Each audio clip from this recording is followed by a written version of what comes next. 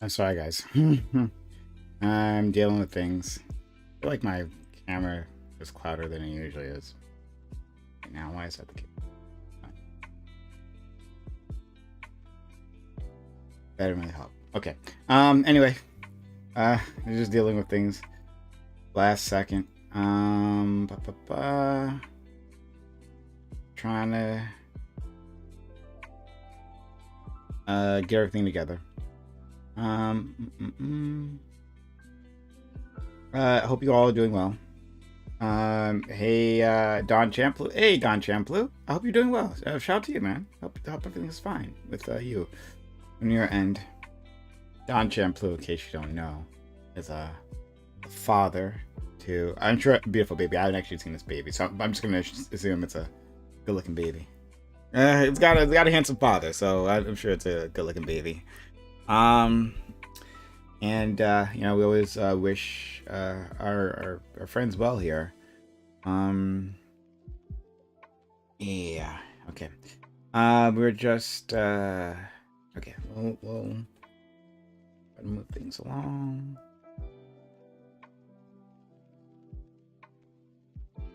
All right.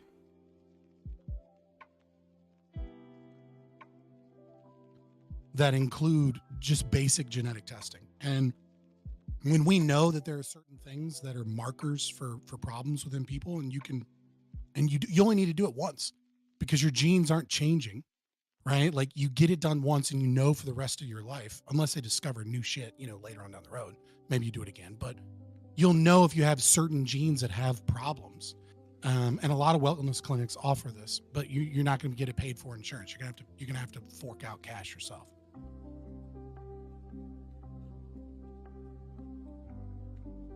Oh, I can't hear you, Todd.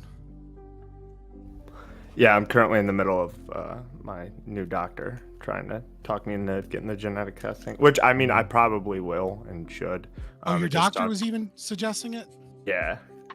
Just because honestly, that's a great doctor, because a lot of primary care physicians are not, I don't want to say they're not hip, is probably, I guess, the best way to describe it is like, well, yeah, they're very much working on an old model of medicine, which is a lot of them, yeah, for sure, management, right? Like these doctors, they're swamped, they're busy. Their job is to manage disease, right? Like that's what doctors primarily do. And preventative medicine is nice. It's a cool thought, but there's not a lot of medical professionals that are actually engaged in preventative medicine, like getting genetic testing done to see if there are things that you should change about your diet or your routine, or if there are like certain vitamins. I can't think of the right medical term because I'm not a fucking doctor, right? But there are certain things you can take to help you process things if you have one of these genetic mutations where it's difficult for you to process things.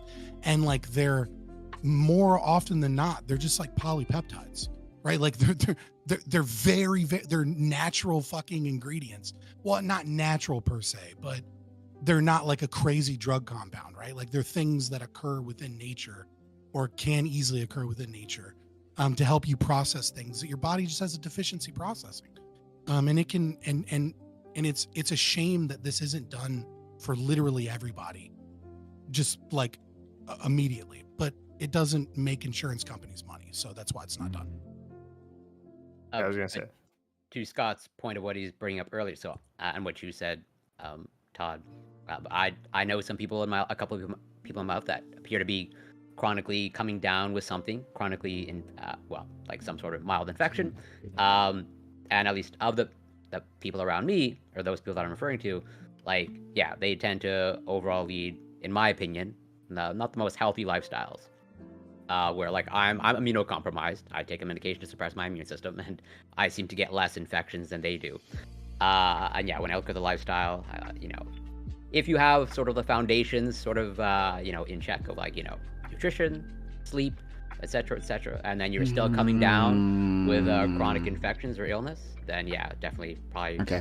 Just not looking at. Okay. What's wrong? Thing. Sorry, I'm trying to get someone new here, but they're not looking at the DMs. And it's making it difficult. But like the perfect recruit. Yeah, go ahead. Yeah, I know. Yeah, right. Like, hold on. Are they looking at their DMs? Are they looking at their DMs? They're not looking at their DMs. Okay. All right. Sorry. I'm just trying to like manage this because they seem to be highly confused. 1 second. Guys, I'm gonna unmute myself on StreamYard, so it's gonna sound weird. All right, here we go. Hey, Lauren, if you can hear me. Yes, I can. Yes, go to our group DM and look at what I sent you, so that you can participate. So I'm just gonna mute you here and just look at that. But yeah, Todd, I'm glad that you at least have access to. Sorry, 1 second. Can you repeat that? All right, sorry. Can I repeat that? Sorry, guys. Yeah, go to our group DM that we have with Tom, right? You're Still There. muted. Oh, fuck. Sorry. Go to our group DM that we have with Tom, and look at the message that I sent you. So I need you to accept the friend request, and I need you to click on the Discord link, so that and go into the VC that's listed there. Okay. Okay, cool. Yeah. Sorry, guys. I apologize. How dare you? Yeah. Oh my god, my camera's way too bright. Mm-hmm. Sorry, I'm this is- yeah. I didn't mean to Corey, interrupt Corey, your. you were describing Corey. Yeah. You were well, helping answer his question about chronic illness. Well, yeah, I think you pretty much summarized what my thoughts or what I would have said largely anyways, in terms of like, yeah, sleep, nutrition. If you have access to genetic screening with a medical professional, I personally, take it for what it's worth, but I wouldn't recommend going through 23andMe and let's say all the other private genetic testing that's out there. But like, yeah, if you have a physician-guided genetic screening, that is almost certainly a good thing. I said wellness clinics, and when I was saying that, I meant places where it's physician, right? Like where Yeah, no. physicians are. Hey, Lauren. I don't mean just like some random life coach. Yeah. Lauren, unmute yourself in Discord. You should be. Hopefully, you can hear us now. But unmute yourself in Discord, if you could. But we'll work it out, guys. To be fair, this is a confusing ass way to do it. No, this is look. I'm pretty sure I figured out the first time. Like, yeah, another person who Yeah, but came it's our on. first time. It's our first time. I'm saying like the first time you do it, you're like, wait, what the? No, fuck? no, no. You got it. You're Worried good. because I've never seen both StreamYard and Discord, so I don't want to have like the looping effect. There is no where it looping makes- effect. We're good. There's no Right now. looping. You're fine. You're good. Yeah. As long as you're cool. muted in StreamYards, which you are, you're good. Yeah. You're already good. You're already good. It's a weird way to doing it, but it comes out more stable, believe it or not, than StreamYard's audio always has issues.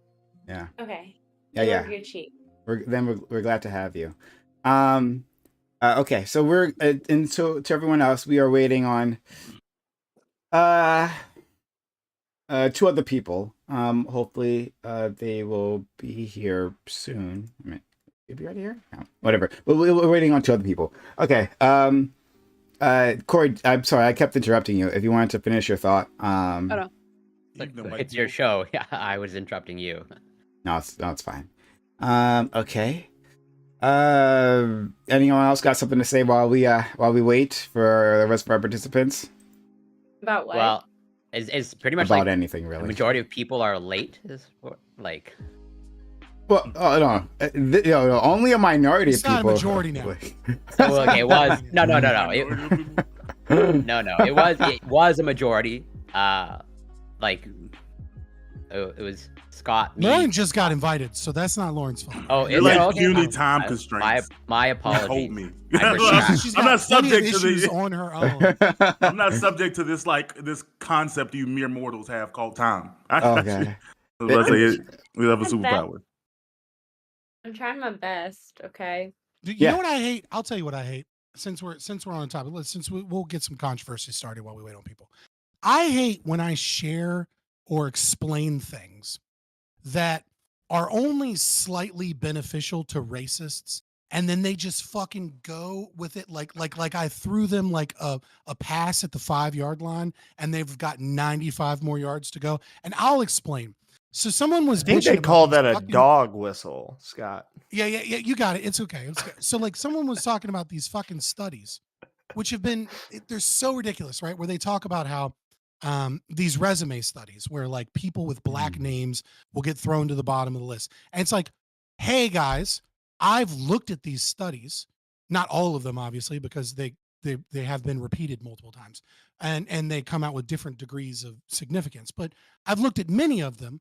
And what ends up happening in a majority of these studies is that the names that they choose are very clearly like low class names. These aren't just black names, right? Like you could name your son, for example, like Bobby Joe. I don't know, Like my uncle. No. You could like here's a name that you look at and you know is probably black.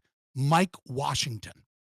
Like if you see Washington as a last name or Jackson as a last name, a lot of times you're like, oh, that might be a black guy. But what they'll do is they'll do these studies and they'll put like George Thomas in the same as like the or like Like the Michael founder of Thomas. Wendy's or something. Right, and then they'll compare it to like LaQuisha Lamangelo Jackson, and then they'll be like, for some reason, LaQuisha didn't get callbacks, racism, and it's like, no one wants to hire a LaQuisha the same way no one wants to hire fucking Cletus. It's because when you have a stack of 100 fucking applicants and you have to get rid of half of them, and some of them have low class dumbass fucking names, you throw them at the bottom. I'm curious. I'm curious. Wait, and the can I clarify? racists come out every time, like came out and we're just like, see, fucking, this is why black people are horrible. But and I'm like, Scott, oh, God the damn. issue is somebody. I come from hill people, like the hill folk. So like, do I. So I have Appalachia. uncles that are named like Bobby Joe and fucking, like you said, like I know we have a Cletus and like just like there are what you would consider low class white names. The problem is like you probably shouldn't be making employment decisions based off the name of the individual. Why? Regardless, right? Why? Because you have, that's a absolutely inconsequential determining factor within the hiring process. So here's the problem.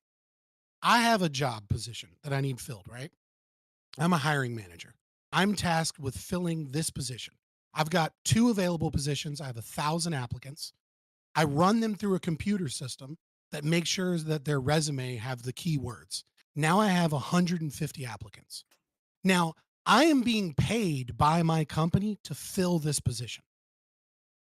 It is not incumbent upon me to interview and try and intimately know 150 people. It is incumbent upon me to find 2 people that meet the requirements that seem like they might be a good fit. You can find those. You should probably just toss out the black ones. Shut the fuck up, Sam. I'm making a real argument. Cletus and you toss out LaQuisha. But why? But that's the thing, because what you're saying is that these names have an association that you don't like. Okay, these are. But I'm saying it's a heuristic. You have to be prejudiced because you can't know 150. Agreed. But like, you have to try and figure out who looks like they wouldn't be a good fit. 100 corporate America.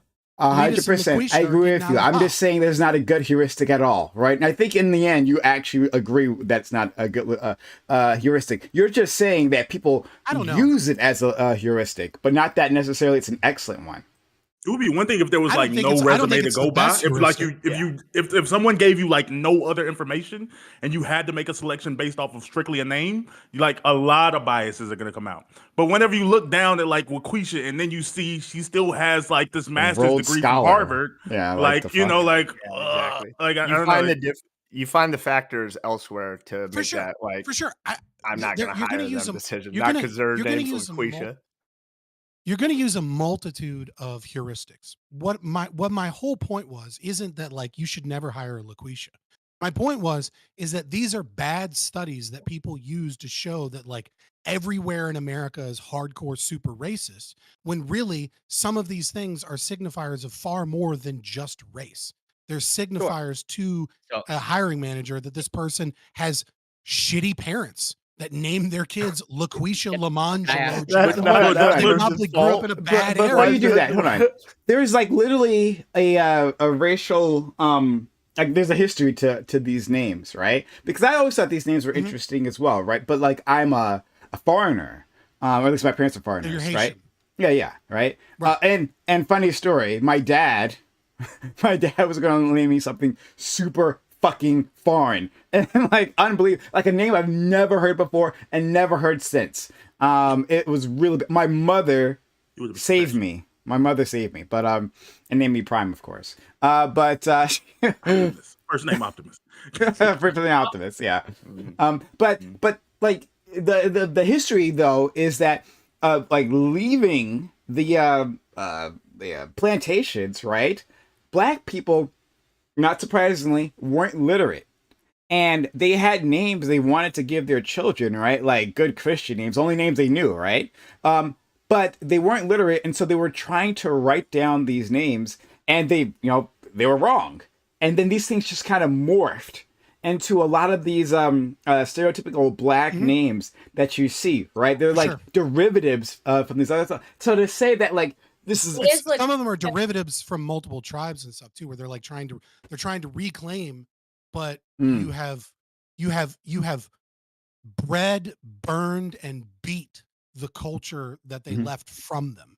And so they have very, very limited ties, and they're illiterate. So, they're working with the best available information that they have, or you're just trying to be distinctive, right? You're just trying to be different because you want to be proud of your freedom or proud of the fact that you are an other.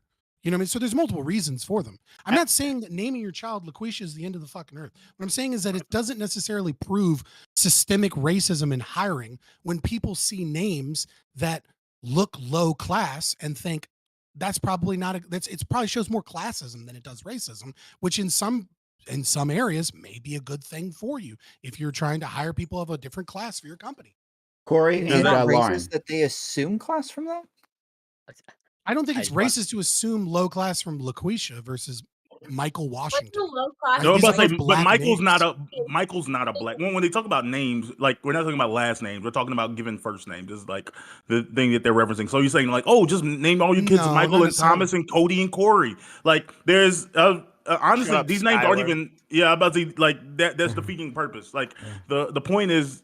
You can have a name. Honestly, these names aren't nothing. A lot of these names actually have French origins. If you look into them, like Monique, Andre, Antoine, Chantel, like all of these are actually like higher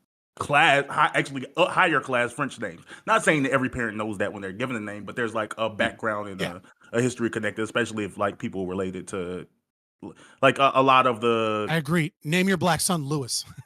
But the thing is like. Just because you have these references that you want to, that you attach to due to a stereotype. Again, one, as we already agreed, there's other information available, and number two, it's probably not even that. I don't even think it's a decent metric at figuring out someone's class. That's not my claim, though. But I think it's different from Cletus. Or like I'm not saying that Cletus is bad, but I'm saying that like black people. My claim is that it's not proof that people dislike blacks. It's proof can I that ask certain a follow-up question? like yeah, go ahead. So Corey, and then after that, Lauren. So I can understand based on what you described the flaws of the methodology of the study. So I'm curious if a similar study was carried out and they sent out 100 resumes, all named Cletus, and then 100 resumes of LaQuisha, okay, and you find out that the Cletuses appear to be disproportionately hired over the LaQuishas. Would that bolster the racism argument? Obviously, with other controls as well. I'm not saying this needs to be done with other controls. Outlining. Yeah, for sure. I think there is. I mean, like this is a problem just with sociology and psychology. Like surveys and real world experiments in general. You know what I mean? It's like, what's the job? If the job is pest control, for example, it wouldn't surprise me if there was a bias towards people named Cletus. Right? Like it wouldn't surprise me if like managers were like, I want someone that wants to fight raccoons and like go after cockroaches. I want a crazy redneck guy named Cletus. And then he might get more jobs, but that's because the nature of the job itself has a specific bias, or the hiring manager is looking for. You don't think there's a nature of the job itself that requires a LaDasha? I mean, manager at Popeyes, I guess, is a great job for LaDasha. Oh my God. Jesus Christ. It's like, I'm just saying, LaDasha sounds like she's ready to go. Oh God. But even that, like what you just outlined, like to me, that seems pretty flawed in and of itself. Which is like, it's fundamentally like if you're making that much judgment based off of a name of like, this Cletus, some sort of like whatever pest chasing person who is now perfectly suited to kill cockroaches and take out raccoons. He fucking is. If you're I don't know how you do that shit. I know. I understand it happens. And the data on hiring managers and their success and how companies hire is not all that great. Of hiring managers tend to have pretty poor judgment, as in like. Oh, for sure. Hiring managers are terrible at their job, and also it sucks because in today's day and age, like you're dealing with so many resumes. Like you have to make instant you have to make an instant decision to get rid of like half of people. 90% is done what are by the an ways algorithm. to get rid of half of people? Yeah, 90% is done by an algorithm. Well, yeah, but it's as far done as like, usually, but the thing keyword is, like, I'm just gonna be honest. As far as like black people specifically go, it's probably like I think it's probably like a really terrible way of controlling for data, just because like from generation to Yeah, I generation, don't what you're disagree. getting from a name. But I'm saying that like Cletus, like you can almost geographically pinpoint where Cletus is like from. I'm about to say, but as far as like black names, there's almost no correlation you can take from Apologies to some any of these names. Cletuses in Why the are you audience. calling out No. Kentucky like that? Well, I don't know that. Or I Billy don't know Billy that. Joe Bob. Like Billy Joe Bob didn't grow up in New York City, but like, but Ladasha could be from literally anywhere in this country. Like black names don't really correlate with class in the way that I mean, like. so, Like I that's mean, like Goddamn that. right. yeah, He Billy grew up Joe- in but southeastern Ohio, baby. That's where he grew up. Here's the thing about Billy Joe Bob is like I was stationed in New York, right? At Watertown, which is in between Buffalo and Syracuse and Thousand Islands on the border of Canada and the Adirondack Mountains. And you will not find a more redneck group of people named Cletus and Billy Joe Bob than on the border of fucking Canada near Watertown, New York, right?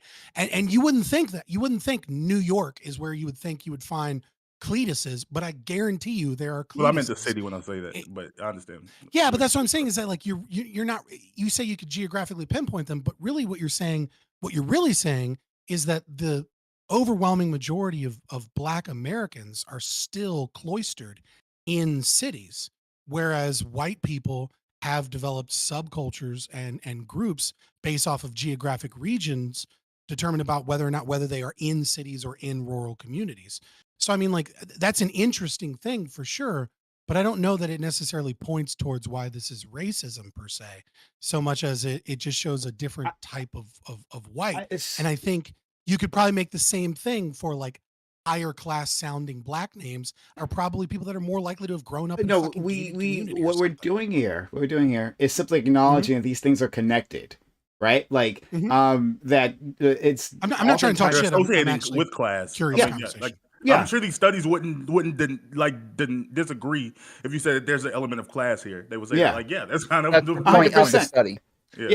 Yeah, I think these things are intricately tied, and it's hard to disentangle them. I think what Corey was trying to do with this question, like goes to exactly that. But these things are intricately tied. Look, as a Black person, right, who will produce a Black person, like I wouldn't. When are you going to get around to that, man? Like, come on, man.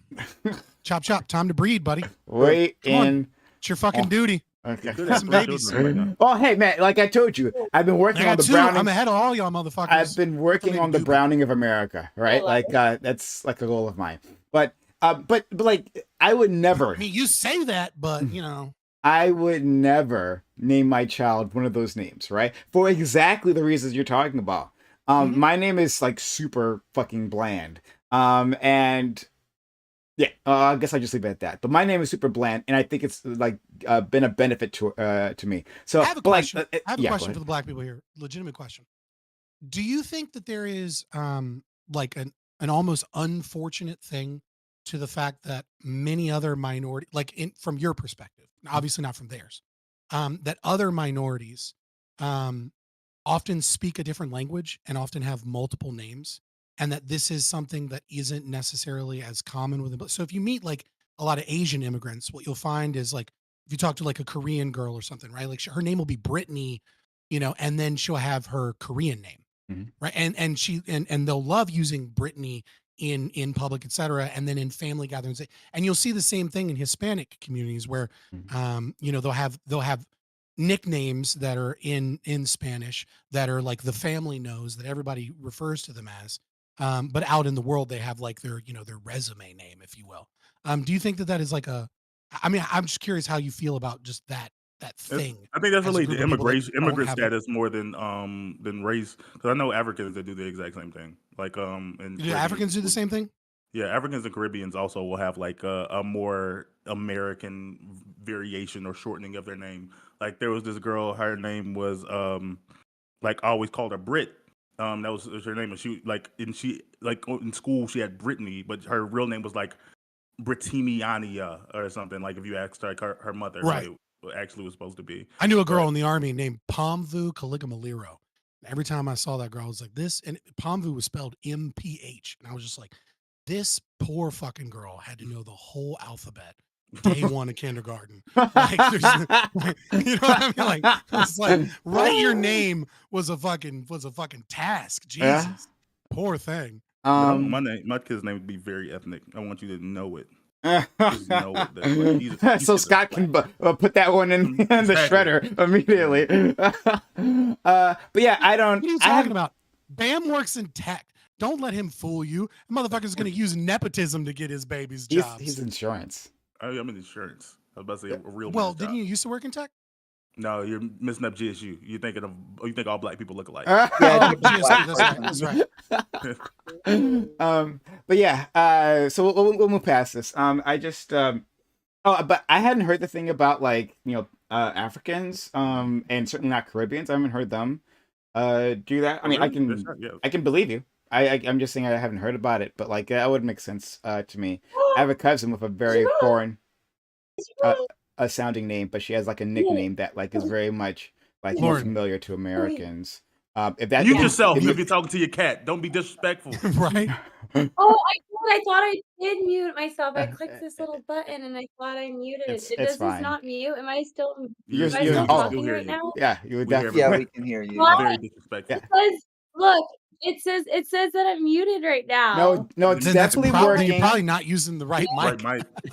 You're using your laptop. You probably need to change your mic on Discord. Yeah. God, I'm so sorry.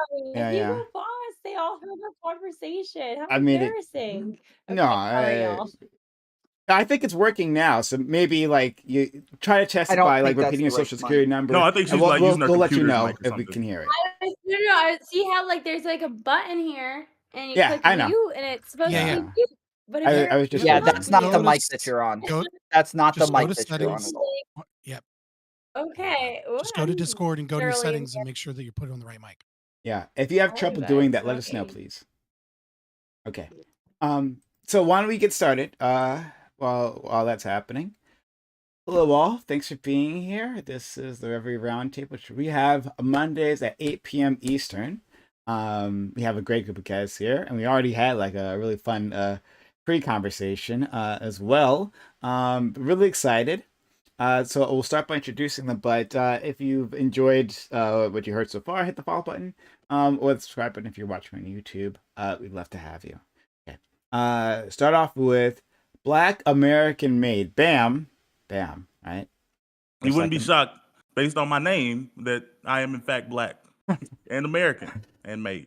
Somehow I still got hired for the job of coming on here and giving you correct opinions. So you know what? Everyone's got a chance in this world. I come on here. I have conversations sometimes, and I say crazy stuff on Twitter. That's probably sums up 90% of me, but I will be correct. Well, Bam, I just wanted to point out that just like in the NFL, right? When our star player is down, we'll take someone off the bench, right? And we'll start them. So here you are. You better not be mentioning that Canadian mother effer who sits in my corner. I refuse. Next man up mentality, my friend. Next man up. I'm the greatest. I'm definitely like the Prime Kai MVP. If they did a vote for like favorite cast member, I'm winning. I'm clearing. Okay. All right. Well, we'll have to accept that up one day. I wonder if it wouldn't be Doobie, honestly. It wouldn't be. He's a frog. I don't know, man. Doobie's been here for so long. He's got a fan base, right? And people are into like weird sex shit. So like, he's got a shot. Let's go to our friend Scott, who's back with us. And I've missed you so much. You must have been moving, clearly, to your new abode of great learning. But how are you, friend? I'm doing all right. No, I was just sick. I'm still a little bit under the weather, but it is what it is. We'll fight through it. It's not that big a deal. But yeah, I'm back. Appreciate you guys. I'm just I'm a sickly, diseased man. It is what it is. Sometimes I have to take a week off because random flare-ups and stuff. But nevertheless, I'm back. You can find me, Fabian Liberty, on YouTube or on Rumble. Yeah, and I was like contemplating whether or not I was gonna come because I was like still like, I would still feel like shit. I was like, I just get some editing work done, and then I saw the topics and I was like, Prime Guys is trying to lure me in. Prime Guys was like, I'm gonna pick topics that he can't say no to, even if he's sick. So this should be fun. Absolutely, thank you so much, and I appreciate you making the effort. Honestly, let's go to our friend Corey. Corey, how are you, friend? I'm doing well. Thank you so much for having me. As always, super grateful. And it's a rare occurrence, but for once, I agree with Scott. All that stuff about racism and resumes and the studies, clearly bogus because clearly, in this case, Bam was hired over lactoid. So case closed. But yeah, you can find me on Twitch, twitch.tv, Corey Campbell 84, Twitter, Instagram, X, YouTube. It's Corey Campbell. And looking forward to also getting to these topics. These are great as usual. So much. All right, let's go to our friend Half Baked Takes, aka Todd. Todd, how are you? I'm good. Thank you, Prime, for having me. I'm excited to chat about some, I imagine contentious issues. You guys don't really care who I am. I'm just excited to talk to all of you. So we'll pass it on. Thank you, Prime. Indeed, why people are interchangeable. All right. Next we have our friend, a new person. Lauren. Well, I know, like, Lawrence and Lars, they hate when you get that mixed up. Like, it's a problem. Lauren. Yeah, they hate when you completely butcher their name. Oh, fucking. Yeah. Right. Okay. Look, all right. It's like Ryans versus Bryans. But thank you for being here. You were recommended by the next guest. But Lauren, tell the audience and myself about you because I don't know anything. Yeah, hi, my name is Lauren. You could find me on YouTube, on Twitter, on I just started Rumble, and you can find me on Kick and Twitch under Lauren De Laguna, except for on Rumble, I'm LO De Laguna. I talk about law and I do a lot of interviews and yeah. Are you a lawyer by trade or? Well, I am not an attorney. I'm not a licensed attorney, but I have passed the bar exam in Florida and I passed the UBE with a 290 score. So that's like high enough for every UBE state in the country plus 10 points. So yeah. Okay, well, fantastic. Yeah. All right. Well, very nice to meet you. I'm glad that you decided to stop by. Next. Thanks. Yeah, the next person who recommended Lawrence kindly, because they're such a always being like really helpful to the community. Thank you, Tom Foolery, for doing so and for being here. How are you, Tom? Doing well. Appreciate you having me on. You can find me Tom Foolery, youtube.com/Tom Foolery Show, streaming there now. We got tomorrow we have Isabella De Luca, the cake lady, coming on for an interview to teach us how to bake cakes. So if you guys know about the whole cake beef on Twitter, she's the best at making cakes if you know about all that. So she's gonna teach us tomorrow. I hung out with her recently in Arizona. She's a nice Did chick. you? Yeah, Nice. I did. Yeah, we're gonna take call-ins afterwards too. So if you guys want to call in, what's his name? Andrew Wilson might call in, so it should be fun. Cake beef. That sounds interesting. What it reminded me of is like those Instagram type cakes where they look like other things. I was thinking like, is it cake? Cake though. Yeah, is it cake? Exactly. Like women are always yelling at me saying that I have cake, but I don't know how to make cake, so I need to actually make it to where that's a real thing. I just eat cake. By cake I mean ass. Yeah. Okay. All right. I appreciate you helping out the autistic community by being forward and direct. Indeed. All right, we're gonna quickly move past this. To our final guest for now. Maybe you might have another person join us later on. But our friend Doobie, Dark Lord and Savior, is back with us. Doobie, fresh from a collab with myself taking on Destiny, conquering the giant the other day. How are you, friend? I'm doing well. Thank you for having me. Okay. All right, let's jump into it. Topic 1. The state of Alabama has just executed a convicted murderer. The man, Kenneth Smith, was killed through novel means, nitrogen hypoxia. It was unclear how exactly his death would proceed, leading some people to accuse the state of using Smith as a guinea pig. This comes after U.S. states have had difficulty finding drugs for lethal injections, after pressure on the producing industries worked to shut down the supply. Are you in favor of the death penalty? If you are you open to a wide variety of execution methods? Is it okay to show cruelty to others that have been cruel? And if you're not in favor of the death penalty, is there any set of circumstances that could change your mind? So yeah, this was like a big story for a little bit. This, it's the usual song and dance when it comes to executions. This guy was trying to get his case appealed, hopefully get a stay, but was unsuccessful. Unfortunately, that depends on your perspective, I suppose. But yeah, this is novel to the U.S. I don't know if other countries might have tried nitrogen hypoxia, but the way they were talking about, like, it's like no one had like a firm idea as to what it would look like, and from the description, like, it wasn't particularly pleasant. The way he died, he was essentially smothered. Um, but it is what it is, and especially if states can't get drugs for lethal injections, we're going to turn to other methods. So I want to talk about that. Start from man. Bam. We'll go around for intros. So I don't believe in. Well, I'm not gonna say I don't believe. I don't think we should do the death penalty. I disagree with the state's role in as far as criminalization being handled via punishment. I think that there should be the focus should be on how do we prevent this person from reoffending and make creating a society that doesn't have the issues in the first place. So yeah, I'm also outside of like mass murderers. I'm also against the concept of life sentences in general. I just think that it's it's impossible to associate what someone did at 19 or 20 in most cases. Again, there's always exceptions with the person they are at 35, 45.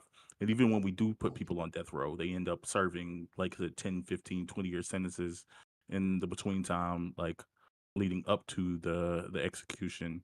And I think it actually ends up costing the state more than other lots of other type of cases. So it doesn't seem to be something that we have reasonable justification for. Now it is okay to kill people in the heat of the moment, and like like out on the street, police officers have to have that ability if it leads up to it. But once someone's in custody and if they're no longer a threat to others, like we got to figure out something else to rehabilitate. Thank you, Scott. Yeah, so there's kind of three separate answers as far as I'm concerned. So there's morals, there's ethics, and then there is the ethics of the state's involvement. So from a moral perspective, I'm against the death penalty. I don't think that it's a pro-life position, obviously, because you're killing someone. I don't think that it is necessarily giving back or helping in a certain way. From an ethical position, I can't argue against the right of vengeance. I can't argue against the right of restitution, right? And so, and of course there are instances where if I were to place myself in that position, I don't know that I would even buy my own moral argument, right? Like, and I don't know if that's because of like a mania or something, but like if someone killed my daughter, for example, right? Like, let's be honest, I'd probably save up a bunch of money and do what I could to make friends with gang members until that motherfucker was dead in prison if he killed my baby girl, right?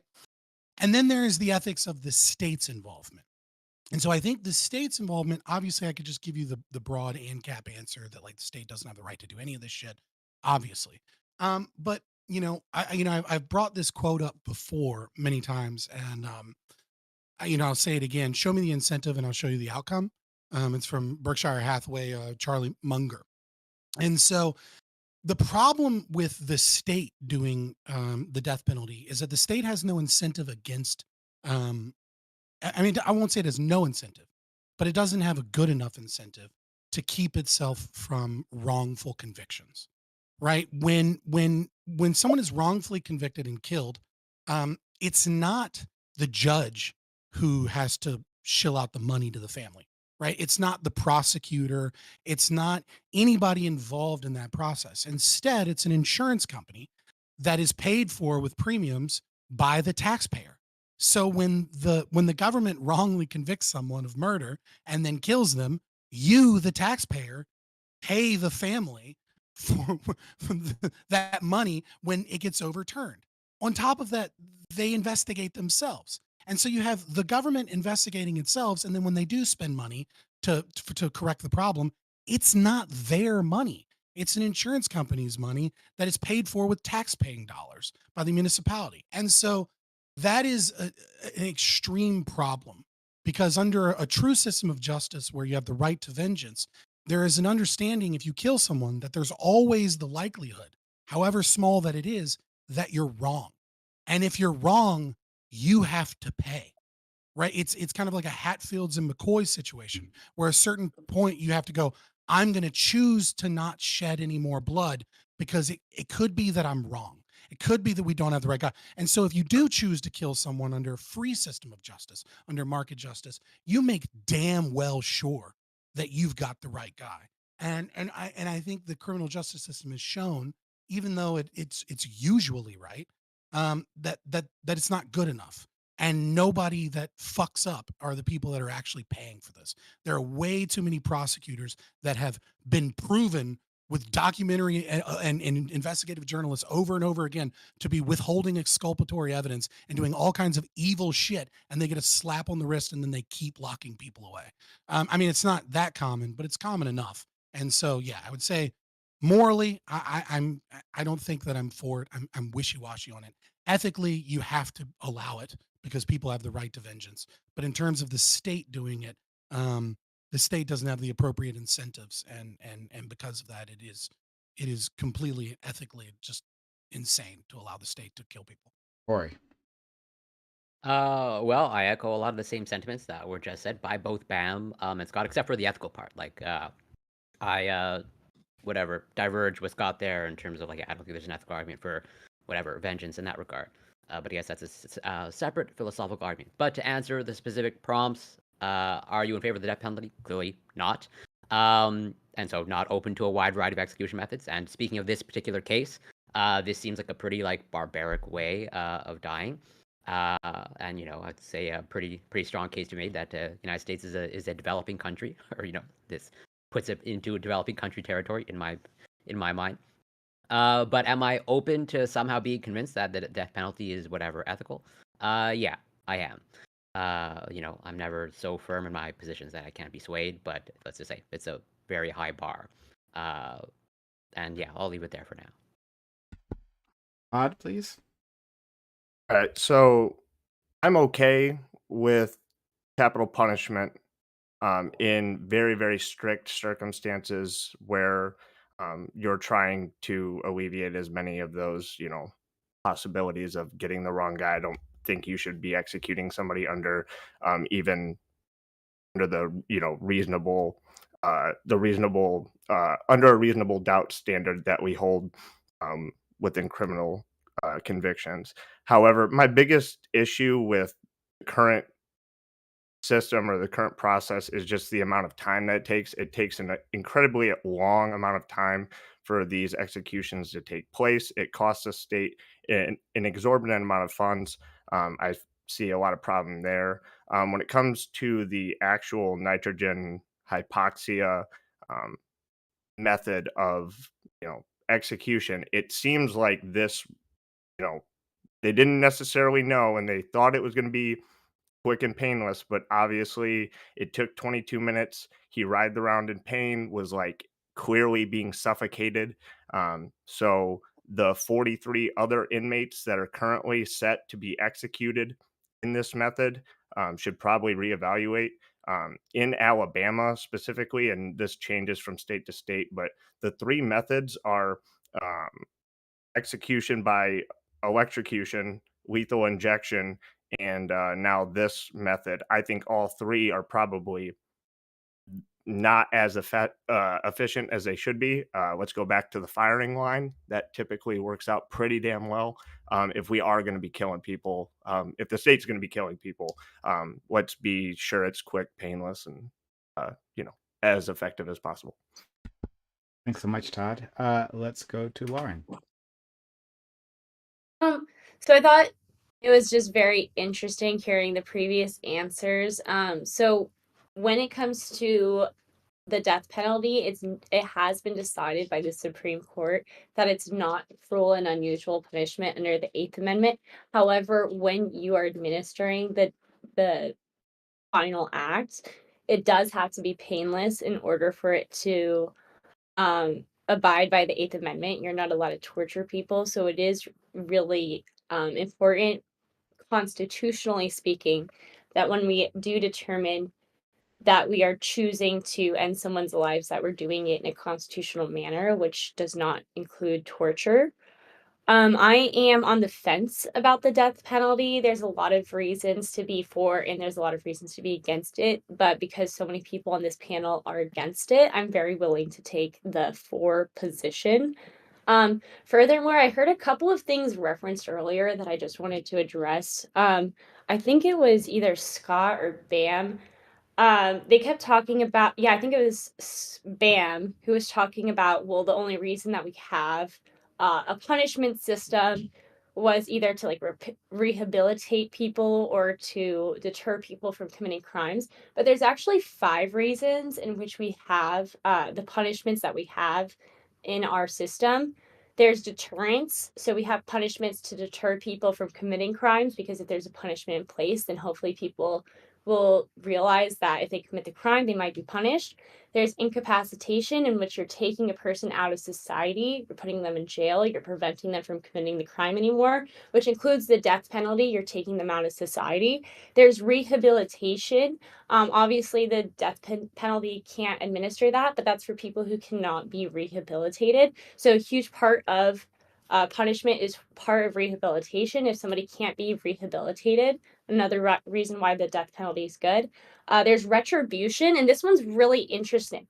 The reason that we punish people also includes retribution, which is the idea that we don't want society to enact justice for themselves. So if the state is not doing a good job enacting justice, so for instance, if they give like a child abuser or a serial killer like 5 years in jail, someone in society is likely to enact a punishment themselves. They're likely to commit assault and battery against the defendant themselves. And in order to prevent that, we need to give the proper amount of justice to these defendants in order to prevent this type of reaction in society. And death penalty could do that for someone such as Darrell Brooks. Darrell Brooks was the defendant. Everybody knows he's guilty. He ran over people in a parade with his car. That's a perfect example of, we don't want to give a light sentence to someone like that and then have retribution upon him. And then the last one is restitution, which is just paying back to society. And if you have someone like Darrell Brooks or another serial killer or someone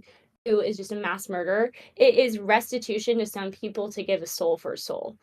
So I'm just going to end. Oh, and then also last thing, I heard that we have a right to vengeance. There is no constitutional right to vengeance. The reason that we have the system that we have in place does include vengeance in terms of retribution. We do want there to be some sort of felt of vengeance within our justice system, that we can trust the state to take that vengeance on for us.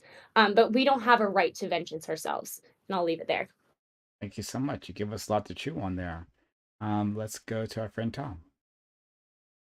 Yeah, philosophically, I'm in favor of the death penalty. I think that people can lose their right to live after committing crimes time after time and just becoming overall dangerous to everybody else around them. I think that after a certain point, you should probably just not be allowed to live anymore. But in practice, I'm against it mostly just because of like how our justice system works. If somebody pleaded guilty to the death penalty, then I suppose I would be in favor of it, but literally nobody does that. There's nothing to lose at that point. Why? Like normally the people plead guilty because they're going to get a lesser sentence, but in this case, there is no lesser sentence. If you're already pleading guilty to the death penalty, there is no lesser sentence there. You got nothing to lose. Might as well go ahead and fight as much as possible, and then appeal over and over and over and over as many times as possible. Like I said, you got nothing to lose. And so in this case, because people aren't ever going to plead guilty to the death penalty, in practice, I'm normally going to be against it for the most part. But when it comes to the guy who was actually killed here, obviously he was not somebody who had proven he couldn't exist within society. He wasn't somebody who committed crimes over and over and over and over. The guy who got the nitrogen hypoxia, literally only committed one crime as I think ever, and then got the death penalty. So seemed a little extreme for what it was that he was getting there. But if we have also, I guess, death penalties, normally the people who get the death penalty, it's normally more expensive to give them the death penalty than it is to just put them in prison for the rest of their life, because normally the amount of appeals that they go through will cost us so much more money and so much more court time and resources that it's normally best to just give them life and let them waste away in jail. But if those weren't the cases, if people could plead guilty and if people were not, and if it wasn't more expensive, I would totally be in favor of the death penalty. So much. And finally, our friend TV. I'm very, very, very in favor of the death penalty. I think the only problem with this whole case is that it took so long to kill the stupid guy. I think that these arguments that it's expensive are ridiculous. I think these are just it's a result of activists making it more difficult to actually carry out death sentences. So if we were to deal with that and stop worrying about how comfortable these people are when they die, we'd get through these people much more quickly, much more cheaply. So that just seems like it seems like an issue created by activists that is then cited as a reason not to have the death penalty. Is kind of silly. Okay. I think that sorry, really quickly. I think that this idea that we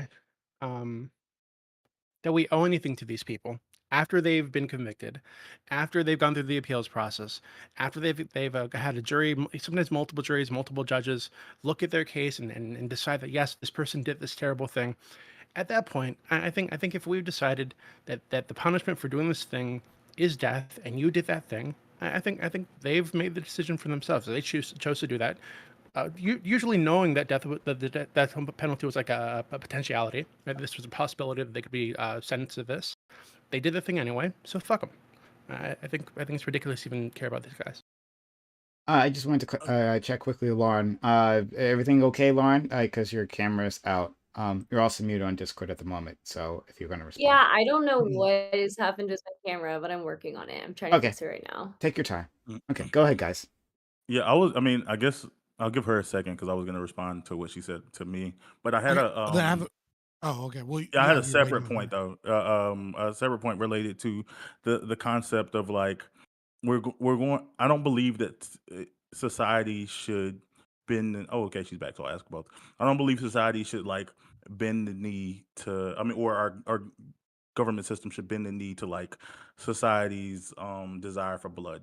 The reason we have a system, like a government system in place, is because we shouldn't be appealing to people's desire for revenge and retribution. That's ridiculous. Yeah, that's why we have a third party do it because we do have those desires. They're supposed to carry it out for us as a third party so that we're not doing it ourselves. I disagree. I think we shouldn't do it. I don't think we have an obligation to do it at all. Like, and so my point to Lauren, because she's here now.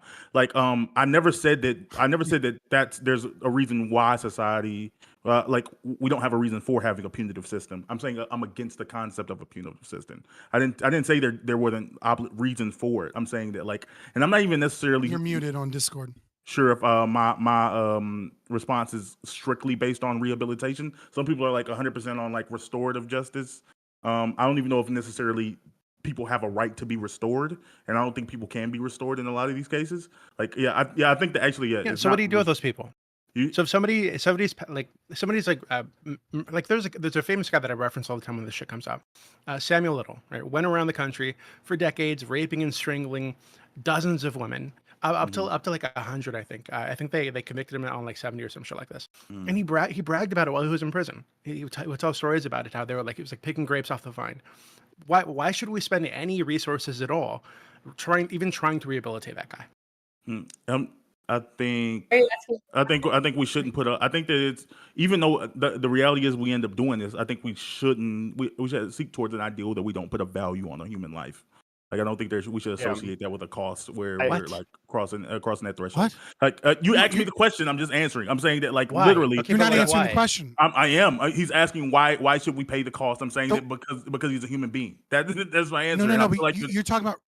No, he's asking in terms of. I'm answering the question. Yeah, but you're asking in terms of like restoration. This guy cannot be put back on the streets. Yeah, right? yeah. The werewolf of Wisteria. Can I ask you a question? Okay, but why not kill him? Because he's a human being. Question. That's what I'm saying. Because the cost. So what?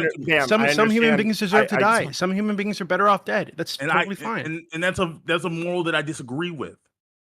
No, you don't. Okay, but you're not the why are you telling what Yes, I'm not the sayer. The state is. This is where we're having a conversation because we're talking about what the state should be. So I'm trying to answer. So essentially, the states get to choose that, and there are certain states which have decided that they do not want a death penalty because they have similar morals to you, and they don't have the death penalty. But there's other states that don't align with your morals, and they choose to believe that some people cannot be restored, and they don't want to spend their resources housing them, and they'd rather them just go through the appeals process and end with them.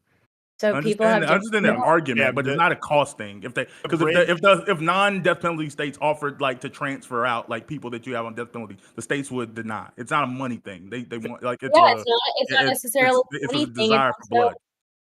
It's not necessarily it. You might call it a desire for blood, but for instance, like Darrell Brooks, he was in a state in which there was no death penalty option. However, when you talk to a lot of the victims that suffered at the hands of Darrell Brooks, they would rather him have the death penalty option. They would rather him see the death penalty. You could call that a desire for blood, or you could call that, just there's no room for this person amongst us, even in prison. There's just there's people who there's victims that like a guy crossed the street in front of their car, and the person in the car like desires them to be dead. No, like it. But Bam, in this context, like, the victim's individual perspective on guys. So we're gonna go to line. So Doobie was originally asking that question. I'll let him follow up there. Let's go to Haptic, and then Scott, because I know you're gonna take the longest. So.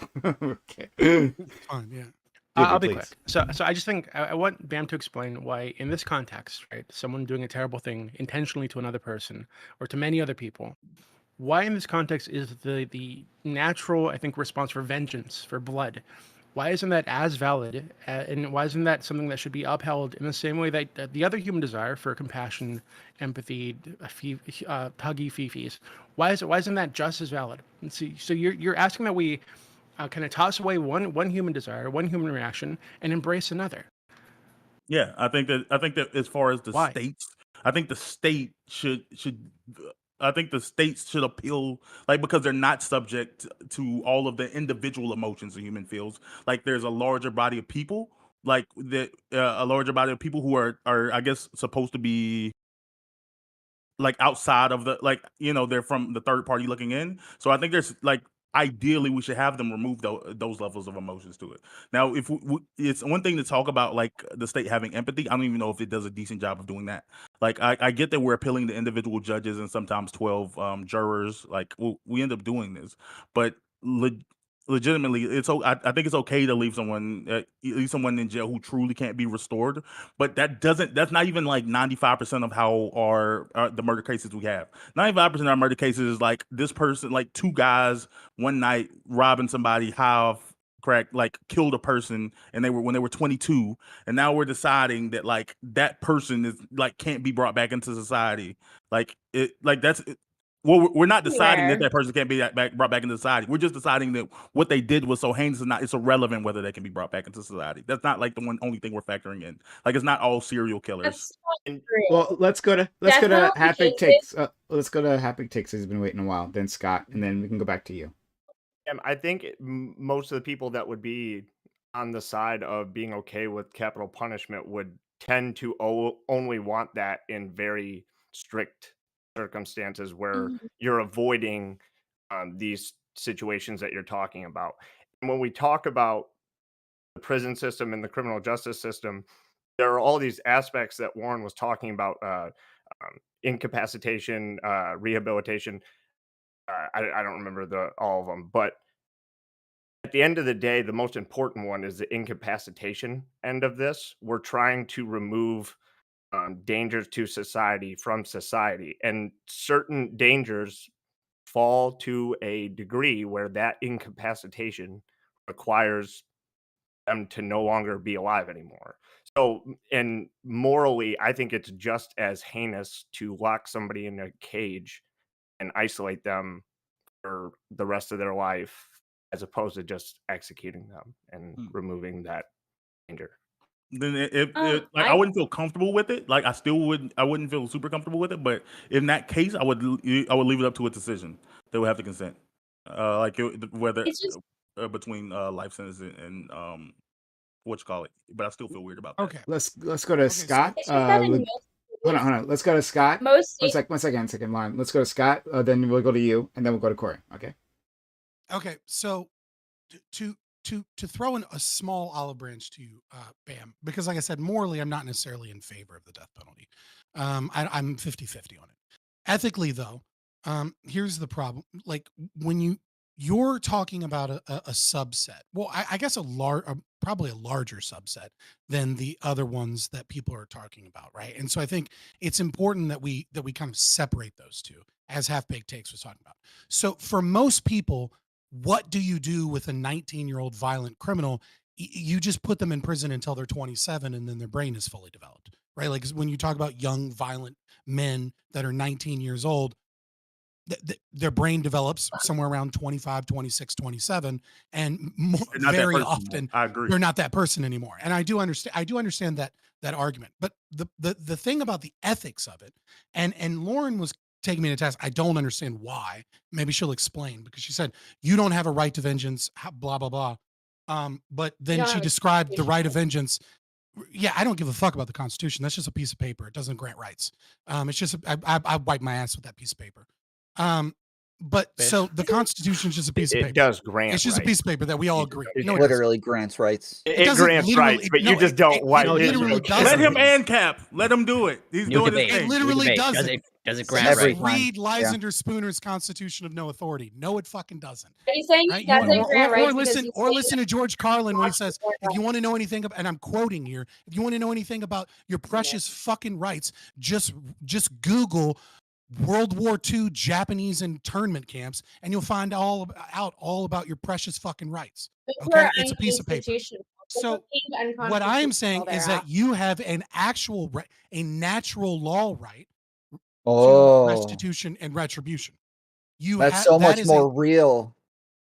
Yeah, well, I can actually ground it in logic, starting all from existence exists. Okay, so you have a right to retribution and you have a right to restitution. That is all I'm talking about when I say vengeance, right? Is a right to retribution.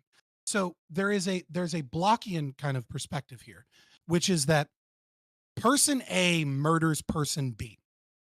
If there was a machine that existed, right, that person A could walk into, and they would kill person A, but it would resurrect person B exactly as they are, you could not make a logical argument that they not be forced to walk into that machine to give up their life to resurrect person B. this is the thing that you, again, you kind of agreed with me, but you didn't, because you didn't like the word vengeance, which is fine. I'll use the libertarian retribution restitution anyways. Which is that if I am the family member of person B, I have every right to demand the life of person A, that because they took that person from. If you murder my wife, I have every right to demand that your life be taken in payment for it, because if that machine existed, you would have to do that. That's not how the law works, right? So, like, for instance, if I was a babysitter and I was negligent, I don't and care. I accidentally Let it go. I finish my I accidentally murder your child, then because I was negligent and then I didn't act like with first degree malicious, I'd probably get like second degree murder, and I'd probably be let out in within like 25 years. You wouldn't have a right to pure equal vengeance, which would be a Why? life for a life. You don't have a constitutional right to a life for a life, because in It's not on a piece society, of paper, uh you're Right. trying Like, to ground make it.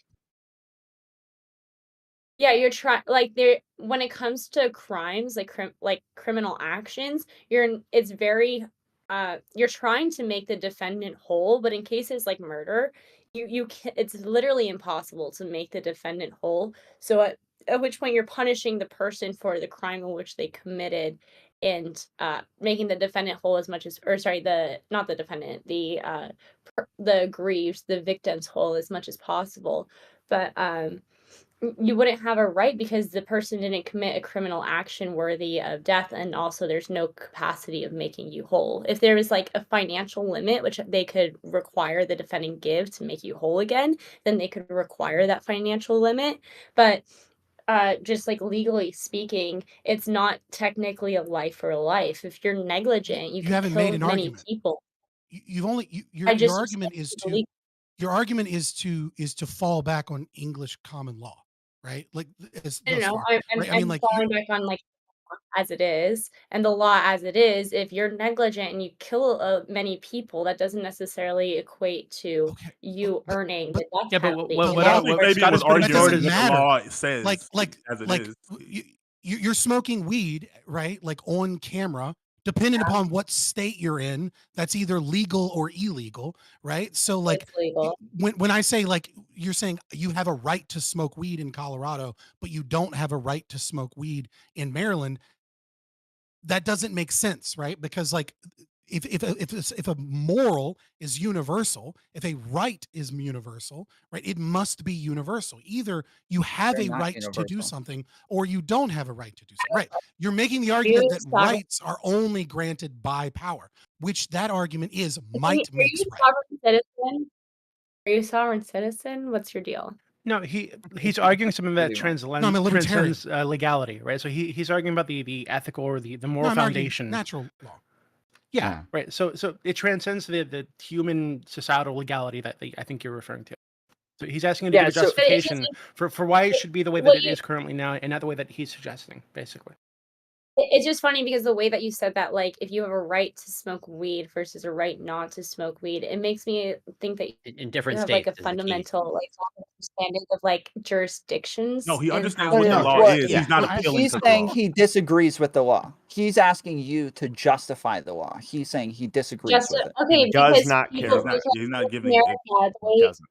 okay, in Actually, I'm America not we have saying the that I disagree Constitution. with the law, because I gave 3 classifications, which is morals, ethics, and then ethics as it pertains to the state Right. currently, right? Which is, like, we're in the domain of ethics as it currently stands under our current legal system. I morally don't necessarily disagree, but from an ethics perspective of natural law philosophy and actually grounding those axioms of what rights we have, what I'm saying is, why do you not have a right to restitution and retribution when someone murders your family member, to demand that that person be killed? Because the laws do not allow for criminal action in response to criminal action.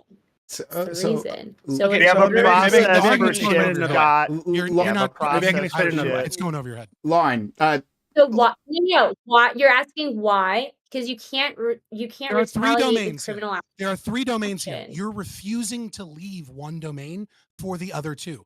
Domain number one is Okay. morals, okay? Morals, right? This is a subjective internal assessment that may or may not be shared with a community, a religion, etc., about what is right or wrong. Then there are ethics. These are the rules by which we judge right or wrong in a community, in a society, right? And that is as it stands right now. And then there is the superstructure that I am saying, that is the philosophy of what I believe ethics to be in terms of natural law and, you know, the Lockean perspective, if you will, as it has evolved into libertarianism. I understand that you may not necessarily agree with my perspective on ethics in that domain, but I'm asking you to justify the current one. And what you're doing is circular logic. You're saying the current one is justified because this is what the current one is. You're refusing to get out of that domain.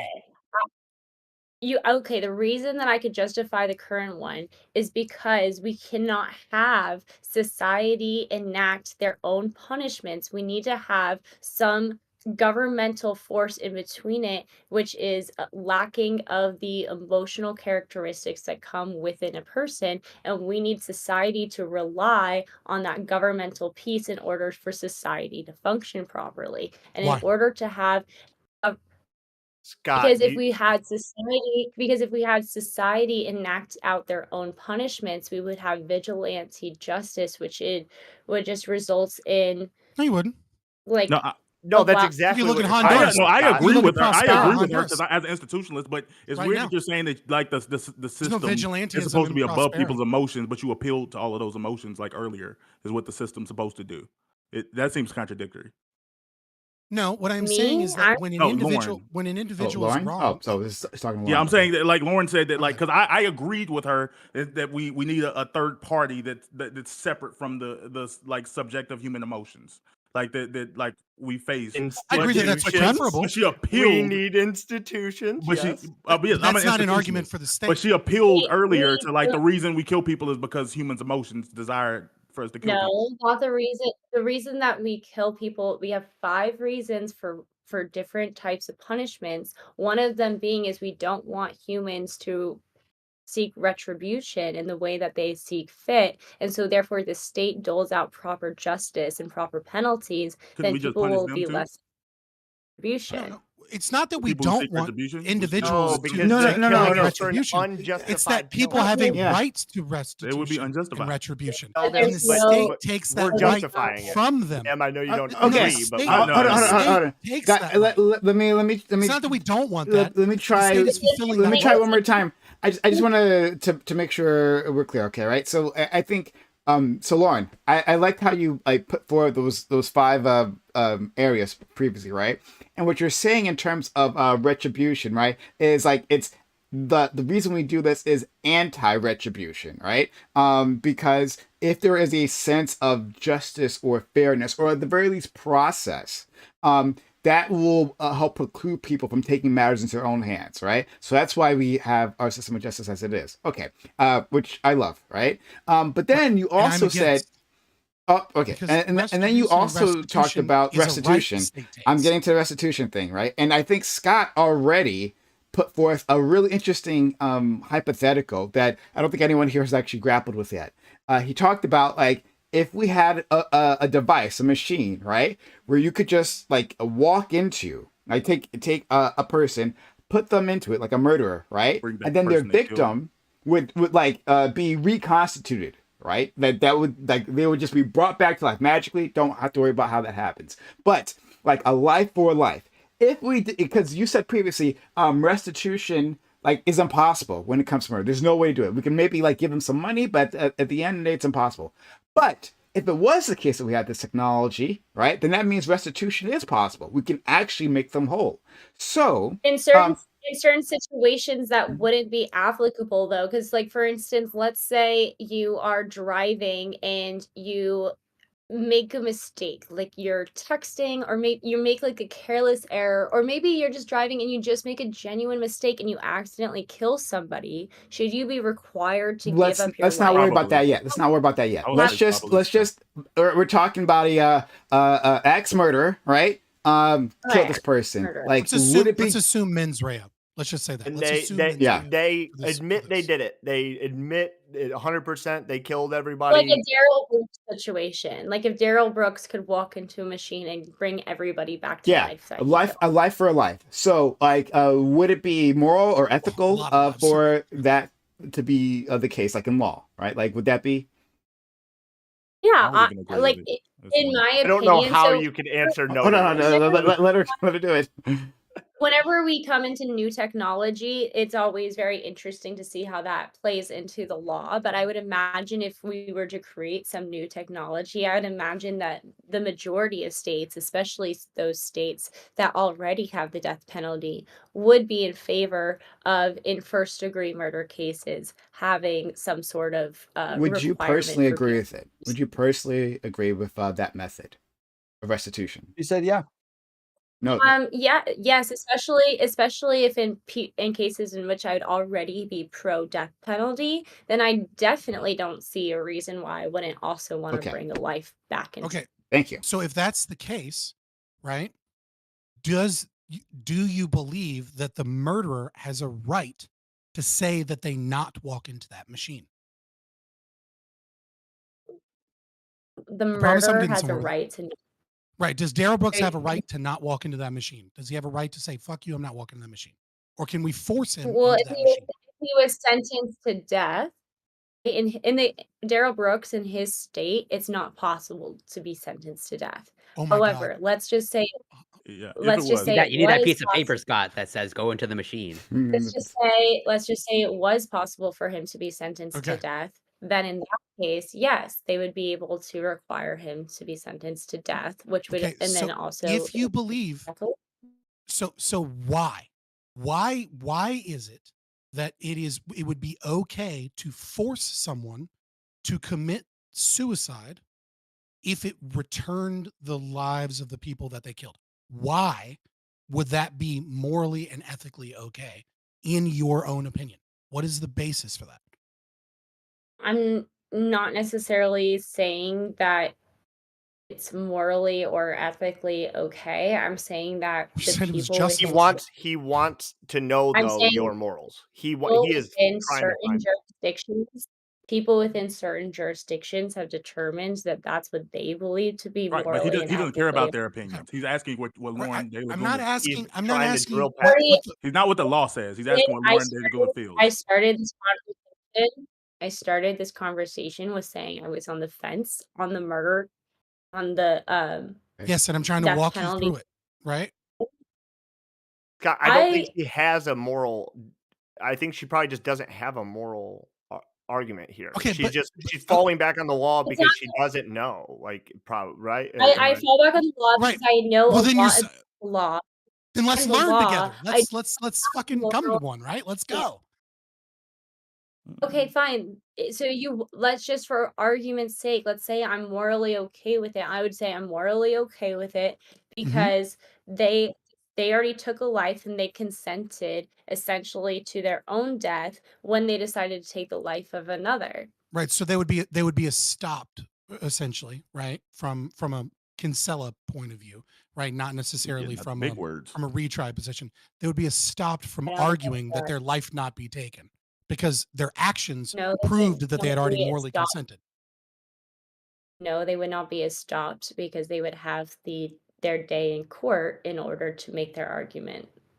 Okay, you're That's not. literally you're- what. you're- Yeah, oh well, my God. we I can, thought we they can were move on already from this point. You convicted of just this. said, oh no. We're gonna get through this. You just said, right, that Oh in my your God. example, they had killed someone and that they had already shown that they themselves consented to that same behavior via their actions, right? So from a Kinsella estoppel principle right? Not necessarily estoppel as it applies to like you were previously convicted of like DUI, so you I don't can't even say believe that was a you've word. never had a DUI, right? So from that perspective, you would make the argument that they cannot argue with their words that they not be forced to be killed because they've already consented to that action via their actions, correct? After court, yes, if they are convicted and Right. After they're found convicted, yes. guilty, Right. having And so this is already the been- yeah. justification for the family to demand that there, as for restitution, so that they feel better, that the murderer of their wife, of their daughter, of their family member, etc., be killed, and that person is stopped from arguing that they not be killed because they've already been convicted of the murder and their actions have already proven that they themselves consented to being killed. That is where I'm drawing the ethical distinction, that even if I'm morally against the death penalty, ethically I cannot argue against it because the murderer themselves is stopped from arguing that they themselves not be killed by the family.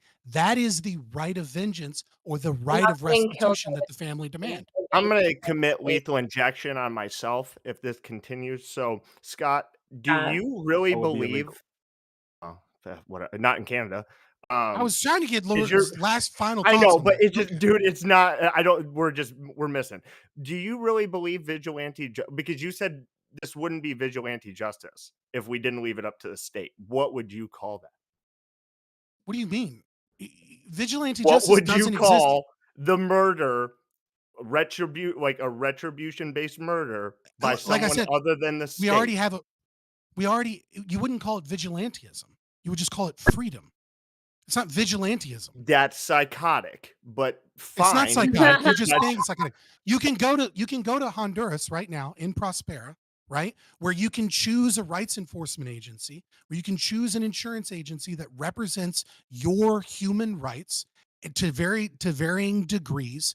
And these things are already held up, one rights enforcement agency versus another rights enforcement agency, and they utilize systems of arbitration when they feel that their clients' rights have been violated, and someone else says, no, we didn't violate their rights. They go to a third-party arbitrator, and they have a legal system that is a market system of legality where people have already chosen to give up their right to defend themselves to insurance companies in a market system where instead of having a monopoly on the enforcement of these laws, instead what occurs is different agencies that are financially liable for getting their information as accurate as possible are the ones that represent you. This occurs right now.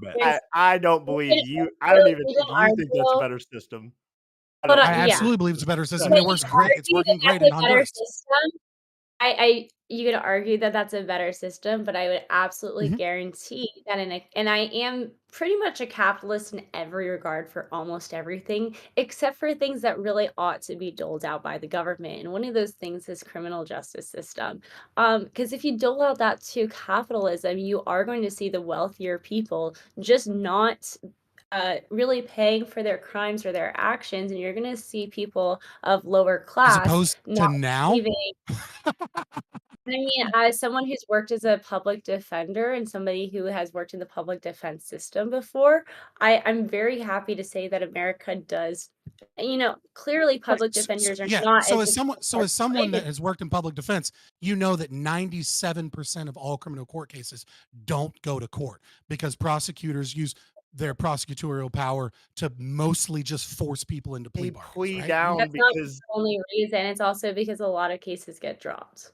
But yes. Can I ask a question? Just out of curiosity, this is like totally like unrelated to the topic. You said earlier that you're like not a lawyer, but you said you worked as a public defender, or people who aren't lawyers. Yeah, I worked. Okay. Yeah, so I worked on a temporary license as I was taking the bar exam in Arizona. Okay. So like a limited license right after you graduate law school, but you could work on. And so I worked as a public defender during that time. That's cool. That's cool. Yeah, I just didn't know that. Thank you for telling me. Yeah, it's kind of I don't know, like it's also strange to assume that like if we don't actually if the state doesn't kill people, then people won't feel will feel a desire for retribution. Like even if you peel like I mean sure some people will, but I think some people always will. Like I think that like it's something that like I think it's something that wouldn't be difficult to see like initially if like the state like made the death penalty illegal, like cases would happen, people would feel things, but I don't think it would take as long for humanity to adjust to like, oh, okay, there's other forms like other things that I mean, they there can are do countries other where than it's that. illegal, right? Like it's where it's Yeah. totally illegal, and I'm sure they're not like they don't have like vigilantes running around murdering people all the time. So if you Yeah, I don't think it's illegal Canada has I like. mean, Doobie's argument is the you know, best. Doobie terrible has a desire. vigilante He doesn't see them valuable yeah, as I think people. some people But should like die. appealing Yeah, to I all think their it's fine to like, kill some people. Yeah, but yeah, I mean, appealing to think like that's- all the other like, oh, you know, the people won't be okay with it. Like I think that I don't think those arguments hold up that well. Like Doobie's argument, even though Well, I that's think why I said I think it's a the most bullshit correct. argument. I think it's a fundamental human right to retribution and restitution that Where the state does doesn't it have a say right that? to take. Not that it should be that So I can way write it because down we just don't anytime. want vigilantes. You will. Yeah, Lauren, the issue is the, it doesn't need to say that anywhere, right? What Scott is saying that it's like it's intrinsic, right? It's like it's Yeah, he's just part saying of it's nature. If So that so were if, true, if, so, if if someone punches me in the face, I have a right, whether or not it's written on a piece of paper Exactly. somewhere, I have a right to punch them back, right? But you don't though, that's the thing. Like if someone punches you in the face Yes, you and do. then you punch them back, it's very likely that both of you will receive battery Yeah, charges. you Okay, don't this have is a separate right. from The this is charges separate are from right irrelevant. right This is to like the people who've seen it retribution. happen. Hold on, don't maybe I have can a right maybe I to can Like, maybe this- I I can mean- explain it. If I'm Might this, be- this is let such a bad Doobie give it a argument try. because Let Doobie give it a try. Go ahead. Okay, so some nations, you right, could some just take a countries, gay marriage. some countries have like witchcraft is punishable by death, right? You might say that somebody has a right to cast spells in the comfort of their own home, light candles, pray to the moon or whatever the fuck. You But if say they were in that certain country and they were jurisdictions. doing that thing, right, it would be illegal for them to do this, and they might be killed for it. But you might say as an American, well, hey, they have a right to freedom of expression, freedom of religion. No, I'm she was not saying saying certain that. jurisdictions. I'm saying She was that saying, we're What do you Where mean? It's in the Constitution. We have a I'm saying freedom of. in America we have a right to that. In America we have Yeah, certain she respects rights, but, like, jurisdictions. Scott is talking Her about things that argument is- transcend America. Her argument is very simple. Her argument is there are no such thing as natural rights.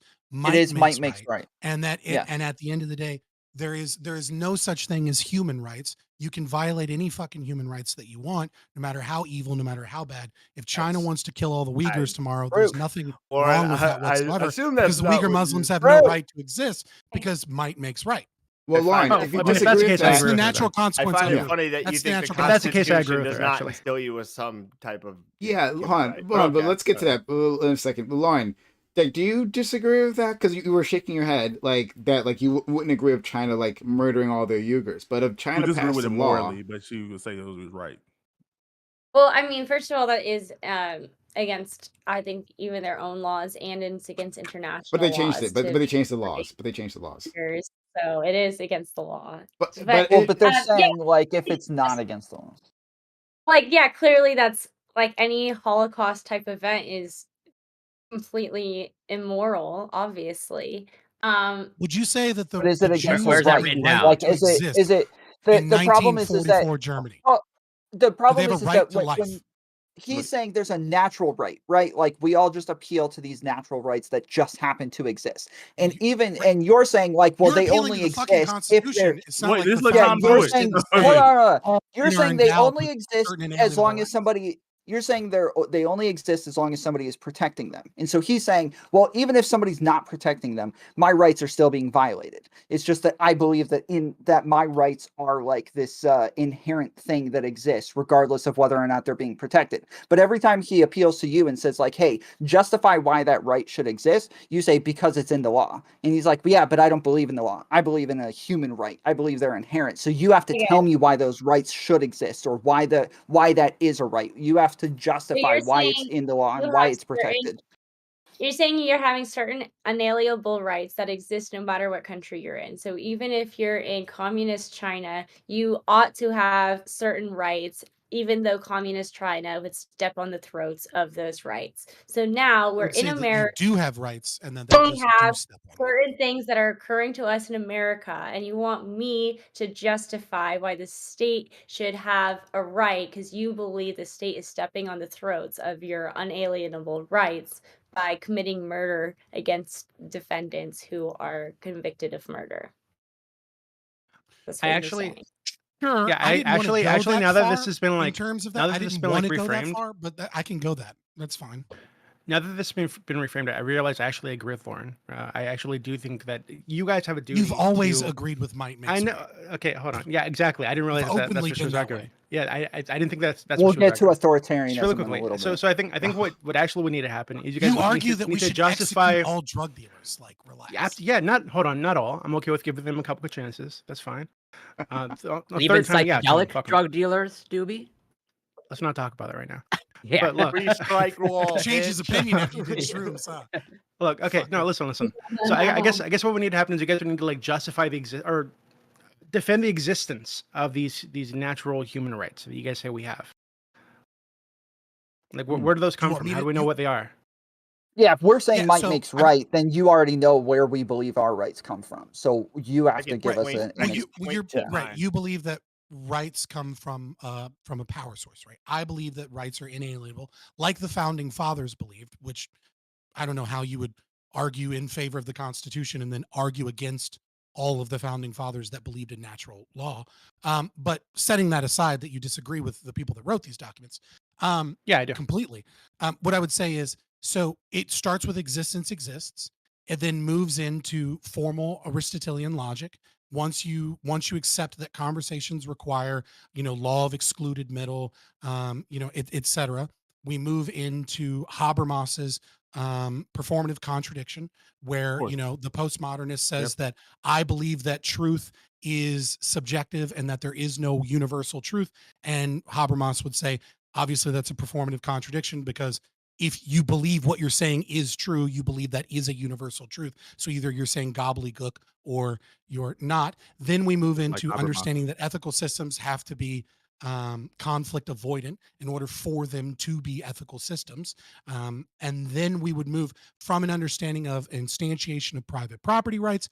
Then once we have the instantiation of private property rights and the right to one's own body, I would say that arguing against the non-aggression principle is in and of itself a performative contradiction, because you are choosing argumentation over conflict. You are establishing a universal moral norm by speaking. That universal moral norm by speaking, by saying that you believe these things are morally right or morally wrong, if you are trying to justify aggression, such as saying you think it might give it up with this guy. There's no way you believe it in your heart of hearts. You're like saying having a conversation. Let's let Jimmy give it a try. I do. Scott, okay, the foundation of Scott's belief. The foundation of Scott's belief is actually very solid, right? It's extremely solid. And what I'm wondering is, the rest of you who said that you also believe in this concept of natural rights, human rights, whatever, how do you justify it? So Todd, Tom, Bam, whoever wants to go first, please justify the existence of natural rights. I don't know if I don't believe in natural rights. I have my own appeals of my own moral system. Okay, well then. Can I? I'm just arguing with society. I go all the way from existence exists. I don't have to. Yeah, Scott, can you go? Scott, can you go back to gobbledygook, please? Because I would say yes. We are just saying gobbledygook. So what? Like, you just moved right past that. Like, oh, if you're saying gobbledygook, then it can't possibly be anything. So now let's just move past that as though that's ridiculous. If you're saying gobbledygook, right? Then you're not making any moral claim. Therefore, your moral claim isn't valid. Because moral claims don't exist. They're just something that we made up. So of course, yes, I'm always saying gobbledygook, and so are you. So you believe that all moral claims are gobbledygook, and that nothing can be justified logically. I think it can be justified logically. How far back do we go? If you believe that what you're logically saying is different than morally. Okay, so a moral proposition is a propositional statement. That propositional statement, in order for it to be a valid propositional statement, so a moral claim, this is right. In order for that to be logically valid, it can't be gobbledygook. If it is gobbledygook, then I can say your moral claim is gobbledygook and dismiss it, because it doesn't matter, because it is a meaningless statement. But it's not I believe both are gobbledygook. I don't have to determine I'm whether saying or not both are gobbledygook. I'm saying yours is too. Right. I'm saying that's yours why is I grounded gobbledygook as mine. well. Wait, but you didn't. You just skipped over gobbledygook, and I'm saying it's not grounded because gobbledygook is yours and mine. Both of them are. It is though. Okay. Well, I mean, regardless of like trying to prove what Scott's saying like it came from somewhere. I Like explained I just how don't, I violating the understand non-aggression it though. principle is. I understand. I'm just saying I don't find any of that to be that important. Like if I had to attach myself to one of these or the other, I'm probably like 4 degrees separated from a might makes right, even though like I said, I'm not necessarily attached to it. Yeah, I do like I have a belief on what a good society looks like. And from that, I advocate for it, and I hope in my advocacy that I convince other people, and I eventually, with enough people, like we appeal to an institution to protect that thing. Like I said, so when you do that, that probably But that's does what go he's back saying to a when might he's make right. talking Yeah. about grounding. That's what he's talking about when he's talking about grounding. Is he's saying like you and I, we would appeal to some sort of institution or some sort of system, but he's already appealing to a system that he believes exists inherently. And so, like, if he believes this exists inherently, then obviously that would be more important than something that we just built from scratch or something that we built through social construction, right? So, like, that would make sense. What I'm saying is very simple. What I'm saying is actually very simple, and I'm not going to get crazy with it. What I'm saying is you absolutely can do that. You should do that. That is morally good for you to do that, so long as the process that you do that by doesn't violate the non-aggression principle, because you cannot morally justify violating the non-aggression principle. Scott, quick question. Do you operate on like utilitarian ethics or like Kantian based ethics?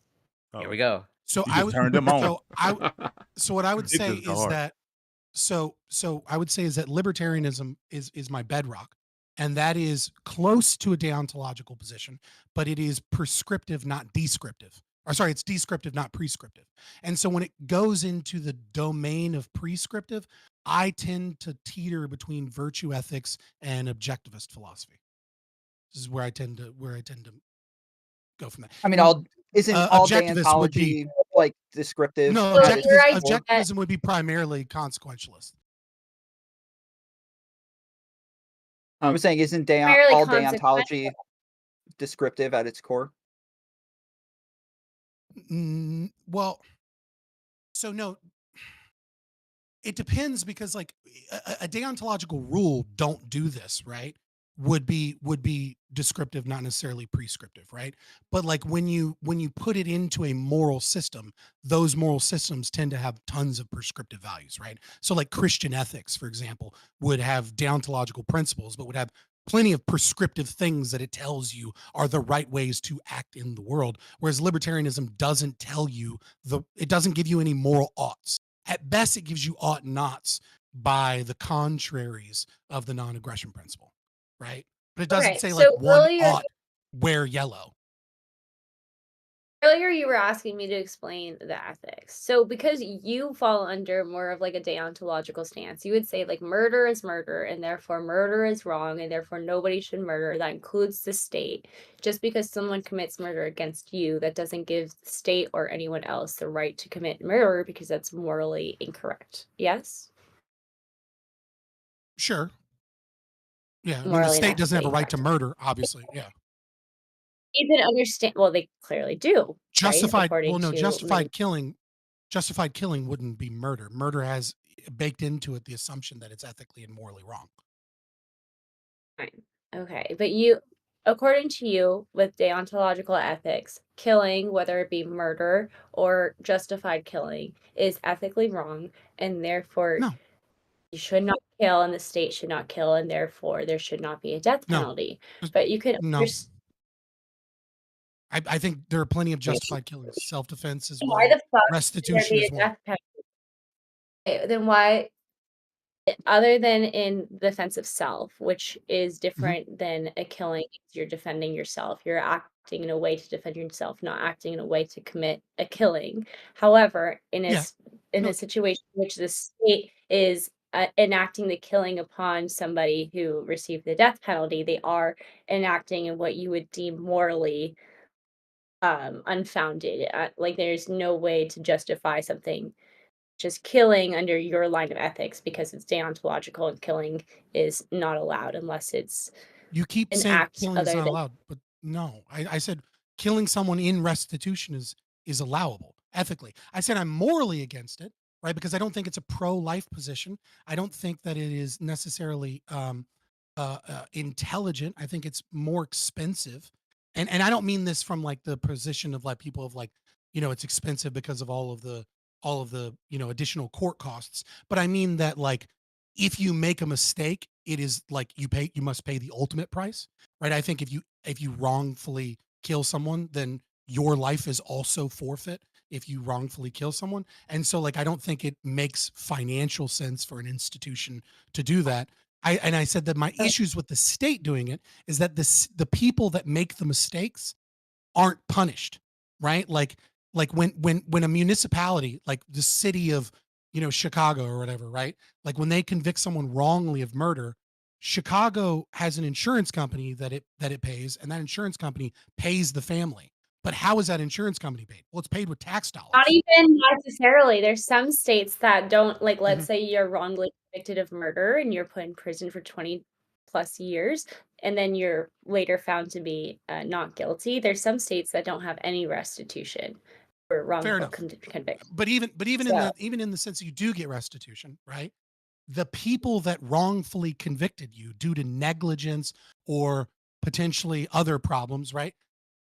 Unless they're like really blatant, and there's usually a lot of media pressure, none of them get any real punishment, right? Like unless the prosecution was found to like withhold exculpatory evidence and like Netflix makes a documentary about it, maybe they would have to have intent though. If they had intent, if they could find out that they were doing it on purpose, like they found out a judge was actually sending people to what was it, like private prisons, so that he could get paid out from these private prisons, and he was adding more and more time and making it.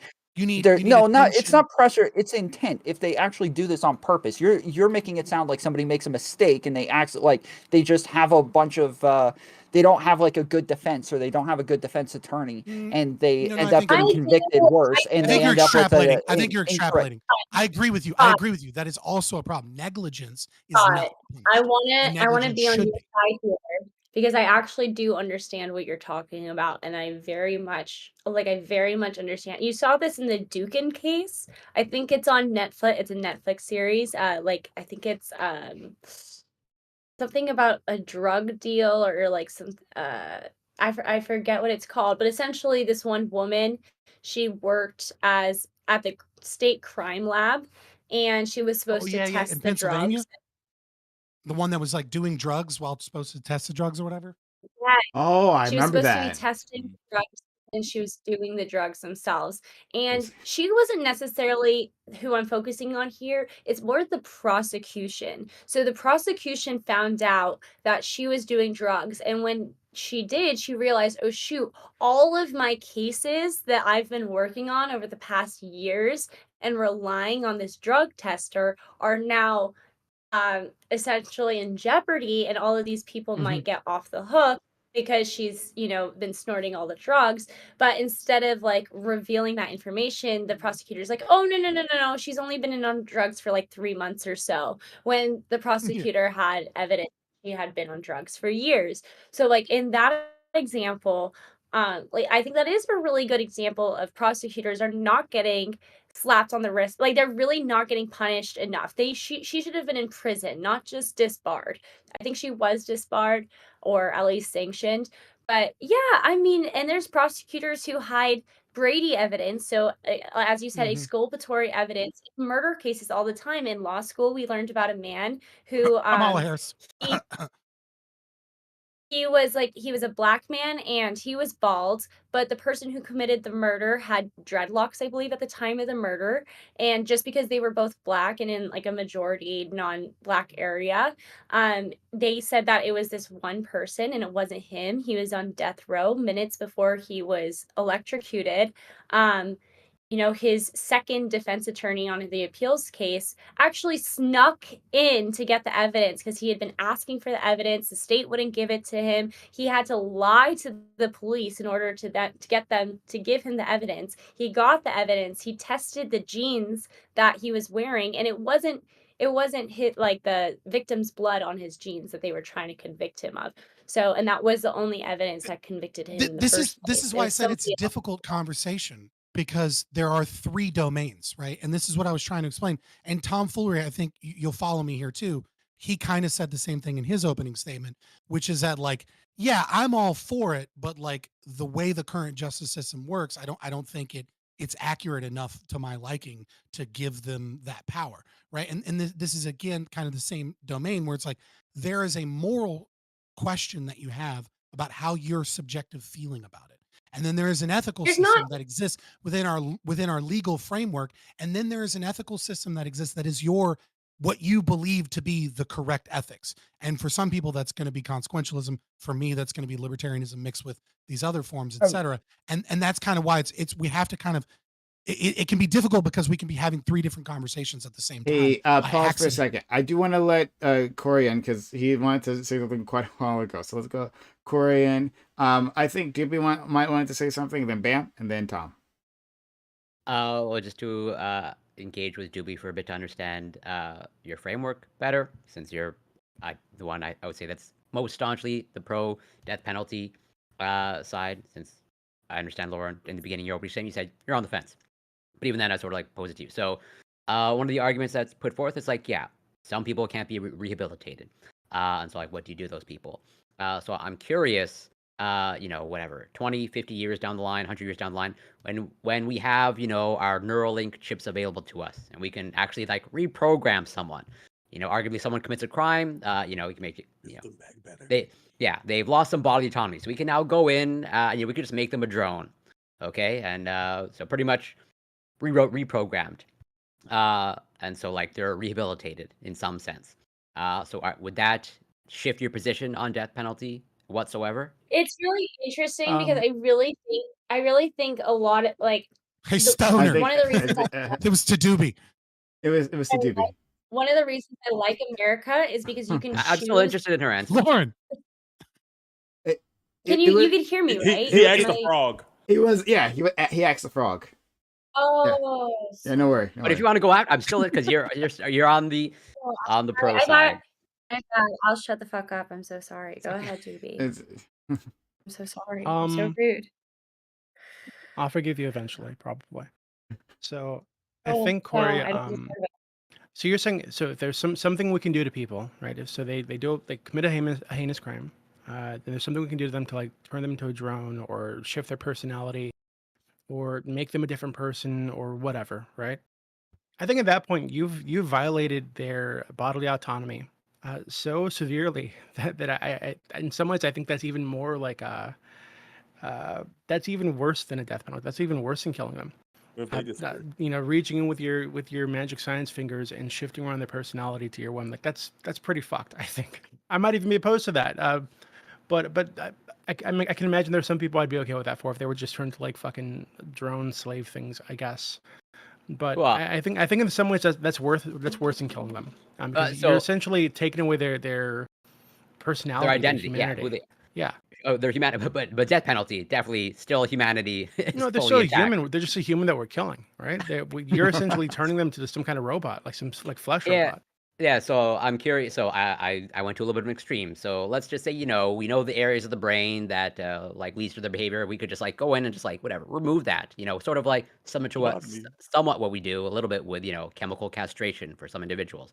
So we can sort of like whatever castrate them to the point of like their behavior, no real chance, 0% chance of occurring. But they're not like a drone. Like they're not like, oh yeah, they can still like sort of think. It's just like they're sort of like that part of them is just like gone. I don't get mad. I think we sort of have examples that we could look to where this is kind of the case already. So recent one that I bring up because some people might know about it, because there's a big book about this, like documenting an author's like investigation into the cases for the Golden State Killer. And the book is called what is it? Something in the dark. I can't remember. Fuck off the top of my head. I'll Be Along in the Dark or some shit like this, right? And it's a very, very good series. And she's basically going through every crime, every piece of evidence from start to finish to try to figure out who the fuck did this, right? Because they didn't catch him until like I think early or mid 2000s. And when they did catch him, he was in his 70s, if I remember correctly. He's a very old man, had a wife and kids and grandkids. He's just a grumpy neighbor. He hadn't killed anybody in decades, right? So, I mean, so far as we know. So this person is, if you were to just leave him there, right, with his wife, kids, grandkids, etc., he probably wouldn't hurt anybody ever again, right? He's an old man. He probably doesn't physically have the ability to hurt anybody ever again. But I think at some point, it's not so much about like, with some people, it's not so much about rehabilitating them. It's about the punishment. It's about making sure that there is some sense of justice. Exactly, some sense. So this person did this terrible thing. Yeah, they'll never do it again, but they're still out there, and all the people they killed aren't. Right. So I think I think closure or retribution, revenge, whatever you want to call it. I think that does need to be part of the calculation.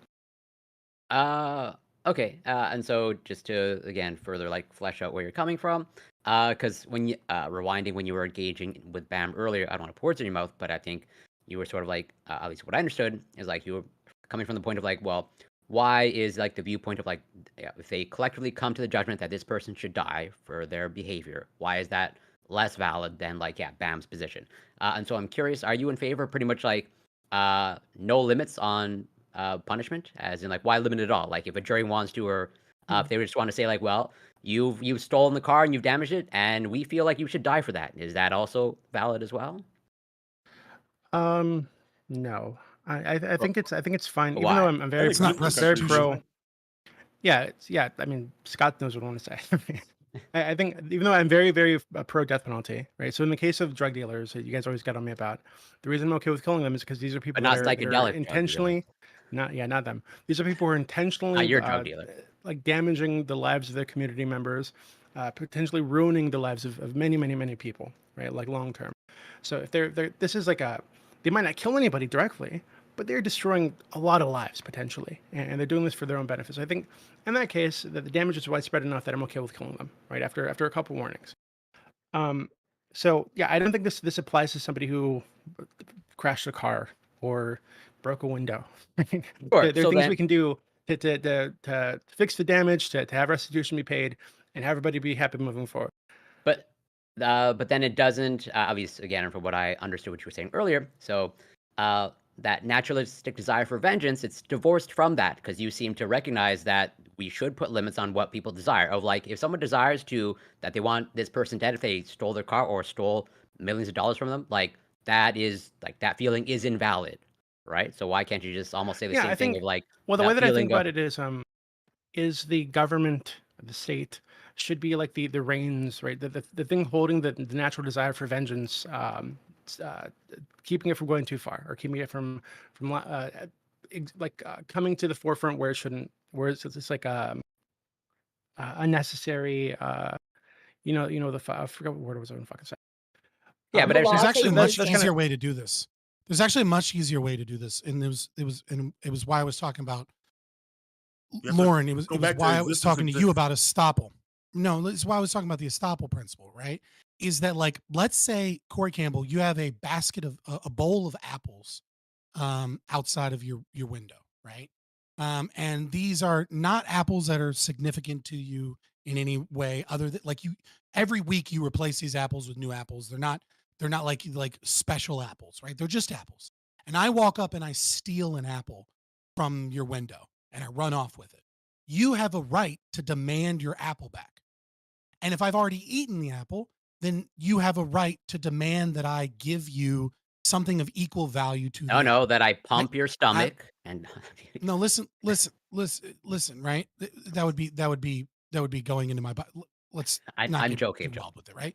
So I'm stopped from arguing, no, fuck you, I don't owe you anything, because I proved that I am willing to steal from you. And in order to be able to argue again for my own rights, hear me out, Lauren. I'm almost done. In order for me to argue for my own rights, right? What I have to do is I have to fix this problem. I have to undo this record. And so what I have to do is I have to give you an apple, potentially give you an additional apple. Depends on how you look at it. Right? It might have to be 2 apples, because it might have to be restoration and restitution. If you had to call the police to track me down, then I might have to pay you back however much it cost you to track me down, etc. But at a certain point, I will have paid back everything that I owe. And now I can once again argue that you ought not steal from me, you ought not take from me. But if you come at me with an axe and start hacking off limbs, right? Like, you've taken far more than I owe, and I have every right to go, fuck you, stop attacking me with an axe, you crazy axe murderer. And that's why there's a difference between petty theft and what restitution means in that regards versus murder. Because once you've murdered somebody and you're a family member of a direct family member of that person, there's nothing I can do. There's nothing you can do to me that I can argue reasonably ought not be done to me, because I've already murdered your family member. I've already taken You're literally the entire value of my life. what I Yeah, well, so you're I just want to arguing what I address was that. saying earlier, which is why the state is against retribution, which is like vigilante justice, which is why the state has moral authority to impose the types I of haven't made that punishments in argument in which any way, they shape, or form. Okay, so we got to move yeah, past this. earlier So hold on, sorry, we have a limited time. I just need to move past. There are other people who I promised could go. So Corey, finish up your point. And I'll go to Bam and Tom to wrap this part up. Yeah, so like I comprehend what you're saying, Scott. Like that would be like just a philosophical divide between us. That would be a separate conversation. But I'm curious, like how your framework operates. Where it's like I understand the Apple example. I'm curious. So does it hold? Well, let's say if you punch me, like am I justified in punching you with the exact same force? Then. Yeah. So that would. So there are arguments about that as well, right? Like, so this is kind of the difference between like, should a man hit a woman, right? No, that's what I was going to bring up. Severity. Like, it's like severity example. So like, they have to outsource their punching to a right, person like, has right. strength. This is what I'm saying. This is the problem with like a man hitting a woman just because she hit him, is that like if a woman slaps you and then you go around and you punch her in the jaw and you knock her the fuck out, like this is clearly not restitution for what she did to you, right? Like the force that is available to me as a 6'5", 265-pound man is not the same as Lauren, right? Like she can't hit me that hard. This is so frustrating because you keep saying not to fall back on the law and that I should fall back on ethics, but the law has already taken into account all of this. Like you're only allowed to act with reasonable force and self-defense in order to prevent harm or bodily injury. I don't and you're deny, like, Lauren. I don't deny that. I don't deny that over allowed to act you're being reasonable silly. force in order to You're being retrieve you're being silly. You're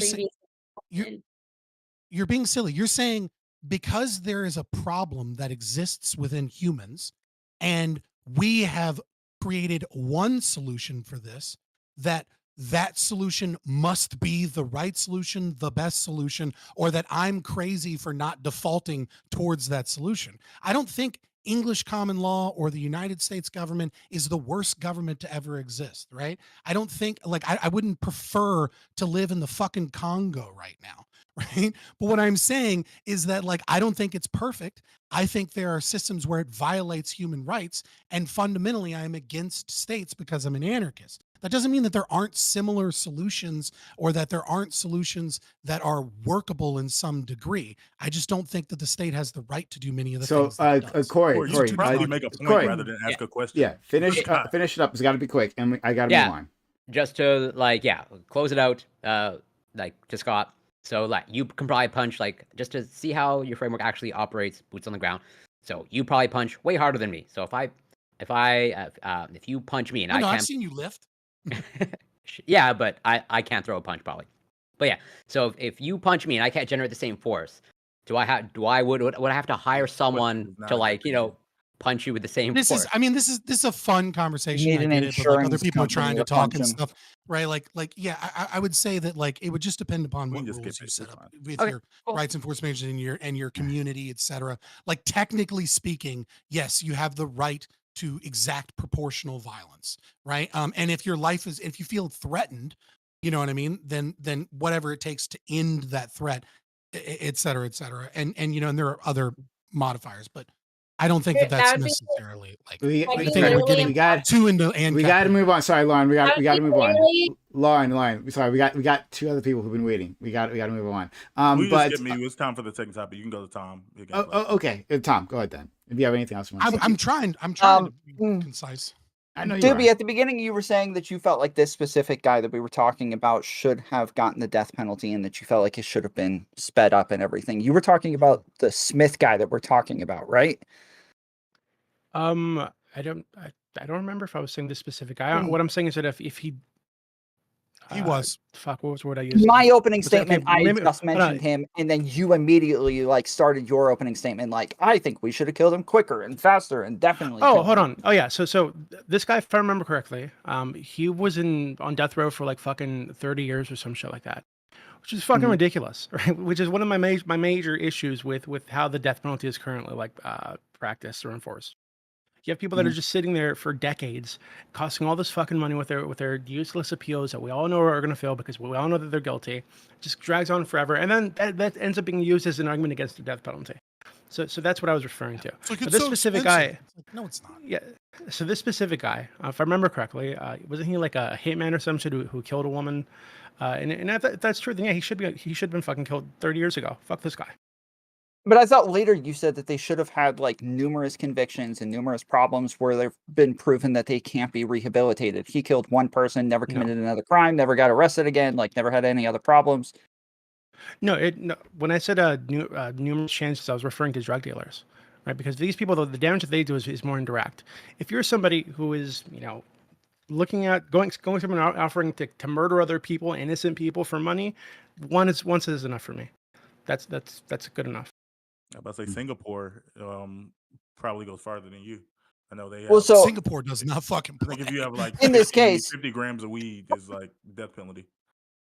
in this case, yeah, I think he was Cut off arrested a long hands for period of stealing. time after he actually committed the crime. And like I agree with you, I guess, in theory that like a lot of times if somebody commits a heinous crime and it's heinous enough that like that the death penalty should probably be on the table. But in this case, it's like it seemed like he was already just like living a normal life and wasn't killing anybody else and So? like had a family. And so I think at that point, like, yes, if you're not a danger to society, if you don't seem as though you're actually going to be a bigger problem, then it doesn't make sense to put the death penalty on the table. It seems like Why? everything that serves at that point is kind of Right, botched. but he took that woman's life away, right? So like, why shouldn't his life be taken away?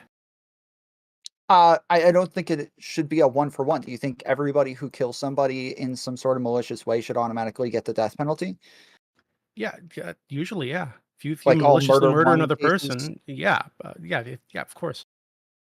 That's why we got into a philosophical discussion, right? You'll notice tomfoolery. You're saying to society, and then some of us are looking at this from an individualist perspective. And I think that's really the key breakaway here is that I think maybe Bam, maybe tomfoolery, your primary concern is, are these people a threat to society? And we as a community, as a collective, like what do we need to do to be safe and to have justice? And what I think Doobie and I are more stressing is the individual's right, whose family member, whose loved ones were taken away, their right to have a sense of justice and a sense of retribution or a sense of restitution or a sense of solace. Right. Yeah, I'm And about so to I say the think Yeah, victim so in their I mean, the victim but in their that, like does that family is mean, like the and I'm not even person with making weed. a statement. Where does that which sound? one's Like right they're or just wrong. like I just care less about the actual victim and their family. Like they're like I yeah, understand because they're gonna be the most biased party in the situation. Like it sucks, but like I don't Hold want the on. state to appeal to Yeah. them.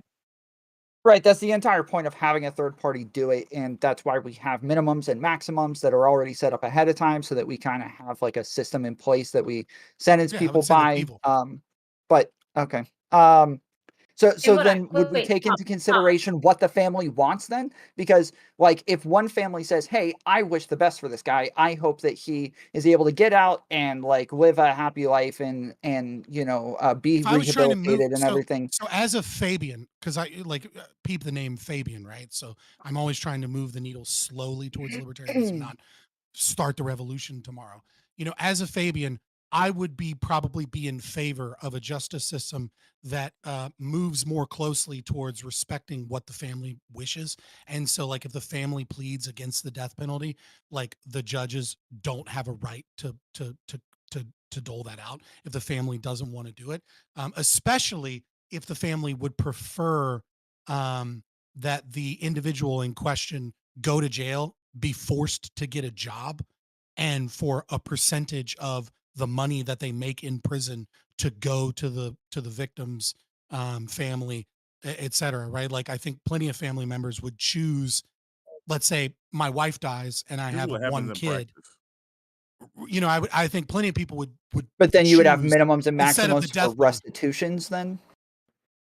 Well, like I said, I'm an anarchist at the end of the day. Like what I would be for is the dissolution of the state. But I mean, if it gets closer towards respecting the actual individuals, the actual victims that are harmed and what their wishes are, then I would Okay. probably be in favor of those. A lot of states do So- that, and a lot of states have a heavy impact on the victim family input, and a lot of states even have victim impact, like victim rights. A lot of states have victims' rights. Sure, where but you these are can- massive differences between like I want this person to get out and be rehabilitated and live a happy life versus I want his life to end and him never to have anything ever again. Like these are massive differences here. Wait, Tom, do you Tom, think I this have guy to shouldn't have been ask given the death penalty? Yes, that was my question. I was begging to ask that. Have you read what this guy did? Seriously? Yeah. Did you read? What he Yeah, did? You're yeah, like, normally no, I think he's fine. people He's in these fine. cases should He's probably have like a couple of convictions and be proven that they Okay. like can't He's exist within stabbed a society. I woman to think death after doing $1,000 Yeah, bucks, less than $1,000 bucks. yeah, for me it's How does not the money as factor much into about it? like If it was more money, that'd Yeah. make it more permissible. Because some people, yes, It's It's only for it actually does $1,000. I think more money would have made it. Yeah, more It money would have very made it much better. factors into it because some people like if I were to offer you $1 billion, like literally $1 billion, I'm sucking the you're dick. I'm sorry. Yeah, the I'd dick. suck Like, I'd suck you're any just dick for that. starting Yeah, value and then kill the guy, where and then kill the guy afterwards, of course.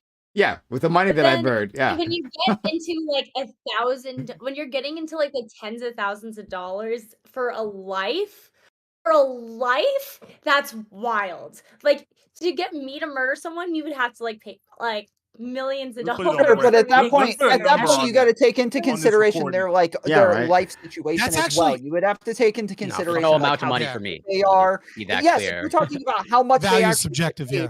and yes, the value is subjective at that I'm point. gonna And say, so if you now pay we're like gonna a have to consider like yes, like I how will worse say off this. are they? Like are they already sucking kid in a dick for third money? world Like what are country. they doing? I will say this. Very true, but it $1,000 is always very interesting. For instance, when you watch crime cases and Is you it- find out, oh my God, this guy murdered someone over $20, like you find out how low the dollar value is, and it really puts into perspective how little this person gives a crap about the value of a human life because it's Is it- telling you is it how Well, me? they almost value none of you Because do. Lauren in break up a practice. lot. The reality is like I Yeah, don't think yeah. the human brain has the like Oh, we have these morals that we attach to ourselves, but I don't know if like the human brain actually has the ability to truly value She human didn't break life. up for me. We value like the people we value the people we can see and like we have a tangible connection to. But like once you get like countries away, like All right, I'ma hop out of- no matter how many people you hear die, it's Yeah, not hop like it's back gonna in. bring you to tears. Okay. Like Hold on, so- eventually so- things become AI. Yeah, so Tom, so not only did they like stab her to death, but they actually were given money to buy a gun, and they decided to use it on drugs, and then beat her to death with a Yes. fucking fireplace poker and a cane, and then stab her 8 times. So they could have even given her like a painless death.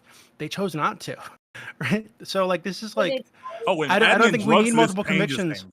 I don't think we need $1,000 multiple to somebody convic- that's like an Sorry. addict is different. I don't think we $5 need is multiple something like that. convictions. It seems that Yeah. to me that's enough to after they get convicted, shoot them behind the courthouse, and I'm fine with that. I think it's very Yeah, cheap, again, very like quick, I it's over. I think that like justice for the family is definitely part of the calculation, but I think the biggest calculation is always going to be like the danger to society and what it is that they're like because I do- now that that person's dead, like we still have to move forward. Like there's still stuff after that, and so to just say like somebody's dead, so now this person has to be dead too, Why? seems like Hold on. I want childish. to interject something logic. really quick. I want to interject Wait, something wait. really quick that might be just be a bias that we don't understand. Mhm. So we have when I say we, right, like there have been studies. I'll see if I can try and find it later. But I know this. So this is off the top of my head. But so take it with a little bit of a grain of salt. But I'm almost positive from like operational security studies and the data that they've done to look at individuals that work within like the United States government and how they've turned traitor due to like financial stress and like given up information to our enemies. It's usually like $2,000 or less. Like people like it like we tend to think like, oh, I wouldn't do anything unless it was 20, 30, 40 grand at minimum. But like when you're at a point where like you're really financially stressed and vulnerable, and then people come after you at that moment, you'd be surprised how low a dollar sign actually is to people when they're in certain situations where they're willing to give up everything. Like we tend to think like in these really big terms, but like honestly, it's not as high a price as we think. So yeah, like Human if life you're is saying, as much hey, as we think. one person like was literally about to get kicked out of their house, their kids and their family are about to starve, and then they were letting a grown man sleep with their child daughter versus Yeah. Jeffrey Epstein, who's a fucking billionaire, letting grown men sleep with little girls. Like these two are massively different in how they're valuing these children. Right. Okay, so let's Maybe move not on. massively different. Well, can I just ask a quick Yeah, question? not the hugest. Yeah, I would. It's not the example I would have jumped to, but but I hear you, Tom. Yeah, So- can I just ask a quick question to the panel? Okay. So yeah, just I'm as not gonna Canadians, answer. this might be something that we're grappling with, but you know, we have Made in Canada, medical assistance dying. Do you think God damn it. prisoners should have access to that? As in, if they want the option to, you know, have the death penalty voluntarily on themselves, should they have access to that? It's already a thing. If they're in there for life, yes. I'd be okay Well, with like a isn't, like, suicide nobody button and every like life in prison. in there for life in Canada? Isn't like the max like 28 years? Yeah, I or think it's something like in 20, Canada? 30 years. I can't remember, but yeah, like Strange.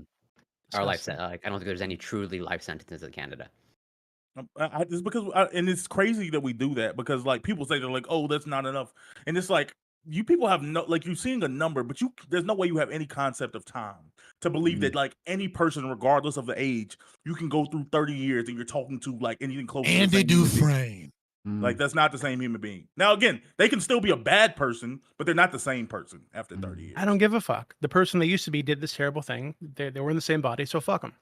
For sure, but that's just saying that you don't like that they did. Well, why are you bad arguing? things. No, don't say like that. That's just saying that you don't like that they did bad things. Again, this is coming back to the idea of like this person can't be let back in society. They can't be trusted. Like these things. Like Dylan Roof killed 9 people in the church, but like Dylan Roof, Yeah, he should be wasn't really remorseful about it. But I also acknowledge that Dylan Roof was like a 17-year-old kid who by everything in the case pulls up seemed to be a member of a cult. And seemed to be like easily persuaded. Like, am I ever going to feel sorry for or like Dylan Roof as an individual? No, but I would be dishonest if I know that at 68, Dylan Roof could like be a dramatically different person. And there's like, Yeah, he might be there writing could children's books. There could be a system like the system should probably appeal to something other than like my emotional disdain for him. There, that mother F is. Leave him there. Just where he belongs. Oh, it's Blacktoid. What's up, Blacktoid? So only Doobie answered my question, but okay.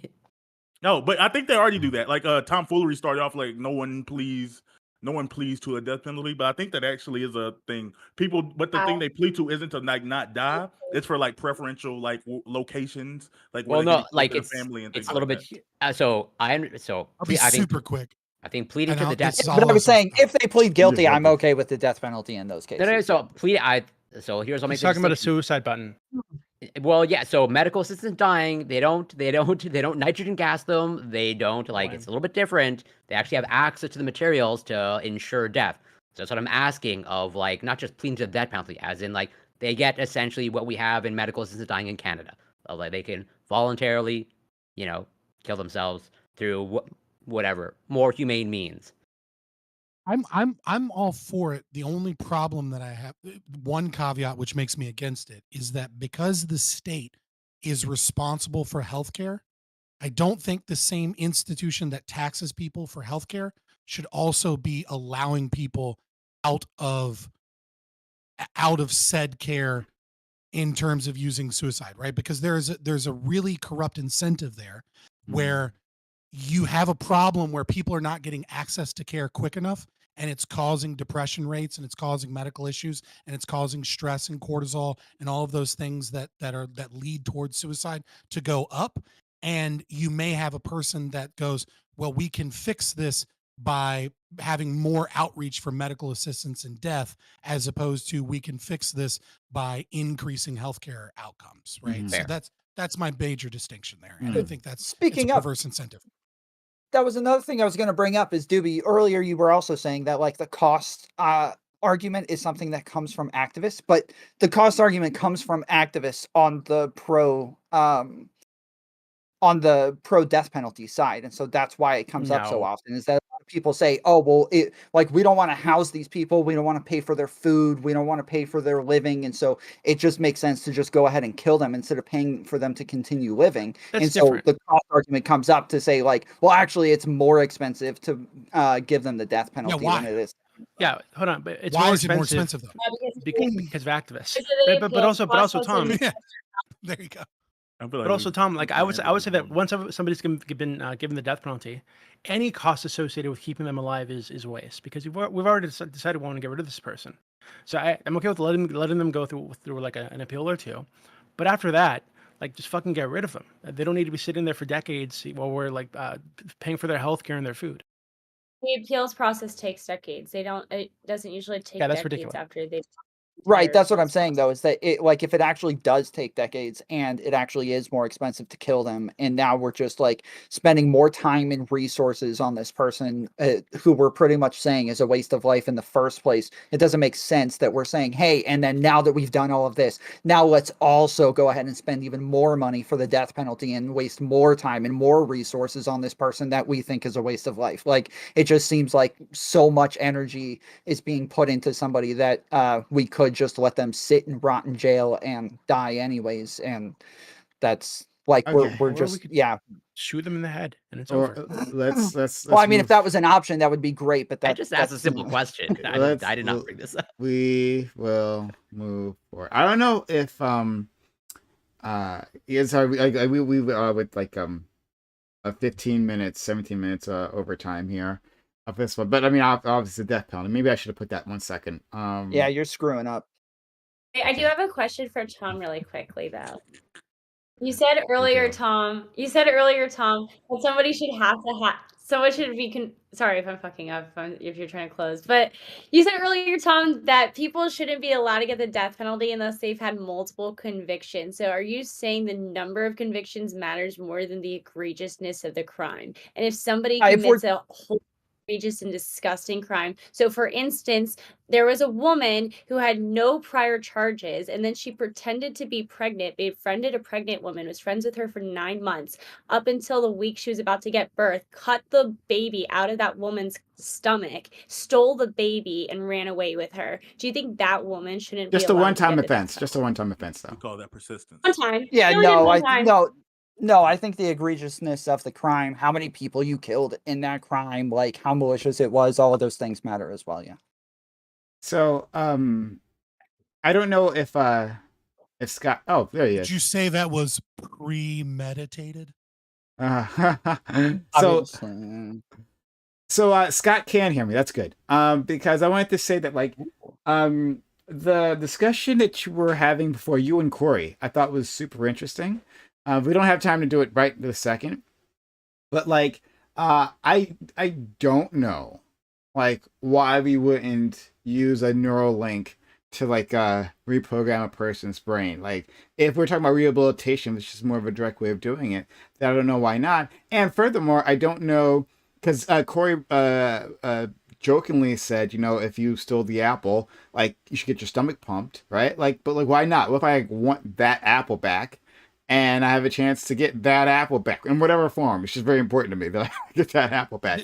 But damage to the body is the issue here. But I'll just say this very quickly to Doobie, right? We should absolutely reprogram them and turn them all into Parchman fucking slaves. Okay, Parchman. I'm all for brain dead fucking slaves walking around that are ex-convicts that just do all manual labor because they don't have a right to their fucking life anymore. Yeah, I agree with Scott because he referenced wrong. Right, so he wins. Yeah, we're gonna. We got to move past it. We're gonna end it here. We're gonna end it here. We got another topic. Okay, we're moving past I have a question. Okay, Warren, fuck you, Tom. actually. I didn't even get my question answered by the only Doobie and Scott.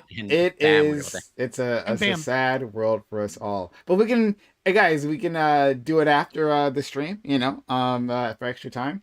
But I really would like to to interrogate that question because I have some thoughts on that. But interesting. All right. So topic 2. Oh, before we do that, hey all, if you've been enjoying the stream so far, thanks for being here. Thanks for coming through. Consider following the channel if not haven't done so yet. Subscribing on YouTube, and consider supporting the channel on Twitch or YouTube any way you can. Right, on Twitch you can subscribe, give bits or give subs, or resub, or use a hype chat or super chats if you want the questions answered. That's the way to do it. So we'd love to hear from you. We'll if you want to interact with everything, and I know you guys care about the death penalty at the very least. So like, yeah, if you guys want questions answered, that's the way to make that happen. Wick TV, Wick, thank you so much. Kind raid. Wick's a real one. Always like, yeah, always kind to this community. I really hope you had a fantastic day, Wick, or night in the panel. I was talking shit about you earlier. He took one of my best panelists. In fact, we were arguing. Bam here. I was arguing about who the MVP of my stream is. He says himself, Lactoid might think differently. But thank you for giving him back because we needed him. Right, things were falling apart without him.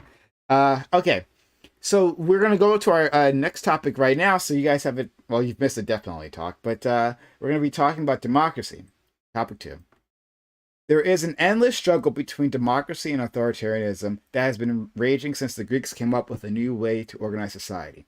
Proponents of one ideology spend a lot of time blaming the proponents of the other for their societal ills. How much democracy is too much democracy? At what point does giving power to the people become disadvantageous? Should we make more aspects of our life democratic, such as work and school? Or do you think society has arrived at around the correct mix already? I was actually reading an article on unions, and this came up. It was from a Canadian MP. He was he had given this speech, and it was really interesting. But I wasn't sure if you guys were going to engage with it, and we've talked about unions a bunch. But I thought this specific core of what that Canadian MP was trying to say would be a fun conversation because there is this balance, and even within our own nation, from year to year, you could say that we move along the spectrum. But yeah, I want to figure out where do you guys think we should be. And yeah, I'll leave it at that. So we'll start with our friend Bam, please. This may come as a surprise to some based on my other politics, but I don't know if I have such a diehard attachment to democracy as a concept. I think it's useful in a lot of areas of the society we live in, but I think that we can look at all types of elements of our society that I think are better handled by the state, or better handled by would be better handled by a more of a theocratic method of appealing to experts. For example, I don't think that, and we don't do this, but just an example would be, I don't think we need to vote on is water clean enough for people to be drinking from. It's just something that we decided that, you know what, there's people who actually know what the standards are for calculating that, and we kind of just let them have it. And if they say that this is good or not good, we kind of appeal to that. Although we see where money and other problems get in the way of that in examples like Jackson, Mississippi, or Flint, Michigan, but that's its own thing. Yeah, I don't. That doesn't mean I'm pure authoritarian. Like I said, I think especially in people's local government and local lives, there's a lot of areas that there isn't a right answer. So we appeal to some general concept of the people's will. I think presidencies are good for that. I think elected congressmen are also good for that. But yeah, you're just gonna have to pick and choose on where it isn't relevant. Thank you, Corey. Yeah, I'll keep it brief or attempt to. There is a balance to be struck in my mind. And I see that there are some positives to democracy, but I'm actually not its biggest fan. But I see it as a sort of a useful tool. And I do believe that there's an issue of like democratizing everything, and so there's a balance to be struck, I guess, between authoritarianism and democracy. And believe it or not, at least for me personally, I do believe in some intrinsic rights that don't have to be written down on paper, but I can write them down on paper if needed. Where like, yeah, I don't think voting on whether people of a certain skin color should have rights or equal rights to other people of a certain skin color. I don't think that should be up for a vote. Or whether to bring back slavery, I don't think that should be up for a vote either. And so like I do think there are some fundamental things that we should all universally agree upon. But like if you want to vote on like what pizza to order, I'm okay with democratizing that. And I'll leave it there for now. Thank you, Scott. From Hans Hermann Hoppe's The Paradox of Imperialism, I quote, "Democracy has nothing to do with freedom. Democracy is a soft variant of communism, and rarely in the history of ideas has it been taken for anything else." Democracy is just another form of tyrannical government when utilized as a means of, democracy is a gang rapist, a group of gang rapists and their victim voting on whether or not rape is ethical, right? Of course, 9 out of 10 people agree that gang rape is a great time. There's just that pesky victim that, that didn't enjoy it. Yeah, I don't think that democracy, when done voluntarily, is necessarily always bad. I do think that there are times where democratic systems can be a means of which people voluntarily organize in an effective way. I think ESOP models are a great example of this, where you are taking a kind of a mixture of top-down authoritarian structure in a private property perspective, a hierarchical structure, and then utilizing things like time in and positions and jobs in terms of A shares and B shares and voting, and then utilizing combining those two things to try and make sure that all voices are at least heard and understood in some degree. But it's usually a terrible way of determining things. People are retarded, and a lot of people are dumb, and their opinions, on environmental regulations, for example, are stupid, right? Like you can look at just looking at environmental, just isolating just that, right? You can see all of these just stop oil activists. Well, what are they constantly doing? They're constantly doing stupid forms of activism so that they can prop up wind and solar, which are run by the same fucking corporations that run the oil industry anyways. None of them are for regenerative farming. None of them are for adaptive multi-paddock grazing in farming. None of them are actually for restoring the grasslands. None of them are for nuclear energy, geothermal energy, etc. Right? Like they're idiots.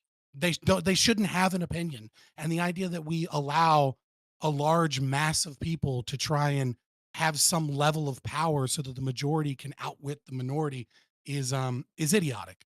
Monarchy is better than democracy, and monarchy is terrible. We should just have freedom. Okay.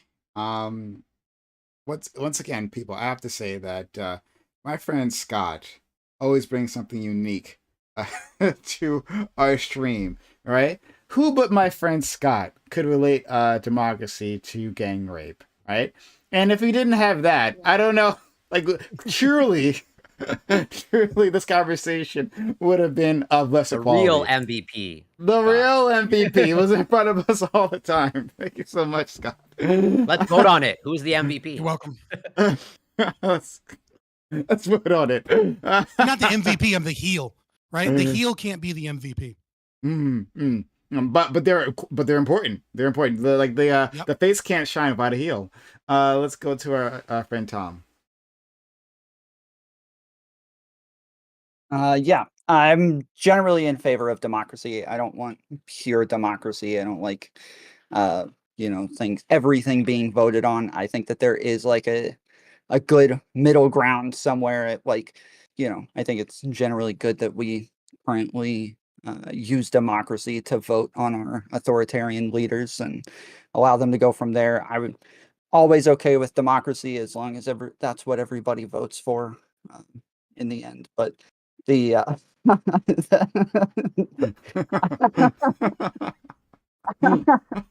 I for do gang rape think that there tomorrow. is. I do think that that's I think that there should always be like equal middle, and I think like Scott uses communism as like a what democracy is or where it comes from, and maybe that's true. I don't know, but that like the communism wants everything voted on all the time. Everything is going through some sort of democratic system, and I think that that's insane. But I do think that like having some middle ground where we vote on representatives and then allow them to make decisions for us, and they have term limits, and then we vote them out over time, and then we put a lot of different protections in there to where like they're not allowed to do this, they're not allowed to do that, and we put limits on all of these things. I think that like currently we have a pretty good system, and I think that we just need to continue improving on what we have right now. Thank you so much. Lauren, please. Okay, yeah. So I actually agree with a lot of what Scott and Tom said. Basically, you're just saying that you don't want a full democracy. Essentially, you want a republic, which is what the Somehow United you States agree with is. Scott and Tom. That's crazy. Have a democratic republic. That being said, a lot of what Scott said did. Well, I didn't really see that you were disagreeing with Scott a lot, Tom. But yeah, Scott was just saying that there's something wrong with a pure democracy, because when you have a pure democracy, you have gangs of bullies beating up on the little guy, and you don't want just majority rule, because majority rule doesn't take into account a lot of things in which the republics actually try to equate for. That's why we have both like a Senate and a Congress. It's meant to make up for, geographical issues and like state size population issues and such like this. So yeah, I think that America's did a good job for amending for the issues with a pure democracy. That being said, I wouldn't say that a monarchy would be better than a democracy, or that democracy is essentially identical to communism, even though I 100% see where you're coming from with that, and I think it's very funny. But yeah, like we can't have a pure democratic. Nothing in its purity tends to be what is actually good for us. We need a little bit of gray area. Don't knock monarchy until you've experienced it under Doobie's kind, gentle but firm hand. I might have died. What Half-Baked Takes, Todd? Yeah. Oh no, he said he had to leave his house. So yeah, Todd's not with us yet, so hopefully he'll be here soon. But Doobie sounds like he died if he's no longer with us. Oh my god. Jesus. Let us down easy. Friend. And we'd love to hear what you have to say. And honestly, I was thinking of Doobie when I was writing this thing up. Doobie, please. I hate democracy in most cases. I think it's bad. I think representative democracy is really bad. I think that's just like a situation where like lawyers and rhetoricians are convincing stupid people to vote for them with like candy and shit, and then they just fuck them over at the end anyway. It seems silly. So I agree with Scott in that I think a monarchy might be better than democracy. But I'm also opposed to this concept of like freedom, quote unquote. I think that people are most free when they have like guidelines to work within, and they're able to like. I think for a lot of people, freedom is confusion. I think the ability to do whatever the fuck you want leads a lot of people to do nothing. Leads them to like decision paralysis, or it leads them to making the wrong decisions and fucking themselves up and fucking the lives up of people around them. So I don't know. I'm just totally opposed to democracy in general. I think the only places where I think I could allow it is maybe on social issues, but even then, there are a lot of things I don't want to take off the table. So I think most of us agree with this, right? I think most of us would say that, hey, there are some things we just shouldn't vote on, right? We shouldn't give people the ability to vote on, i.e., like age of consent laws. You shouldn't be able to just vote for the age of consent to be like 5 years old or some shit. They have people running around fucking kids. Well, maybe Tom agrees with that. Which there's some arguments that could be made for lots of reasons specific to Tom, but I'm gonna leave that alone. but so that's where I am. I hate democracy. It's bad. Yeah, there you go. Okay. We'll move on to our friend Lactoid. It's a bit of introduction. Lactoid, our friend Lauren here has also passed the bar. Lauren Lactoid is a fully fleshed out lawyer here. No reason to be Canadian lawyer. intimidated though, because his law degree is written with crayons. But he does tend to have a lot of good knowledge on these things. But Lactoid, we'd love to hear what you have to say, friend. Yeah, so I'm Lactoid. First Prime, thank you so much for putting up with me and my late ass. Thank you all, the rest of you. So quickly, last topic. If you guys didn't bring up no death penalty, using people as slaves instead, that's my position. For this topic on democracy. Democracy to me is like a stick of dynamite, right? It can be useful potentially, but you can also it can go dramatically wrong and blow up in your face. Um, for a lot of the same criticisms that Scott put forward, this is, I guess, a rare instance where he gets to take the wind out of my sails. I do agree it is a soft variant of communism to some extent, because it allows people to vote over other people's property. I think gang robbery, I know he uses a different example. I use the gang robbery example. I think it's a little bit more palatable for audiences. So I use that. But I'm also going to go further. I'm going to present some actual policy prescriptions that I would like to see. So a lot of people here have talked about a constitution that we want, a very strict constitution that protects fundamental rights. I am totally in favor of this. There should be a constitution that protects all sorts of shit. It should be much more broad than the current constitution. We should add 50 more amendments that specify everything from taxes to boundary lines on property, right? This should all be the case. But also, I'm going to go further than that. Not only do I think democracy needs to be limited by guardrails that protect individuals' rights, I also think we have to be realistic in recognizing that some people are smarter than other people. And the concept of having a system in which the least intelligent have an equal say to the most intelligent, to me, seems contrary to the ideals of good governance. So I looked it up, Lassiter versus Northampton County Board of Elections. The Supreme Court ruled that literacy tests were not necessarily unconstitutional. They did not go against the 14th or 15th Amendment. I would propose creating a poll exam that everyone needs to pass in order to get your voting license. And this poll exam tests you on some basic shit. Do you know what you're voting for? If you're voting for president, what does the president do? If you're voting for treasurer, what does the treasurer do, right? You should know the positions and have some basic background before you get to have a say. Because what happens then is you have people who have no idea, who have an equal say to people who have some idea.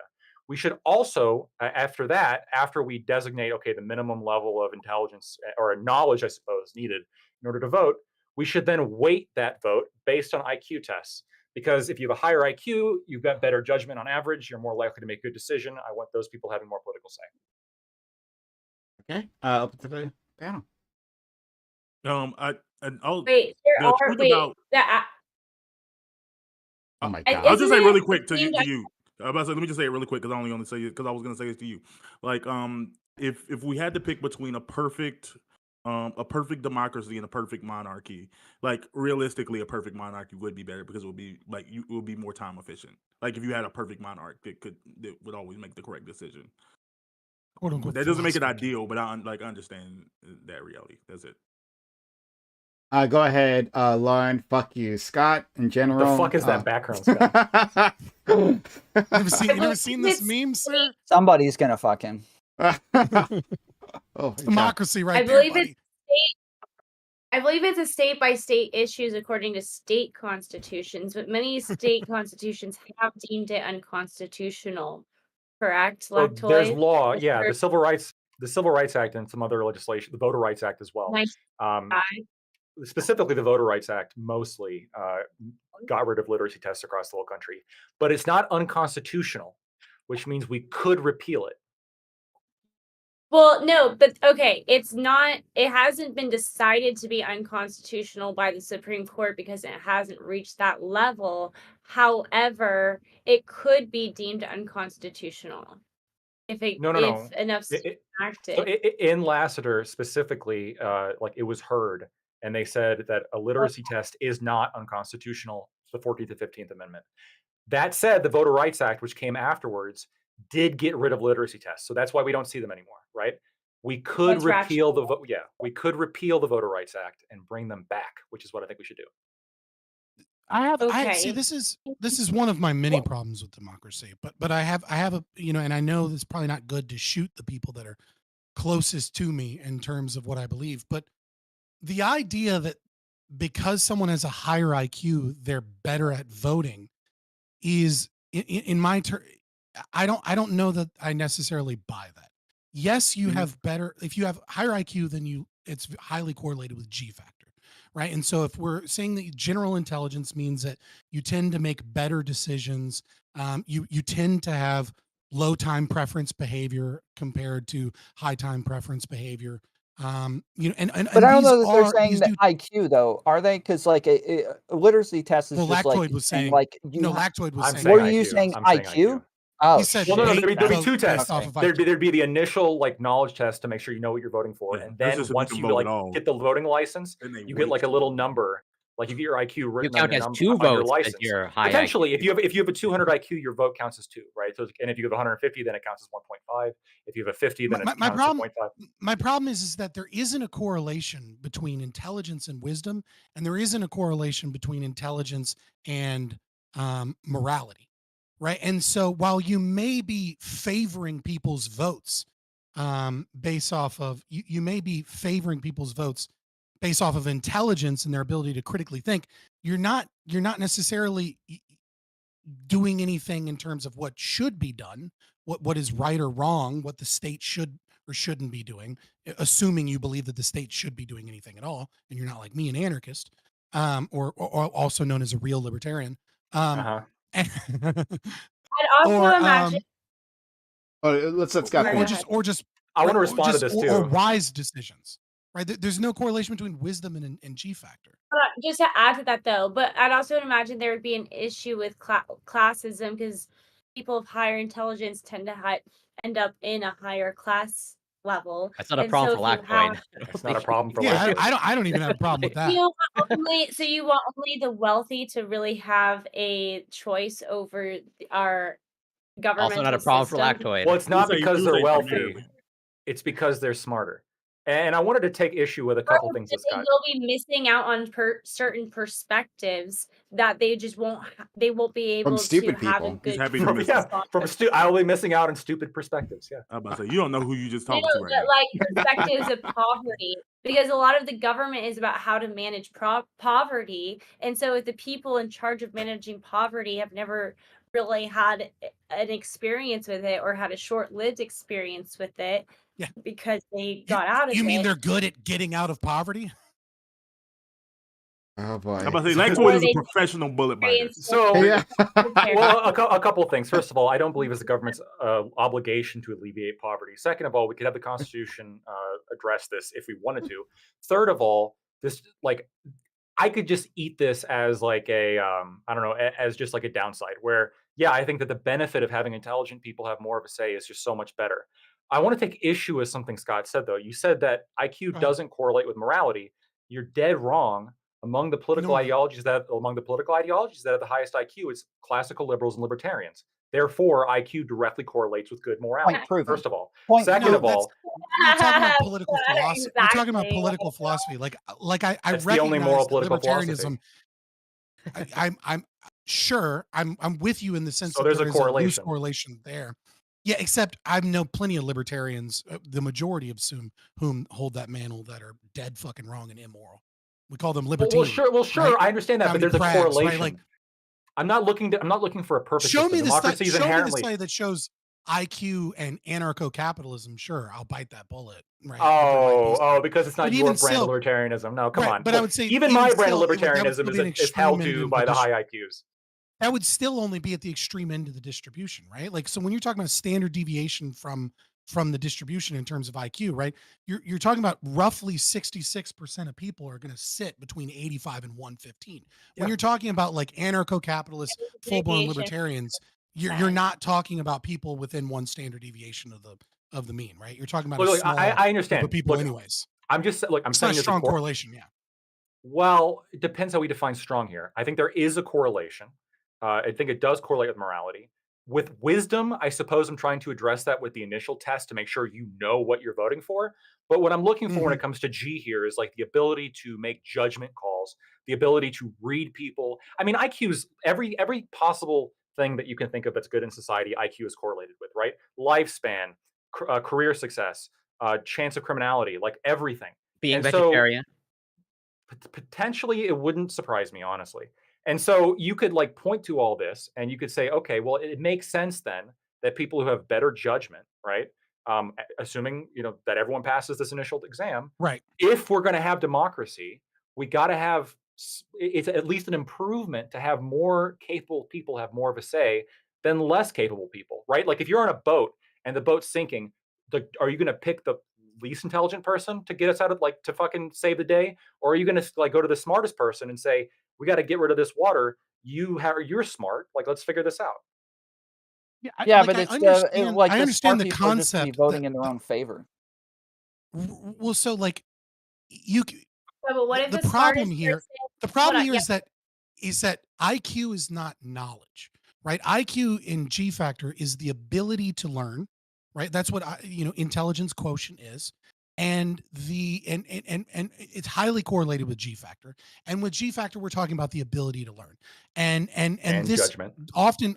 Right, and this often correlates with has a strong correlation with judgment, critical thinking skills, etc. But the problem is that knowledge is also localized, and so the issue is once you start saying this demographic of high IQ, well, once we isolate the demographic of high IQ, what we'll realize is that they're actually not going to be localized in certain areas. And so, like to give an example, right? Farmers don't tend to have a high IQ. Right. And one of the problems of democracy that I've explained earlier is this idea that the majority kind of beats up on the minority. And so one of the things that we saw in counties in California was that the majority in LA kept voting to restrict water access to the counties that needed tons of water for farming and irrigation. But because there was this mass of you have these kind of like you have high IQ corporate America, cities tend to have higher IQ, right? All these people, their own personal desires and were for their own water, but they're separated from the local knowledge that potentially lower IQ people have, which are farmers, that they don't realize just how fucking important it is that these farmers have more water than the cities. And what ended up happening is that farmers started losing their land due to taxes and irrigation laws, and they had to sell their land to Monsanto because of government regulations on their land that made it increasingly difficult unless they had really advanced irrigation systems that cost a fuck ton of money, and they didn't have the investment that large corporations had. And so these laws basically destroyed local farmers and made food more expensive.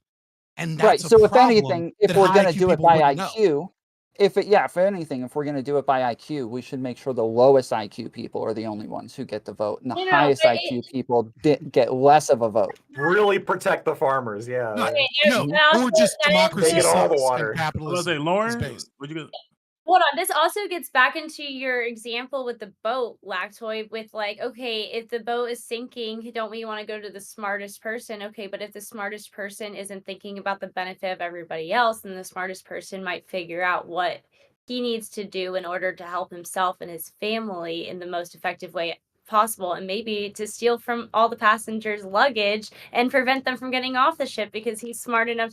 It's not just intelligence that you have to weigh in. And then when I was trying to say about Liv's personal experience of the poor, which you weren't caring about, I thought Scott did a really good job of giving a perfect example of that, of the farmer's perspective, something that the wealthy will never experience. So plus Trump was president. Okay, so. I'm gonna fight back on all these points. First of all, the farming industry as aggregated is one of the most government supported industries that exists, right? In terms of government subsidies and government support, right? So clearly farmers generally are not having a problem influencing the fuck out of the government and getting the government to bend to their will. And in That's fact, not, arguably, that's bullshit. hold on, and arguably get them too much, like growing too much food and getting them to subsidize too much to the point where now we have a fucking obesity crisis. I don't think that generally.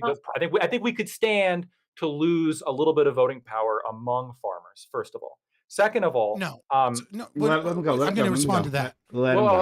Three people address me, right? Second of all, even if that's not the case, again, I want to have a strong constitution that protects the property rights of farmers and everyone else, right? There, I agree with you. There's some things that won't be up for democracy. Even this democracy that's controlled by like these high IQ individuals that are super intelligent, right?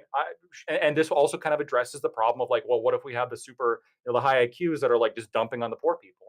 Well, they wouldn't be able to, because the constitution that would be in place would specifically protect rights that these poor low IQ people have. But on top of that, like, again, the government's responsibility is not to alleviate poverty. And we know, Scott, this is what they're referring to when they're talking about poor people having more voting representation. What I'm looking for, I don't disagree with that as a potential strength. Yes. Right? Well, no, yes. And what I'm looking for is, I think that we got to take a step back, right? If politicians now have to appeal more to more intelligent people who are better able to judge not only policy, but also character, and they're better able to tell when somebody's being dishonest, you are going to now control for a class of politician is that true? Yeah, and yes, I've never seen a study. Are you that better IQ judgment is correlated with judgment of character of individuals? Okay, I can give you all my IQ studies. I have a lot of them. I've just never seen that one. I'm not even. I got tons. Yeah. Sure. Yeah, I got a lot of. I mean, and even if I'm wrong in that specific part, which I don't think I am, right? Generally speaking, I would want politicians to appeal to a class of people that have better judgment overall, right? Because then the policies are going to have to be more curated to actually appeal to more intelligent people who have better judgment ability. And you're not going to have so much of the current predicament, which is politicians spitting hot air, because they know that if they use the right buzzwords, they can get a large groups of people to just vote for them. Because while that person likes, he tells it as it is, or he really represents me. It's like, well, no, like they don't. They're just using you to get votes because you're easily exploitable, as unfortunately low IQ people are. So real quick with the farmer, you can respond, and then other people. Did you also address other people back to it? So I just want to give them a chance. Yeah, Tom and Lauren. Yeah. Okay, and then after that, real quick with the farmer. Hold on. I just want to establish an order. So, so Scott can do it, then Tom, Lauren, you guys can respond. Bam wants to go. I'm sure Dibby will have something to say at that point, and so I want to force him into saying it. And if Corey, if you want to say anything, I'll have something to say, I'm sure. Yeah, so you didn't actually address the issue of the farmers. You said, well, farmers are heavily subsidized. Absolutely. Right. The problem is that the green energy revolution and massive conglomerate, I mean, like the number one landowner in the United States of America is Bill Gates, right? Like there are a few large corporations that own a majority of all land in the United States. And so, yes, you are correct that farmers, right, have too much say with agricultural committees, with the Bureau of Land Management, et cetera. But what I was specifically referring to in my example was the mom and pop farmers, the farmers who who have to cede 10% of their farm to their children every year for 10 years so that they can afford the fucking estate tax that like cripples them and is designed to give their the estate tax is almost specifically designed to destroy mom and pop farmers to give it to large corporations. You're absolutely right that large corporate structures have too much say in the government, but that's not the same thing as mom and pop farmers that I was discussing in that, right? So like, it's just, you kind of just blew that aside to talk about large corporate entities that have too much power and sway. Okay, wait, hold on. I localized problems. Yeah, I talked about a constitution to help protect, I suppose, the rights of mom and pop farmers.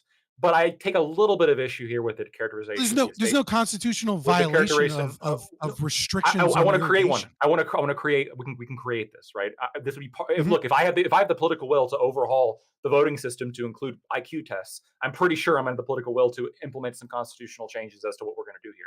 But I also take a little bit of issue. A little bit of leftism is going to creep out of me for a second. Please forgive me, Scott. The estate tax is a tax on rich people. Trying to reconstruct our entire government towards IQ tests, and you're saying now a little bit of leftism is going to lead. That's leftism. Shut the fuck up. You're talking about you think it's leftism to move voting power into higher IQ populations? Dude, more conservative. The amount of fucking communists that think that central planning should be done by the most intelligent. I don't believe in central. This isn't. Hold on. This is I'm literally trying to address democracy here. Is communism in and of itself. Okay, sure. I guess by having any variant of democracy, there's some element of communism. Okay, like I said, whatever. Like Hoppe you're right. No, you're libertarian. Sure.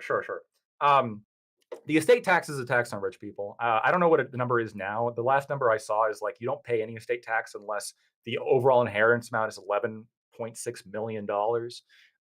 Now I understand. That's why I said they have to give up 10% of their farm every year so that they don't deal with that shit, because you need a lot of land.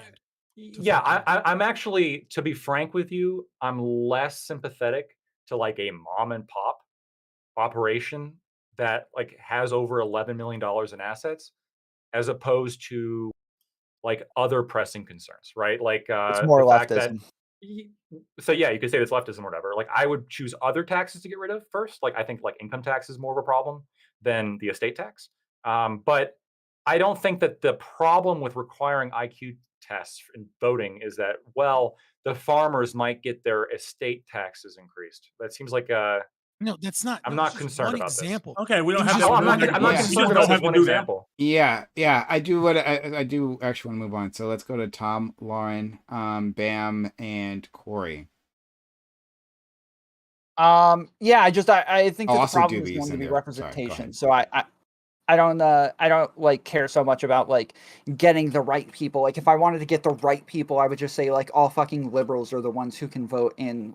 Instead of doing it by fucking IQ tests, let's just do it by political ideology instead. You're just kind of trying to find the right formula to where you're going to get your way, or things are going to get closer to what it is that you want. And it's democracy should be more about people getting representation, getting what it is they all want. As much as I can't stand Trump voters, and as much as I think they live in a post-fact world and they just don't care about what's actually happening, they're more run by their emotions and rhetoric, I still want those people to have a say. I still want them to be able to have a vote.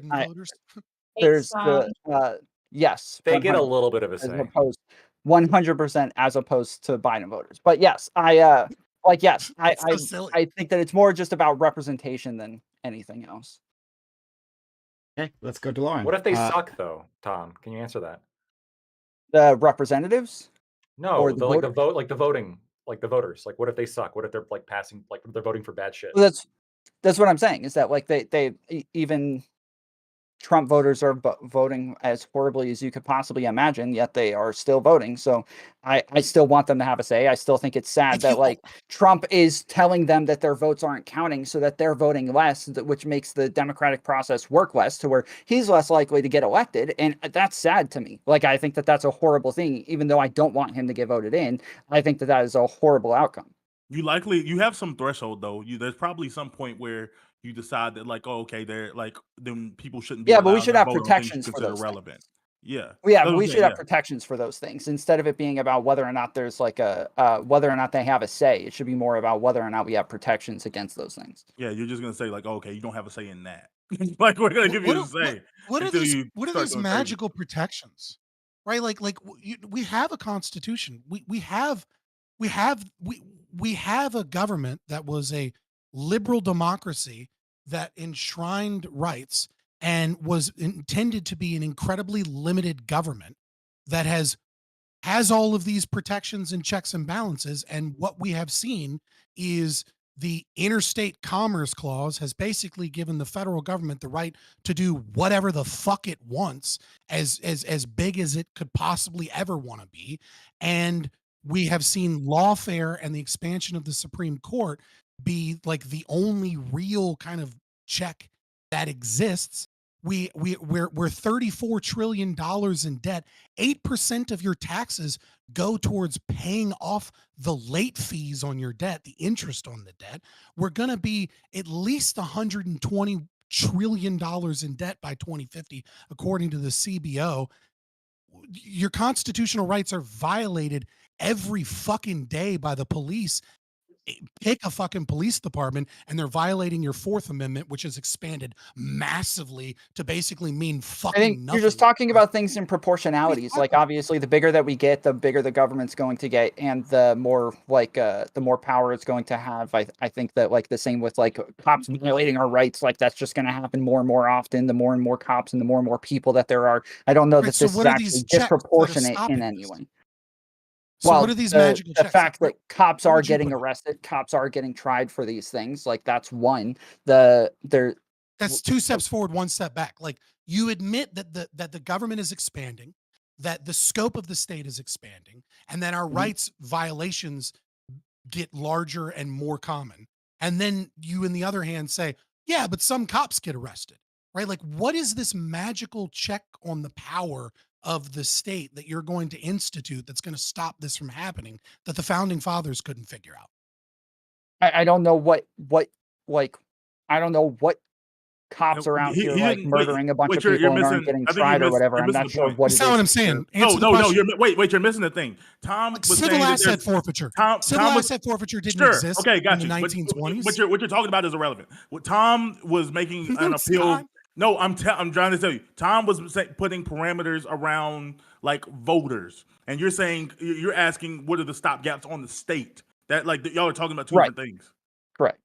But saying there's stopgaps on like what voters are able to. No, like, they are. I just want to point out, Scott, that under they my are system, similar to cops some. would have less voting they're power. similar, but I'm saying that like they're appealing. You're appealing to different things. You're saying that like, oh, okay, like what if all the voters were dumb? You wouldn't allow them to like vote in slavery. But then Scott's asking you like, how do you prevent the tyrannical government from taking your cheese? Hold on. That's the point, though, is that I wouldn't vote for slavery. I would vote for a representative, and then the representative would vote for slavery, and the representative is the one that has checks on them to where they're not capable of voting in slavery because we have a Supreme Court. What are these magical checks?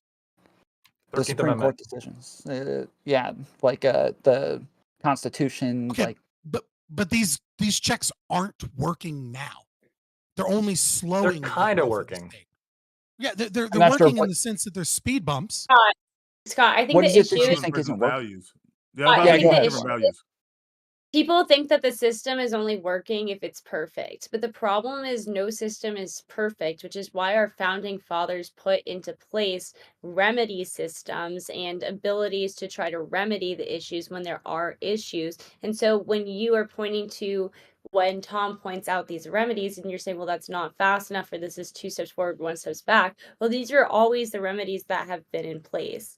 No system is perfect, but you could always try to amend the systems to make it as perfect as possible. Your argument. One more thing, Scott. Okay. You said, for instance, that the Fourth Amendment was getting expanded into nothingness. How so? Does a cop not need a warrant to search my house now without exigent circumstances? How is the without exigent circumstances, and then we have egress, and then they can basically do anything if you're fucking driving a vehicle, and like no, it is obviously expanded. You know, stop and frisk situations, right? Like because someone was casing, someone was casing a fucking store, so now we can utilize stop and frisk, right? Like these are all expansions of cops' ability to violate the Fourth Amendment. Are you referencing Terry v. Ohio right now? Yes, Terry v. Ohio. Yes, that was the landmark decision that allows people to stop someone to look for a firearm. If I'm correct, right? Called it Ohio stop. Yeah. Yeah, Ohio stop. Thank you. No, it's Terry stop. I'm fucking with you. Terry stop. No, it isn't Terry stop. Fuck you. Wait a minute. I was like, yeah, thanks. And then I was like, wait a minute. No, It's called a Terry stop, you fucker. But what stop and frisk was utilized, it's obviously not fucking constitutional, but whatever. You can force it in. Again, so are you're these? saying one. So you're saying one United States Supreme Court decision was wrong, and therefore all of the Fourth I didn't Amendment. say that. I gave multiple different ones. I said I think he's just giving examples, right? Like, but the point is I was that giving different it's supposed examples to. of the expansion. If you Yes, but think you're saying you that they're not actually being protected, and that's incorrect. Like they are being protected; they're just being expanded. This is a living No, document. then It I changes gave over it. Then time. We have Then I new- gave an example of fucking civil asset forfeiture, where individuals can stop you, steal your fucking money, then charge your money with a fucking crime, and then you have to prove your innocence in order to obtain your private property. And we've seen That's pretty examples of wild. police officers. We've seen examples of police officers stealing fucking people's brand new TVs and being like, "Well, we think you might have stolen this from Walmart. Come prove that you didn't." Right? Like no, like what I'm saying is that there are rights violations that if you were to bring the founding fathers to any of them, fucking pick one and have them Stop look stealing at my our heroin current one legal time. structure, right? Like have them look at our current legal It'd structure be like, why are and you black how it people not in occurs. chains? I They'd don't say understand. I was about to say, they'd say two things. First of all, why are these black people walking around free? And number two, you let them do fucking what? Like, I mean, like we fought wars over fucking 3% tax increases. This idea that the state is expanding in its purview beyond the scope of what the founding fathers envisioned is insane. It's not so much that it's expanding; it's that we've had like precedent. So we've the founding fathers have always established that we're going to rely on precedent. I mean, every state's different, but 49 of the states. Okay, it doesn't matter, but so. Because we've had more history of time, and as time expands, you're going to gain more and more precedent, more and more case law, and this is going to create more and more what you call rules or red tape. But this is just the nature of living in elongated time with an expanding society. Which is my argument. My argument is that it gets worse over time, and that the stopgaps aren't working. And you said, "Well, hey, this is just what happens, right?" And then you said, you said that this is what occurs. My problem you're with saying your it's getting argument worse. is my problem with your argument is my problem with your argument. I'll be very quick. My problem with your argument is that it continues in a specific trend. If these were individual interactions that then got back, right, that'd be one thing. But over time, you can see an expansion of the state, and it has not gone down in significant amount at any point in time during U.S. history.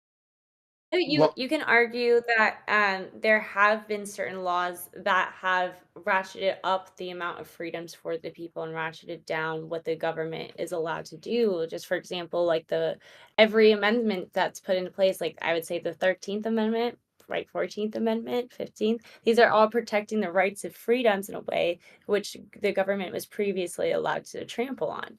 So so it's the Civil Rights Amendment is, to be fair, a living, breathing document. And so there's many people who think Terry v. Ohio was incorrectly decided, and there's many people who are trying to overturn that. And I think maybe in the future it could be overturned. And when that does happen, then you're just gonna that's just gonna be further. But I don't think Scott's argument relies on that. Like, I think Scott's argument is big enough to take into account that there are bumps like in the creation of the Federal Reserve. Yeah, like I think I was going to say yeah. So what I'm going to say that like expansion of freedom. So I think like his argument like allows for that. But specifically what started this was talking about the Fourth Amendment, and like the expansion of the powers of police. And then he brought in the federal government, and Federal Reserve also is part of that. Yeah, but talking about the Interstate Commerce Clause. And I think just on that alone, like if we focus on that, that's clearly the case. That the government just exploded in power, right? And how do we get it back? I actually don't know. But it's very simple. My question is, you say that we will have these checks and balances, and I say history is showing us that the ones that we have right now aren't doing nothing but slowing down the growth of the state, not stopping it. And so, what Yeah, are but these But you're magical saying checks it's and you're balances making it you keep that will inherently making keep it the bad about the state growth from of the being state. illiberal? Yeah, but you keep making it Yeah. about the growth of the state instead as of if that's something whether that's or not the inherently Yeah. checks bad. and balances are actually there, and whether, like, if we're going through a democratic process, like that's what we're supposed to be talking about, right? Is whether or not like democracy is the way to go. I don't know that you're putting in like that there's some other better system, right? I'm surprised nobody said it Yeah. yet, but like, yeah, obviously Winston Churchill says that democracy is the weakest form of government except for literally Except for everything all else. those that It's have Like we tried. can Yeah. say like, yeah, this isn't like great, but there's literally no other To better be option, and we're clear, still doing these things through Anarchism. to be democratic clear, processes. I'm a big government type of person, right? Like this is known. I'm fine with that. Being a It is socialist and known. all that, right? But like I'm not big government in every particular way, right? Like so expanding police powers isn't something that necessarily appeals to me. But like but in the end, right, when we were talking about a government, if we aren't going like Scott said, the only cure for this particular problem he's talking about is really anarchism. But if we aren't going to go in that direction, then like what is argued is that, well, we have these checks and balances in place, but to Scott's point, they keep failing over time, right? They fail slowly, right? Like like as the elevator is falling down, these are brakes, right? But their brakes aren't working very well, and we're still like Yeah, but falling to our doom. I think the point is So- that we don't think he's actually making that point. Like it doesn't seem like he's actually making that argument. Yes, very I well. am. You're saying you're that not. you can have a liberal government, right? A government based upon liberal principles, representative democracy, or a constitutional republic, etc. Right? And that there will be checks that will keep people from voting for things that violate people's rights. And what I am saying is that the expansion of the state is so problematic that it is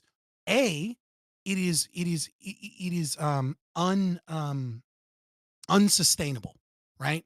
That Yeah, but you're saying that the expansion of the state is like they're gaining so much power. There's nothing we can do about it. We're gonna end this spot. We're gonna end this spot here because we're like we're deep in science long territory. We're gonna move to the debate is about democracy. I hear you, friend. I hear you, friend. And I don't blame you. I honestly don't. But let's move on to our friend Bam, Doobie, then Corey, and Lactoid. Oh, and halfway takes if you want to jump in. Yeah. So I'm about to say, kind of going back to the main frame of the topic. When it comes to the concept of democracy and voting, I like I said, I think that the actual bigger issue we're dealing with is just the I don't know if anyone could actually prepare for the scale of the size of the United States. A country of 330 million people spread out over 3,000 miles, like, from end to end. Um, like the majority of other countries, there are like other larger companies. You have India and China, but and a few others. But like for the majority of countries, operate on like smaller scales than like the average state. And that's probably like the reason you probably do those things is because the people are going to have things that they share not only geographically but culturally and like a number of other things that probably is impossible, like say just on forget the number of people as well, but just on the scale of space that the US is, that like I'm like trying to get us to, there's going to be pitfalls of asking people to all vote for this one rule of the land because it's just a lot of land to cover. Yeah, this is the point of federalism. Yeah, It so kind of failed, but I think that there's so like, yeah, although I don't think it's ideal, like I think that's why my biggest appeal to democracy actually falls more so towards social issues and towards things that happen in your city, county, or state. Um Obviously we vote for representatives, but I think that like the things that those representatives are debating about, although I do think what we have now works, there's certain things that I wish there was a third party power that could sort of move the needle along. And one of those examples for me as a person left leaning would be healthcare. It just doesn't seem to follow the profit model very well. It doesn't seem to be something that like voting for people I find to be useful. And something that Lactoid said, you don't have to necessarily respond to it right now. It was just a weird thing. Like, it was true, but also couldn't find the relevance of it. You said that like the state doesn't have a responsibility in not alleviating poverty. Alleviating poverty, yeah. Yeah, and I think that like, yeah, there's a US correct budget statement, would but like, Jared to differ. but like, why would that not be something we want our state to prioritize? It just feels it feels like one of the few things that like I would want the state to be interested in. But that's all I got for now. Let's go to Doobie, Corey, Communism Lactoid, Todd. enters the chat. I'm gonna be honest. I like zoned you guys out, or like tuned you guys out like an hour. That's low IQ behavior. Well, no, it's just you guys are going in circles about when is democracy appropriate and what. I guess Lactoid wants IQ tests. I guess I can talk about Hell that. yeah. I sort of agree, though. I'd take a much more I think like this is like kind of a meme that when people put it forward, but I'm actually I think serious about this. The service guarantee citizenship thing you see in Starship Troopers. I don't know if you guys are like familiar with the movie. But basically, if you're in the book military, is better. I I know haven't read it everybody yet. says that It's on about my list. everything, but you should read the book. Yeah, It's it's on my way list. talks about the government structure way more. Okay, yeah, so I'll definitely get to that. Maybe it'll give you more inspiration. But basically, I think you need to have more skin in the game than a big brain, right? Or being knowledgeable about a specific topic, or like having like a high verbal IQ or some shit like this. I'd prefer that people have like if they own property, if they have served in the military, if they're in a public office somewhere. I think these people should have the ability to vote. I think other people can get the ability to vote maybe through, we can have like if you get a college degree, if you pass the certain threshold of like wealth or age or whatever. I think it's something that should be earned. And I think my only thing is I'm unsure as to like where each specific line is for like how you can earn the thing, right? I know of a handful of things that I'd want like as a definite. Like a way to earn the right to vote or to impact or affect the government. But I'm not sure about all of them yet, right? So, but that's kind of where I lean. This I think used that to be America. America used to already have this system. Like in the early days of America, the only way that you voted is with a property deed, right? That's how you voted. Is that you showed up to your poll and you showed that your property deed, the property deed proved that you lived in the county that you're voting at and that this is where you're supposed to vote. But it also proved that you were a property owner. Right. So there was already a system of like the retards were weeded out and the people that had no investment or any stake in the government decisions were already weeded out because you had to be a property owner that had like your land, like you were invested in the country. So like this kind of already existed in early America. It just wasn't enshrined in the Constitution. They were farmers, though. They were low IQ farmers. Low IQ farmers. Yeah, but I think I'd be. There wasn't really a referring to renter something class back sort then. of like that. I think one of the major issues I have with like the modern democracy, quote unquote, in the United States, is you really do have a lot of people who have no incentive to learn anything about anything they're voting on. You have a lot of people who they're truck drivers, they're janitors, whatever the fuck, and that's totally fine for them. Right? I'm not shitting on those people. I think most people are fine just living their life, building a family, doing whatever, and then every so often they get all these ads and they get phone calls harassing them, they get shit in the mail, demanding that they go vote, trying to shame them into voting on a bunch of shit they know nothing about. Right now, I think that's actually like there's a cruelty in that, right? And I think the reason this happens is because the people that benefit from guilting you into voting, they do this to everybody because everybody has a right to vote. If we just restricted that and they were forced to actually deal with people who had skin in the game, had some incentive to know what's going on, in the government or know what these policies are doing because they'll be impacted directly by these policies, I think the system would work much better. Let's go to Corey, but before that, I just want to say to Doobie, we've talked about like your preferred system of government before, quite a few times. It would be really great if you like wrote it down, like if you like the way Lactoid likes to do with all his things. You don't need a manifesto before he shoots up a Walmart. I have manifesto. That's I'm what not going to shoot up a Walmart. Yeah, I'll be on my phone one day, like driving, and I'll like accidentally run into a crowd of Muslims or something, and they'll find this manifesto on my computer and claim that I'm like a fucking white nationalist or something, or brown nationalist. I'd read your manifesto. Yeah, I would absolutely read it. Jimmy, please. I would actually, it would be useful if you had like a government, like a document here that everyone examines, especially if you run a politics Discord server, right? That like people could imagine like or read and actually debate. I think it'd be really fun. So I'm gonna try to convince you of that. Let's go to Fred Corey. Well, Lactoid, you're not going to shoot up a Walmart, but well, what about those Teletubby drawings? But there's red flags. But yeah, to flesh out your framework more clearly, or to make it explicitly clear. So like your IQ-based system, and I find it interesting that well, all these studies on IQ, but the one about vegetarianism and IQ, that's left out on your database. That one wasn't so important for me, for my purposes. Yeah, of course. But so your I guess would technically be okay. It's permissible for you to, let's say, disproportionately, maybe disenfranchise religious conservatives. Yeah, look, disproportionately, sure. There is a group of people in America who we currently don't let vote because we don't trust their judgment. It's children.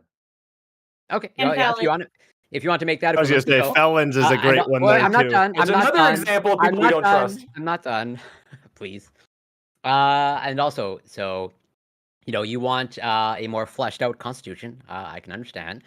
And so, we can probably agree that whatever, 30 to 50% or whatever, I'll be generous. Half of IQ appears to be, let's say, heritable.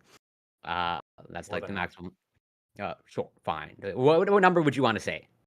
80% in adulthood. 80%. Okay. I think that's way too generous, but whatever. Even I grant that. But but you recognize that there's some portion that is not heritable, that is affected by external, factors out of your control, such as maybe just like nutrition, healthcare, even just like maternal supportiveness and upbringing.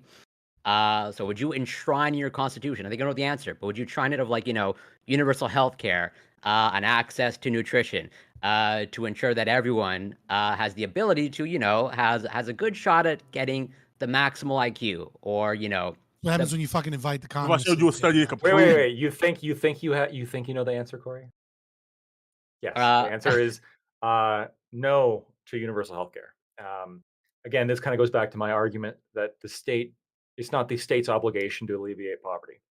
And in fact, I didn't mention anything about poverty. I just said you're talking about environmental reasons. No, I said access. I'm more or less advocating for an access to an IQ, as in there's some through the elimination of poverty. Not necessarily. Like you can still have access to healthcare and be impoverished. As far as there's definitely people living in poverty in Canada that have access to healthcare and they're still in poverty. I would argue, maybe this is like a weird way of thinking, but I would argue that if you have access, like universal healthcare is like an anti-poverty program in the sense that it gives people who can't afford a particular service, because poverty only matters because you can't access goods and services. And so if you remove the price restriction from goods and services, you are by definition alleviating poverty to some extent.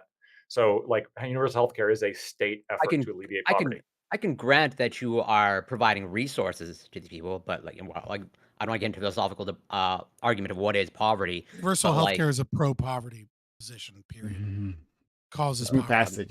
I'm not going to touch that. I just wanted to make it sort of explicitly clear. It's anti-market. It must create. Yeah, sure. I'll acquiesce. Yes, you're absolutely right. 100%. Look, I hope Scott's right, but I mean, even if he's not, I still would be not in favor of implementing. Yeah, sure. I just wanted to make that sort of put that on the table. Of it's permissible in terms of potentially targeting religious conservatives, and you said it was weighted, right? You said that the IQ would be weighted, so the smarter you are, the more your vote matters. Yeah. And the dumber you are, the less. Okay, so that actually would change a lot, Corey, because if there's a threshold about whether or not you can vote based off of IQ, your arguments might hold up. But the problem is once you start looking at, if for example, you get an additional vote for every standard deviation, right? If you're in the middle of the distribution, you get one vote. If you're one deviation away, you get 2 votes or half a vote.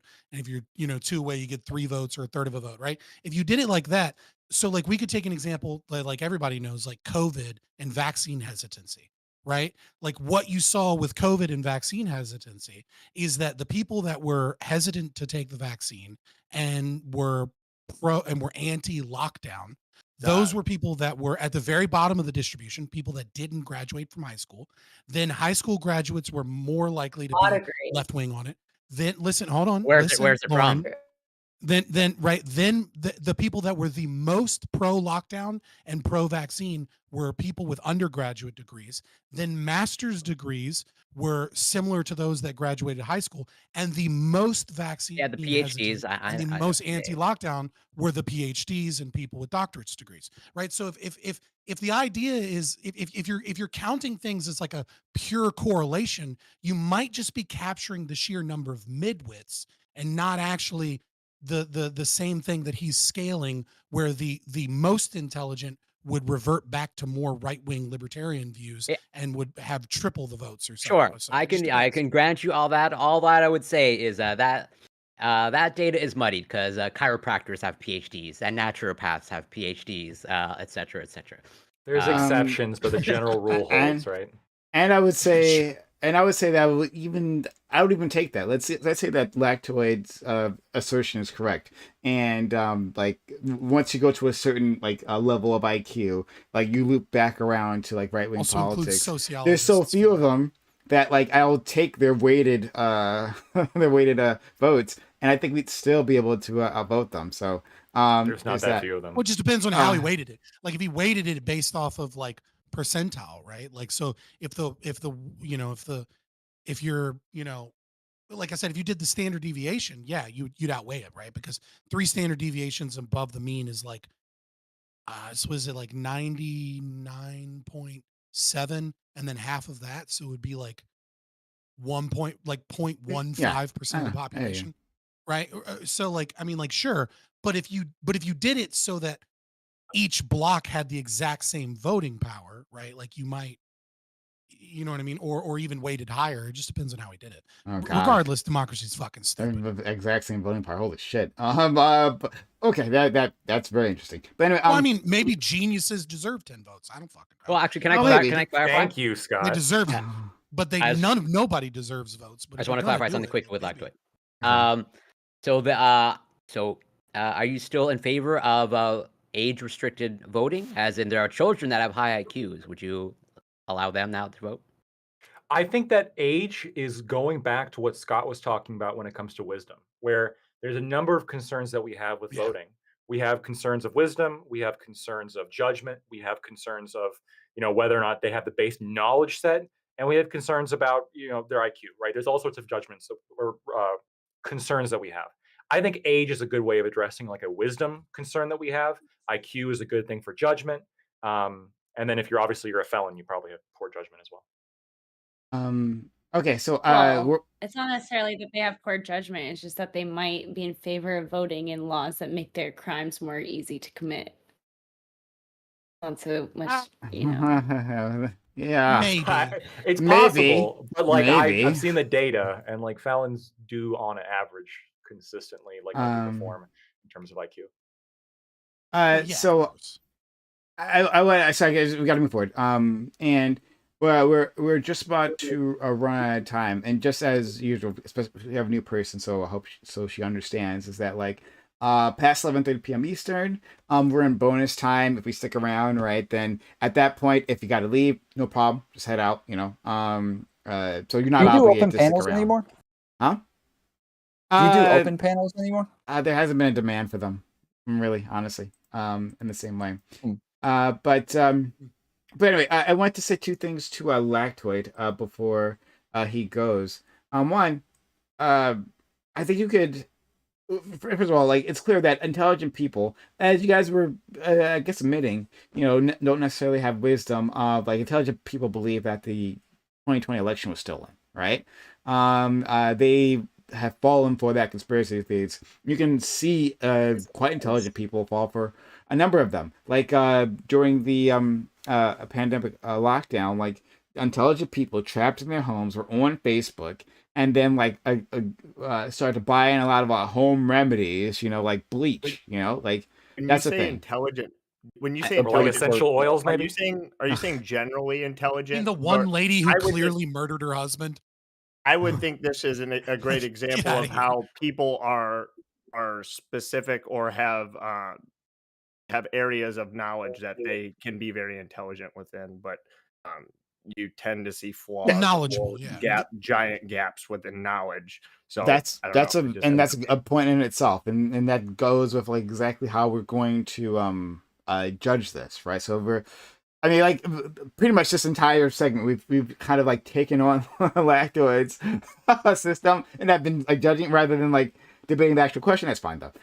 But I mean, I was, but you ended that conversation. That's true. So, you know, But I'm not mad about it at all. I'm not I mean, salty it's whatsoever. classic. It's classic Hayek, right? The local knowledge problem, right? Like this is where capitalism outperforms governance. It's because of the local knowledge problem. What you're describing, for example, you could look at farmers, you could look at engineers, you could look at whatever.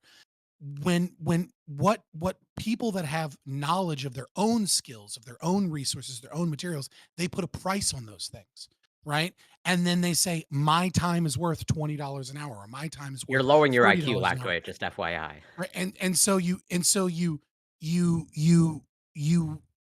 utilize that within a competitive market, right? And so the central planning of governance is this idea that, oh, all of these things actually need to be done by the government and they can't be done by the market at all, which is completely untrue. And what they do is they steal that local knowledge and then they take it and they put it to a vote towards everyone within the country that has no idea what the fuck nurses need or what doctors need or what pharmaceutical companies need. Lactoid. So the thing I want to ask you, right?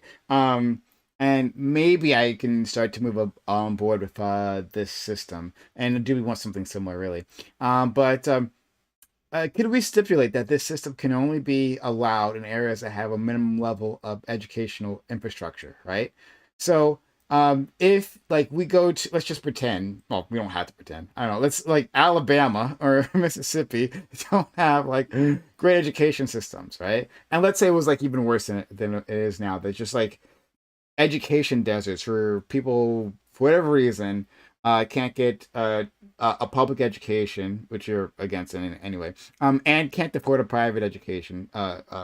So in that case, that like maybe we don't want to disenfranchise these people because that's not their fault. But we can't institute the system that you're referring to because they haven't met a minimum threshold for an educated populace. So the education would really matter, really, as it pertains to like the base level exam to see if you could even get the voting license to begin with. That's fair. I actually would, kind of similar to how a lot of states have hunter safety on like online on their like DNR website. There would be like a crash course in the government, right? Like I'm pretty sure they probably have this already. You could probably find Civics. like if you like On you can look up some YouTube. civics information, or on YouTube. Like this information is definitely accessible and out there.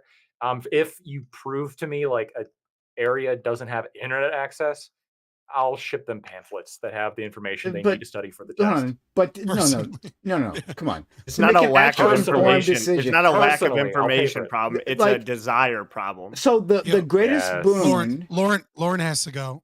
Oh, Lauren, you gotta go. Okay, Lauren, thank you for being here. I wanted to say, like, we Thank- really appreciate having you. We'd love to have you back in the future if you'd like to come. Thank you so much. Thanks for having me. I had a great time. Okay. All right, Bye. she Take didn't care, be promise to well. come back. Okay, that's fine. We'll pass that. He's like, cool story, bro. She does a lot of panels. She'll probably come back if she has time. We'll see. So I was going to say that like one of the greatest boons to American democracy, right, like participatory democracy, has been the rise of the national public education system, where we've been able to guarantee a minimum level of understanding, just like how it's allowed for better workers, right, like workers that can understand a minimum level of knowledge, right, to engage with tasks. That's also the case in terms of voting, right? So like you can't just send a pamphlet out and say that, oh, okay, I guess they got it, right? Like it would require like a high school level of education before we can say that this person at the very least can begin to engage with the complicated topics of running a government. I guess this is like a broader critique as to like how we want people to be making voting decisions generally, which we can talk about that. That's fine. But that doesn't really go to the heart of my proposal, which is like my proposal is quite literally just a minimum test. So we know that the people who are voting know what they're voting for. Like, what does a governor do? That should be a base level requirement. Like, oh, it's the executive of the state, signs laws, does this, et cetera, can order the National Guard, blah, blah, blah. Right? Like, you should have a base level understanding what a governor is before you vote on a governor. And that's Exactly. information. But you think that's just a basic education problem? Yeah. Sure, this can be a basic education problem, but we need to fix our fucking K through 12. Like, but you can find this shit on the way YouTube. that you fix it is by abolishing fucking public schools. Like, That's abolishing okay. public schools Have is you how thought about you that, fucking Prime? fix this. This is so. This Everybody idea that in we the have this. room If consider only, if only we throw more money at these fucking bloated, What if I- fucking lecherous, broken fucking Scott. school systems, it'll be fixed eventually. Yay! Like, no, just I'm not abolish talking about them. throwing more money. But, like, could you Abolish see them. could you see a world, and I know you're going to tell me no, but could you see a world where we possibly optimize the dollars that go to the Department of Education and then ultimately focus on the school board and the local education and the local school districts, because that's where the actual policy gets made, that's where the actual curriculum gets made, that's where the kids actually have a bead on what the kids are doing? Could you at least see a world where that could possibly be something that people want or desire? No, obviously I see that, and obviously I know that. Like, why do you see that? What? Obviously, about I that? understand that systems. Obviously, I understand systems that are blatantly inefficient. You can go into and you can tweak them and you can fix them to be more efficient. But it is impossible for the government to provide education that is as efficient as the market. Okay, it's not possible. The government hold on. We don't have to go down this road. We don't have to go down because I don't care. That's like not like the heart of this, right? So let's say that we introduce their market solution, and that works, right? Takes off as well as they say it will. Private school education everywhere, and or just homeschooling. Or homeschooling, right? But still, right? Despite like everything, how manifestly superior their system is, there's still areas in which there are like geographical areas where there are gaps, and there are people. There's not enough of the population that has met a threshold that we can say this is an educated enough population. And so I'm simply putting forth to Lactoid that, like, if you're saying that you do need to have a minimum level of knowledge, right? Like, you're saying, okay, you just have to know what a governor is, but that's not actually even it, right? Like, you have to, like, to make an informed decision, what is the government's policies, right? Like, how does that interact with society, my community? Like that's not just knowing what the office is not enough. And so you'd want a population that's minimally educated. I don't care if it's private. Do it. I don't care, right? But like, I mean, you're both trying to come up with an arbitrary level. No. Yeah, so this is what I would say. I don't, obviously I haven't created the test yet, so like I should do that. I should create like a mock test and see how many people can pass it.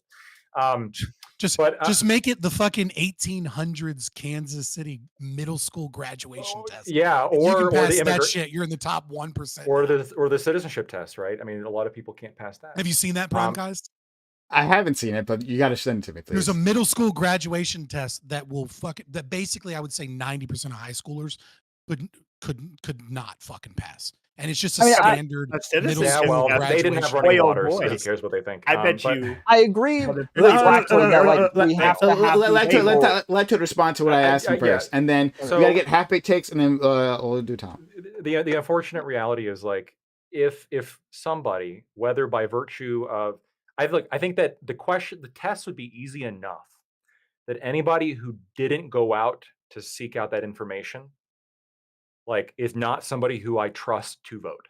I mean, that's it, right? Like, if you can't have the drive to look this shit up on YouTube or look at the free, government educational thing that we'll send you or whatever the fuck, like, if you just don't do that, then you haven't demonstrated the judgment and drive necessary for me to want you to have a say in essentially it putting force over me, right? Because that's all democracy is, right? It's other people enforcing their will over me. Okay, so I'm just gonna move past this. I have a lot of problems with this. Like, the more you talk, you're talking me out of it when I'm like, I was actually moving closer to you previously. Right. But yeah, like Aw. I have other Oh, I'm issues with it, moving but we'll see. Like Doobie has Okay, like here, compromise. We'll double the vote of the black population, and then we keep everything else the same. okay, sure, right, and And guarantee it'll still be weighted by IQ. That right maybe there, like folks, is the great compromise or the new great compromise. and guarantee like a minimum number of white women within black Saying like a neighborhoods, right? Okay, 3/5 fair compromise. That'll be in the Constitution that we talked about, right? Here. All right, I have big takes. I've been trying to get in, so I want to make sure you do. Tom and yeah. So my only or the big problem that I see, and it hurts my point ultimately, which is basically I want every American to have a vote, but I just think currently the average American voter is, frankly, a dipshit. Specifically when it comes to like federal government policies, I like more local, or I like more democracy at the local level, so it ends up um, being something that you can improve upon when you have local leaders or people within their community that can explain these policies to them and why they benefit them. The problem I think that you always run into when you have these conversations is the desire problem. The fact that people just simply don't have a desire to learn these things. They don't have a desire to go Or the time. look. And I mean, really quick, Corey, like he's saying that the time doesn't even matter. Like this isn't a matter of time. You could find the time to work that information in if you cared. But the problem is that you have to. How many care. Americans? And- Yeah, how many Americans would like if you ask them like, "Hey, would you like to do 100 hours of research on Israel Palestine?" They'd Nobody be like, said that. "Fucking no." Really quick, I don't even think it goes that far. I think No, I'm agreeing with the you. average, Just yeah, like, no, I know, as an no. example. I just don't want the point to get lost that you would have to do something like 100 hours worth of Israeli Palestine research. I'm talking about just like Lactoid said, it's the base level shit, the very simplistic shit that you should probably learn in your K through 12 education. But if somehow you slip through the cracks, it shouldn't be that hard for you to like learn that information through osmosis. Basically, you have to be a fucking invalid for you basically not to vote. I'm assuming within Lactoid's system, but you have to make people care, and I don't necessarily know if we know how to do that yet. So, yeah. 60% of Americans read below a middle school level. That doesn't shock me at We all, but underestimate just how retarded most people are. Like we really do. We live in our own echo chambers where we talk with other people about how politics. Lactoid treats jurors. I mean, yeah, Yeah, No, I mean, how we are taught to treat Jurors- jurors in law school. Okay, jurors are tough. I man. agree I with imagine everybody sucks in the jury Tom pool, Foley? but Yeah, I agree with Lactoid to a certain extent that like a lot of this is about education. I think that like in order for us to have a democracy, we have to have an educated group of citizens who are voting. Because if they don't know how to read or write or don't understand basic geography, like then they're just not dependable voters. And the more he moves away from IQ and more moves into like whether or not they understand the issues or whether or not they've kept up with current events, like that I think is more important. And I think that that would make sense on like some sort of basic voting test. That would be cool.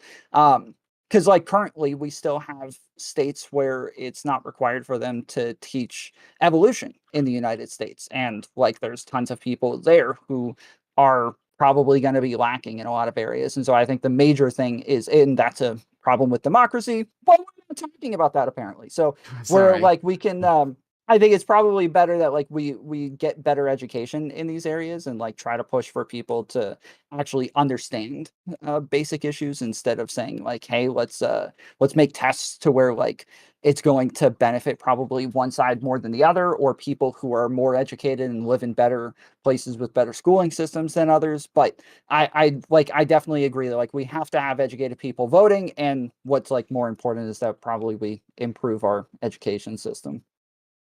So here's my question, right? Is there's everyone here seems to recognize. And before you do, just quickly before you do, guys, since we're already in bonus time, just want to throw it out there. If you've been appreciating this conversation, consider supporting the channel. Sub to the channel, give bits or give subs. Use your Prime Gaming. Your free sub here. Shout out to Razor Sharp Gaming who gifted 5 subs previously. Really do appreciate him being a real homie. Also, PayPal donations, if you're on YouTube, right, you're like, I don't want to give the YouTube, we got a PayPal link in the description. I don't know, you can maybe use that. I don't know, consider it. Yeah, so I'll let Scott go ahead, and I do want to hear more from Doobie because this system was closer to lactoids. So this is I don't understand.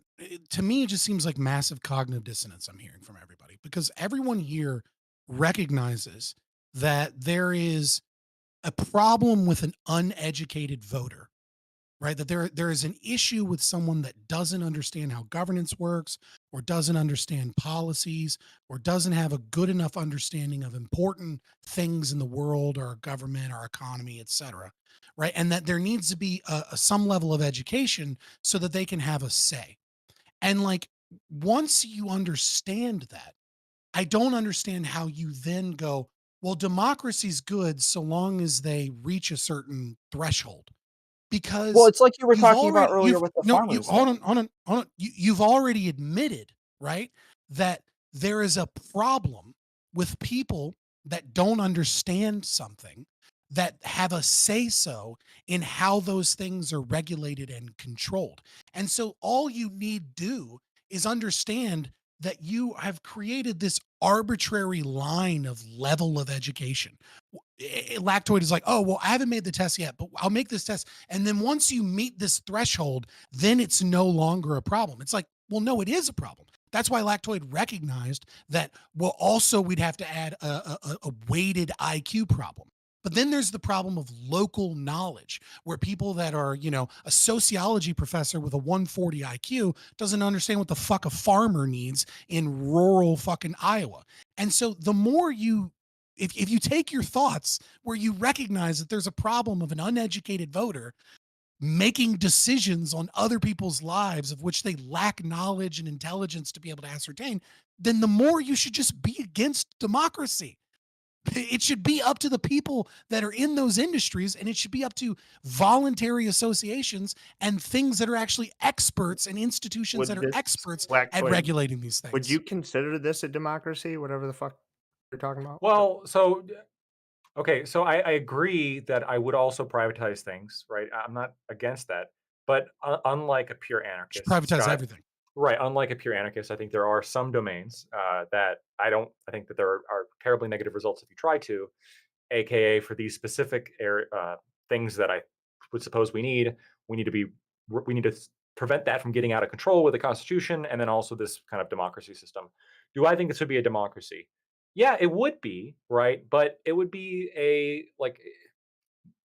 I guess my understanding of like a democracy is a scale. On one hand, you have like just mob rule, where it's like everybody votes and there is no protections for anybody. So currently, it's failed 3 times now. Congress has tried to ban the burning of the American flag. They tried it 3 times, and every time they try it, the Supreme Court says, no, we've visited this. You can't do this, right? It's against the First Amendment. Under like a pure mob rule. Was it Texas v. Johnson, and then I don't remember the exact names. United I know States. it was 3. What's the third one? I don't remember the exact names. I know for a fact there were 3 instances which Congress tried. Oh, you're talking about the guy in New York. Okay. But yeah, potentially, yeah. There was 3 times in which they tried to ban it, and every time it failed because of the First Amendment. And so we have those protections and limitations. And then on the other hand, we have like a pure one person rules everything. Maybe Doobie's, I don't know. I guess I don't want to like say a Doobie system when it's not what it is. But a more authoritarian kind of dictatorship. And I think everyone here is sort of elucidating where they want that line to be. And I'm not that crazy. I just want the line to be like a little bit more over in areas that I find to be reasonable, right? Can anybody here explain to me why we're totally comfortable limiting democracy for groups that we don't trust the judgment for, like children? I don't think anybody here wants children to vote because they're not capable of voting. But you don't have any problem with the idea of somebody who's just fucking completely knowledgeless and very low intelligence having an equal say. Like Yeah, that but just like they've Wait, done but nothing. children, my we Hold like on, really we quick. limit It's an their anarchist agency argument. on everything. That's not an applicable example because we limit their agency across the board and their ability to consent across the board, not just for Yeah. voting. So, but now Also- you're saying, hey, let's take this group of people who has the ability to consent to whatever, and they have their agency literally everywhere else, but in this one small area, we're going to compare them to children and say, oh, Not they a shouldn't small vote for area. children. It's not a small area. It's I- the little area where they're Exactly. exerting their will over other people. I don't give a fuck. think I'm the not better- saying no, it's small in like outcomes. I'm saying it's one small part of like all of the decisions that they're making and all of the agency that they have. All It of the has to things do they with the consent to. motivation. It has to do with the Waxman, motivation. I think the better example is felons. Like, why are you okay with restricting felons from voting? Bad judgment. And what I would say is that I don't think that because it has to do with judgment. It really has to quick, do with punishment. to his point, one, they had their right to vote, and then they did something that caused us to remove it based on their actions, right? Mhm. I feel like that's No. very different than just basing off of how like Yeah, but someone it's says still you gonna can be take the some same rights away argument from because felons, and Republicans realize they lose less elections if they take away felons' right to vote. Right? It's Yeah, got nothing to do with their I'm not ability to advocating judge for or that. govern. yes, I'm just I'm a working through convicted his felon, so I'm against taking the right away to vote from felons. But I do think that like it is about the representation. It is about like if all of a sudden only smart people have representation and dumb people don't have representation, I don't know that things get better for dumb people all of a sudden now because smart people are the ones deciding it. I think that those people still have to have their say and they still have to have their representation as well. They still need to make their own decisions and have their own agency. And I think it's kind of ridiculous for us to think, oh, well, just all the smart people will just make the decisions for them. But we already do that in That's some why you sense need with voting for representatives in the first place. That's already liberty. what we're doing is we're voting for a representative who is the smart person who is making the decisions. Did somebody start without their right to vote and then increase their knowledge and become a person that you would consider worthy of voting? Is that kind of how it would work then? Wait, Or if say you that again? fail that, Yeah. like if you fail that test the first time you take it, whatever this standard, whatever the The standard test is would for be you to before vote. every the test would be like before every election. And so like if you Okay, pass so the this test is before an election, then you that yeah. slightly to me is a little bit different than just restricting somebody based on like their IQ or off of like Yeah, their IQ is the problem that I have. Again, if you want to do it based on like how informed they are instead of how smart they are, I think would that's be okay with that. but But you yeah, keep that making it about IQ, and But he's that's where I still, have an he's issue. still so advocating it's for more representation based off of IQ, as in your vote is worth more. yeah, like Yeah. it's a number like this is one piece of a large pie. I'm not only talking about privatization to allow for more local control over things that people have expertise over. I'm also talking about age restrictions because we care about wisdom. I'm also talking about, judgment ability, which is why I want to control for IQ. We're also talking about a knowledge base, which is why we should have a poll test that has the base, like, basic understandings. All of these are limitations on democracy because they're essentially telling you, like, you don't get a say or your say is less if like you're not meeting these meritocratic requirements of like justify why you should have as much of a say over me as I have a say over you. And there are situations in which some people should have more of a say over other people than they have over them. Name Especially if they're smarter, right? Yeah, but one. Why again, do that smarter like the people point get of having a more of representative a say Typically, over we my vote 'em in. fucking life? Typically, You're we like all of you're your just- points people in. are about the representatives. Like the Like, you're people who are literally voting like, aren't you making the decisions in and of themselves. They're just voting on representatives. if The only representatives make the the actual fucking decisions as long as representatives they have to have a approve high like true stupid IQ. people. That's all that matters in the end. and the communist goal, then they can Oh, God. construct the society that the dumb Slavs that are uneducated and illiterate in mainland Russia don't know. We will bring them film, Commissar. We will bring them film, and they will then learn to think critically, and then they can be part of the Workers' Party and the great united Russia. Fuck off, dude. Okay, no well, one has more of a say Sounds over beautiful. someone else just because they're fucking supposedly smarter.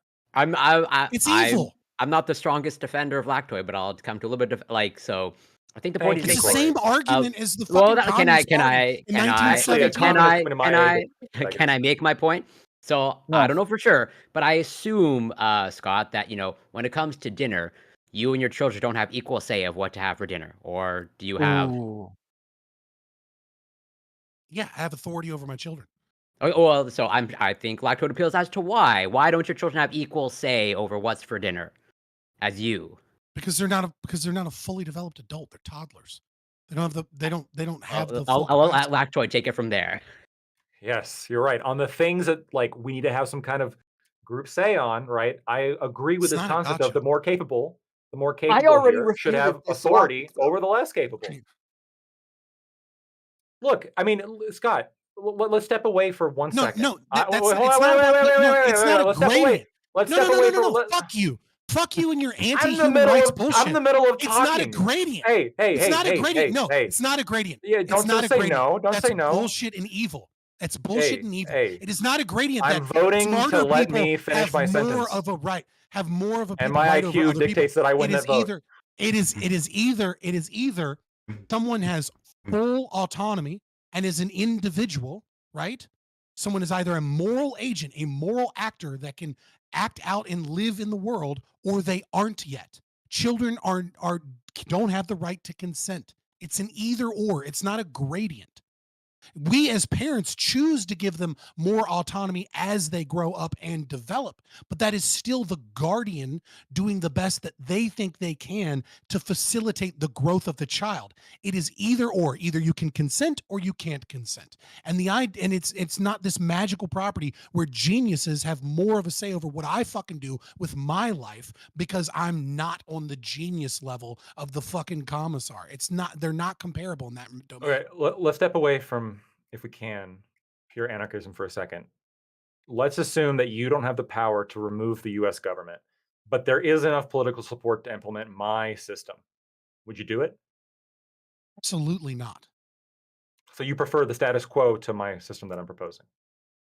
I prefer the status quo to taking individuals to putting literacy tests and growing the bureaucracy with literacy tests, and then growing the bureaucracy with IQ tests that are going to be managed by some government authority that I'm supposed to trust doesn't have a bias, that can then favor in elections who gets more of a say in the government based off of what the government tests say.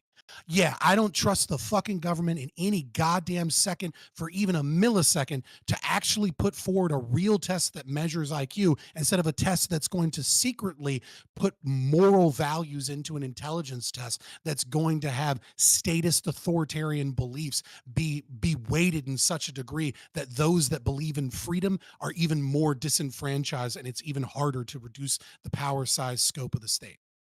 Absolutely not. I don't trust the government to do that. Okay, all right.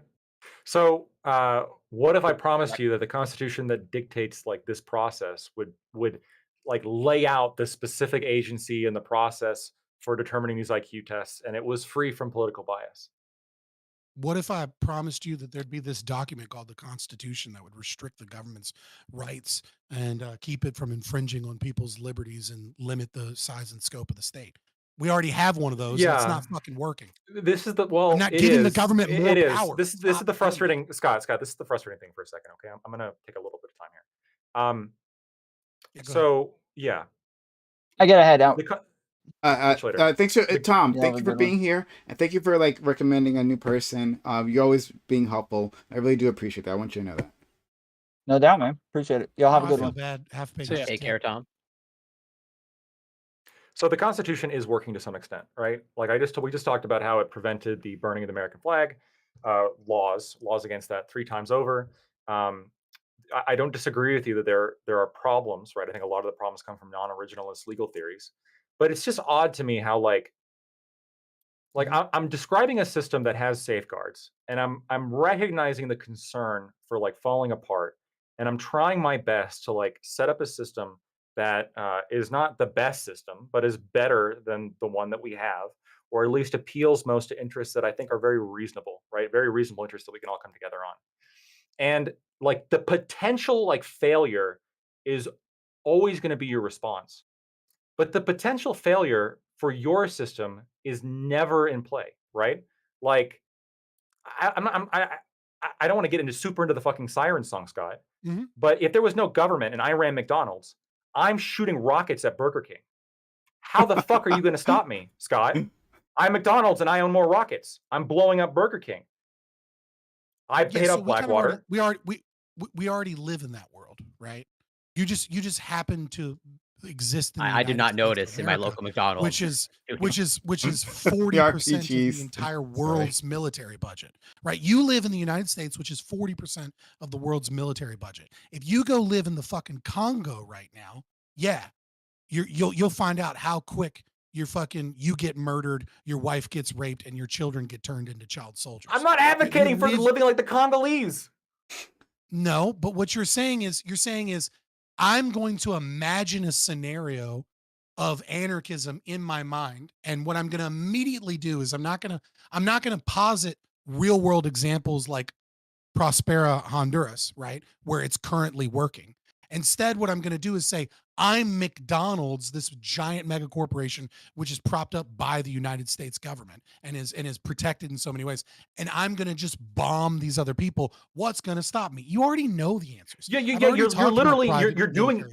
doing the exact same. You're doing literally in real time the thing that I criticized you for doing, right? Let's live in the real world. This is actually going to happen. Fair enough. Do you really think like, if we set up a nonpartisan body to bring out IQ tests, that it's going to be infiltrated by like the government that's going to craft your IQ test to like be a moral litmus test that they're going to use for like this grand liberal takeover of the voting base? Yes. I know for a fact that you've looked at social emotional learning. I know for a fact that you know exactly how much is going into that. There is no reason to believe that the same people that have infiltrated and subverted what is supposed to be social emotional learning by Casel as this, beautiful thing to try and make children more empathetic wouldn't be used in any of the same other metrics that we do. The idea that you think that I'm crazy, that the government, that we have the long march of the institutions that so many of these leftists are doing to try and invade state agencies, that you're going to give the government more power and more authority and grow the bureaucracy, and that's going to be a libertarian solution that isn't subject, and that the results of these tests are going to determine the weighted values of people's votes, that isn't an extremely weak chain in an already weak democratic process is insane to me. Yeah, it's insane. It requires less. It requires less of a cultural shift than pure anarchism. First of all, second of all, like the IQ test I'm talking about is like pattern. Why are we comparing those? Why are we comparing pure anarchism? Let's go. Let him go. I don't understand like pattern recognition and like fucking like geometry like consistency. Whether like, I mean, I guess you could potentially figure out some way of like loading it with liberal fucking propaganda. I'm sure this potentially probably could happen.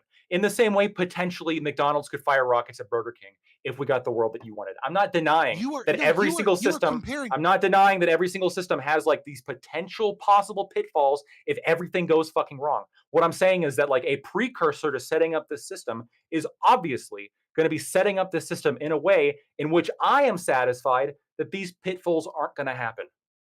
Right? I'm not going to agree to the IQ test if I think it's going to be infiltrated by fucking like left-wingers. I'm going to create the fucking agency that's going to create it. And I'm going to make sure it's going to be free of communist influence.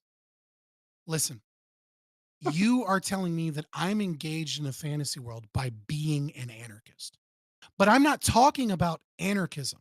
I'm talking about, is your system, your policy viable? And I give you an example of the long march of the institutions as it has invaded testing systems that are currently existing right now. If you think that an IQ test we both know that it's a fantasy program, that no one in America, no politician in America is going to put forward an IQ test that makes them have to be more honest and more critiqued by the intelligent. But if, let's say, this system actually was to be put to a vote, you think the left would agree to this without emotional intelligence? Oh, yes. EQ is such an important part of this. And I wouldn't support it. I wouldn't support it if they did that. Yeah. Okay, cool. So since we're engaged in your fantasy land program that will never get voted and will have all of the perfect an anarchist is telling me this that you want. We're engaged in my fantasy land. That's never going to happen. Okay, are you serious? Okay. How many times have I pointed to a fucking place where it's currently working and growing? Really. You keep talking about McDonald's and Wendy's and McNukes. And sorry. Okay, hold on. Place where it currently exists. Hold on. You two. Hold on. All right, so maybe He's you're just not a real libertarian, Prime. slightly talking past each other because Scott said that like, well, at least initially, maybe he shifted on this, but like initially that his argument doesn't rest on anarchism, right? He's simply pointing out like one, he thinks it's a contradiction between your stated values, Lactoid, and then the proposal that's on the table, and then also that like an internal critique. Like, if you want me to be an anarchist right now, I can. You're trying to use my anarchism to avoid the internal critique. Yeah. So no, I'm not. Let me you're gonna head out, DB? Yeah, I gotta get going. Bye, friend. Didn't want to interrupt their DB. We got to get you to write your thing down so we can engage with it. I'm not. Look, I'm pretty nerdy, but I feel like I'm not that nerdy. Like I'll write it for you if you want. Like, right? You chat GPT to write it. You can dictate it. Oh, I can do that actually. Yeah, I'll do that. Okay. I get ChatGPT to do it. Get ChatGPT to do it, and then just keep correcting it until it's like goodbye, friend. Thank you for being here. See you later, Doobie. Always a pleasure. All right, go ahead, guys. So I fully recognize like the internal critique, which is like it's a slippery slope. It's pointing out a slippery slope, right? This concept of, well, once you set up this system, like XYZ could happen, right? It could be infiltrated by communists. They could implement social emotional learning. Like XYZ program is going to be susceptible to XYZ outcome, which is also true for every single proposal ever, right? If you set up an anarchist system, you could have McDonald's arm itself with nukes and fire it at Burger King. You could have this happen. But what I'm trying to emphasize here is that it's actually a critique of, like, Scott, your argumentation here. I'm not saying that I'm going to do this if I'm not satisfied that these concerns are not going to happen, right? I'm not going to do it if I think social emotional learning is going to fucking invade the IQ test, right? Then I'm not going to do the system until I'm comfortable that social emotional learning is not as prevalent in our educational system or not as prevalent in the government to the point where it's going to influence the IQ system, right? Of course. Okay. In the same way that you're probably not going to advocate for anarchism in a system in which let's say, that McDonald's is going to seize the opportunity and start firing rockets at Burger King. That'd be ridiculous. You'd be like, well, no, hold on a minute. We got to change some other things first before we get to this point. Same thing with me. Okay, so let's slow down a little bit, and let me maybe make the argument from a more base position, right? I started the first topic. I don't know if you were here, right? By a quote that you've heard me say before, right? I know. You don't know if Blackfoot is here for the first topic? It was. I was joking. Okay. It apparently didn't fall. It fell flat. All right. Right, but you've heard me say this before, right? Which is Charlie Munger from Berkshire Hathaway quote saying, "Show me the incentive and I'll show you the outcome." Right. The thing that you are describing is an expansion of the bureaucracy of the state, right, to determine eligibility and value of votes based off of tests and metrics that will be instituted by the state. And what I'm saying is that is a really, really perverse incentive. And that when you say, well, I'm going to put forward these checks, these balances, I put forward those same questions that I put towards other people on the panel earlier, which is like, what are these magical checks and balances that are more powerful than the perverse incentive that I see? Because I think it is a dangerous thing to grow the power of the state and have the state manage a system where they get to determine the value, the weighted value of voters, and they get to determine who has a right and doesn't have a right to vote based off of tests and metrics that they create. That is a very dangerous power to give the state, period. And even if it's good initially, it could be very bad 10, 15, 20 years later when you don't perceive it, but you've already set the precedent of giving them that power. Okay, I hear you. And I guess my only response would be that I think that there's a greater perverse incentive that exists when you allow those who are intellectually lower to vote for impulsive, self-interested policies, normally in order to redistribute things in society towards themselves. That's what I think is a bigger perverse incentive. That is a bigger problem, right? When you give people the ability to do that. Are you wrong again? Like, are you wrong that these pitfalls aren't possible, or are possible? Of course they're possible. I'm not saying you're wrong on that. All I'm saying is that every system has incentivized. I think those pitfalls are incentivized. They're almost inevitable. great. Yes, you're jumping in a 4-foot pit to avoid jumping in a 30-foot pit. That's what I think is happening right here, right? We have a current problem that I think is like much more of a problem, which is that you have large swaths of people. Yeah, democracy. You have like you just pointed out, you have 60% of the population who can read at a middle school level, who have same voting power to the four of us here. I'm sorry, to the audience that's watching Prime's, the very educated, intelligent audience that's watching Prime's Twitch stream, right? All the cleatuses in the audience. Yeah, the how most do you guys intelligent feel? ones donate, though. But go ahead. Oh, by far. I mean, now we're talking like they should get at least 15 votes compared to the the average 60%, and they don't, and it's a problem. I gotta get out of here. I appreciate the back and forth on this. But Scott, can I say one more thing? Because the one thing I want to get out previously is that I think you two were like slightly talking past each other. I mean, the purpose of that's what happens every time libertarians talk. For the record. Okay, fair enough. That's what libertarians do.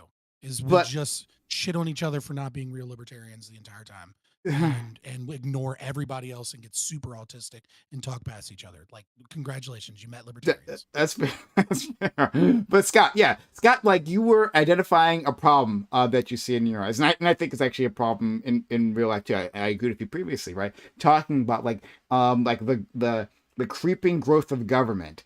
And like what can increase that growth or increase the rate of that growth or decrease the rate of that growth. But if there is going to be a government, there will be a growth, right? And you were like talking about how this system, like as you see it, gives incentives that increases that rate. But Lactoid, when he's presenting this system, like doesn't actually care about that, right? Like that, at least that's not what his original goal is. His original goal is simply to present a system in which, like, if a government is going to exist, like here's how he sees it being run more efficiently. I think maybe you're misunderstanding. Right. So I'm not saying that this system is going to increase the rate of growth of the state. What I'm saying is that this system, by design, is additional powers to the state. Right. So as of right now, the state, individual states, right, under a system of federalism, so Virginia, Maryland, each of these, they have the right to determine how elections proceed. Right. But based upon a lot of complicated stuff, Lactoid may even be able to explain it better. Right. They're basically all these fucking rules you have to follow. Right. And it's a complicated process. But for the most part, they're allowed to determine where the voting polls are, etc. But because of the Voting Rights Act, right, they're not allowed to create tests that determine who can and can't vote. And on top of that, it's a one person, one vote system. Now, there are some exceptions, like Maine, you know what I mean, like with their electoral college, for example, like they have 2 representatives, and like usually like one goes Democrat, one goes Republican, because like it's weighted, right? Like there are some small exceptions, but for the most part, right, if you're a person, it doesn't matter how old you are, you get one vote, and then it's a winner take all system in terms of the electoral college and in terms of the Senate, etc.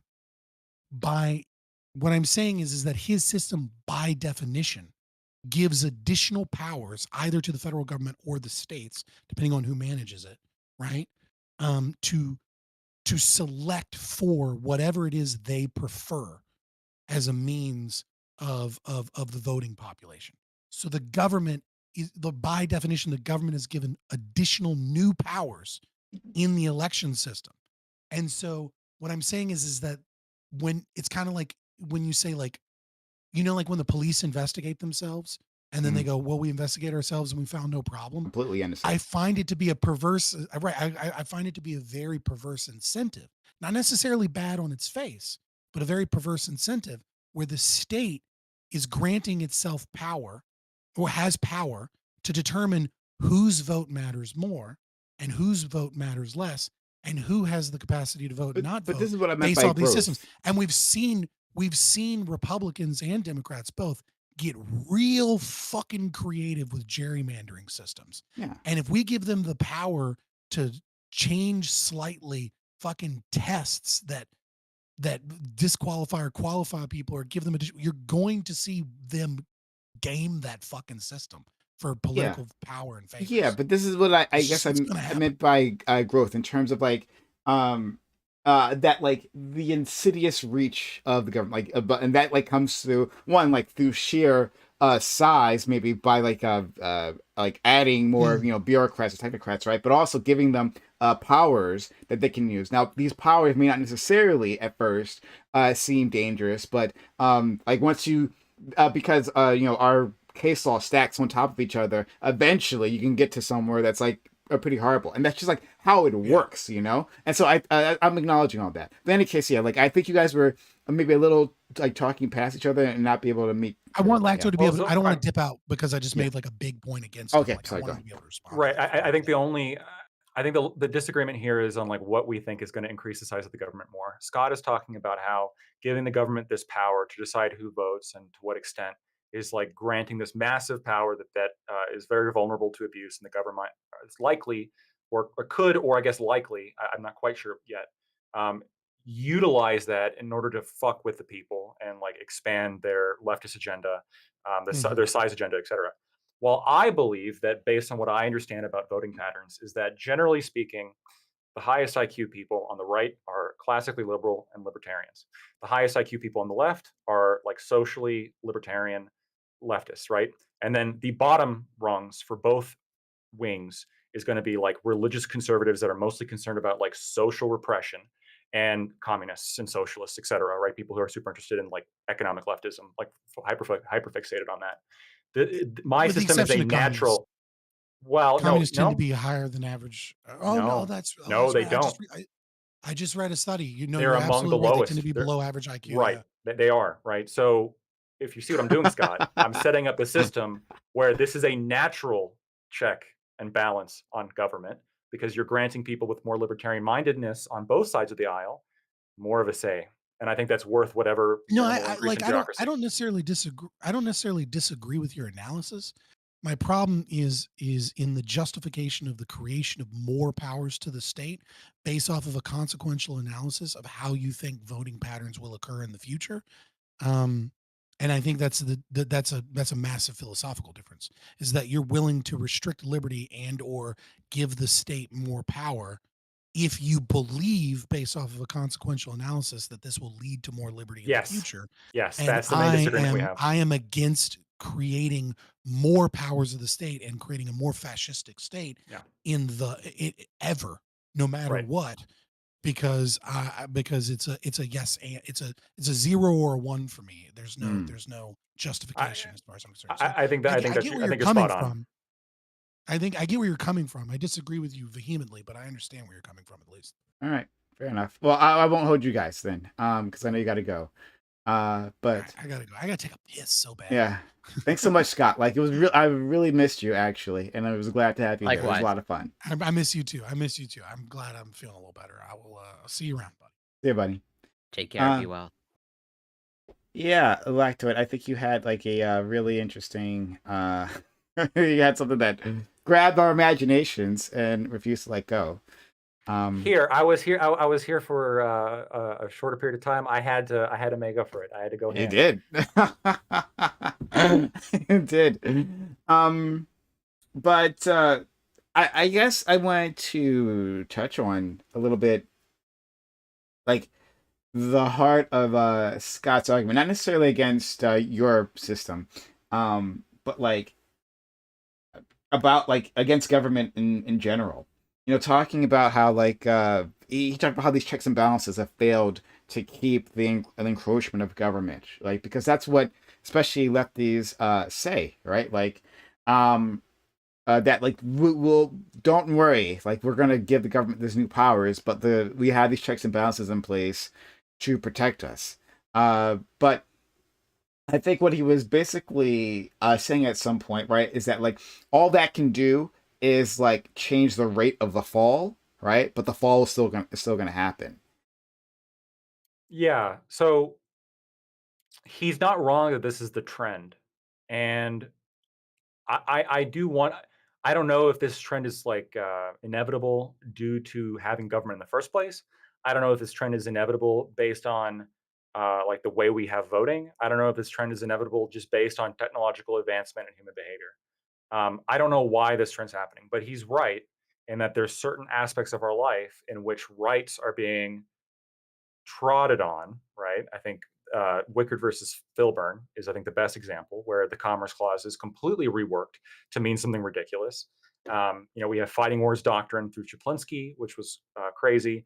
We have Korematsu, which is like putting Japanese people in camps. I mean, a lot of the shift happened during FDR, right? And you can look at a lot of the rise in government following FDR, and I think FDR is responsible for a lot of that. But on the other hand, I'm not as doom and gloom as Scott is on some things, right? Like the 13th Amendment is pretty fucking good, right? Uh, we used to live in a world where people own people. That doesn't happen anymore. Now we only do that intellectually here, right? We own them. Oh, of course, right? It used to be the case where, we're having gay sex as early as what? Bowers was in 2004, I think, where it was a criminal act in Texas and in multiple states where if they caught you banging your boyfriend, you're going to jail. Like crazy. Like this was a country that, and we went from that to look where we are now in less than 20 years. We've completely shifted on the issue. And so there are certain things you can point to where I think we've gained some freedoms. And I don't think it's as doom and gloom. And I think that we should kind of stay a little bit optimistic and vigilant and do our best to work on making a rights-based smaller government and not just give up and say, well, the whole thing's fucked anyway, because it's not all fucked. I totally feel you. In fact, I brought this point up because the lady Lauren brought up something similar, and I'm like, well, his argument actually can still is still expansive enough to deal with that, right? That there might be these occasional bumps in which we have more liberty, but in the end, there's like a trend. Potentially, yeah. And for me, right, so like, I had said like, well, the cure for this, as far as I can tell, one is anarchism, just like, okay, we're just done with government, but then we have a whole another set of problems. But also, like, as a socialist, like, I understand this issue, right? I feel it. And I think that it's like pruning a tree, that like the branches will grow where they'll grow. And some of those branches will be beneficial, others will take away, right? And like limit the survivability of the overall plant. And it is the struggle of like simply pruning the right leaves, and pruning those branches. So I'm for that continuous struggle, even if it means that I might be born in a time period where like the pruning either hasn't happened or it's happened in a way that limits like my overall freedom. Like it's just the struggle of human society. So I'm with you there. But yeah, like I guess that's just something it's one thing to acknowledge, like that even I as a leftist, right? Big bag leftist. I get the problem with like big government. It's not like I'm blind to that, In fact, you hear me complain about it all the time, especially again like police powers. So yeah, like I think there's like room to form a bridge here. I think also that oh yeah, I want to mention I was very happy to hear when you said just a little while ago that the people of highest IQ on the right are libertarians like yourself, right? And on the left would be social libertarian leftists like me. Yeah, that's true. Hey, love to hear it. I haven't seen the study, but now I accept it completely. You shouldn't. You should want to see the study. No, I think Lactoid. I think Lactoid doesn't lie. But Lactoid, since I believe I believe you're under 30. But the study that I sent about IQ in childhood predicting vegetarianism in adulthood, it only works if it's predictive if you go vegetarian under the age of 30. So there's still hope for you. If you want to boost your IQ, go vegetarian. I got a few more years. Yeah. Got a few more years. Okay. I also, another big thing that's kind of poised to happen, and I think this comes again from so Chevron doctrine is a concept in the law which basically states that agencies get to have deference in interpreting their own rules. The Supreme Court might overrule Chevron pretty soon.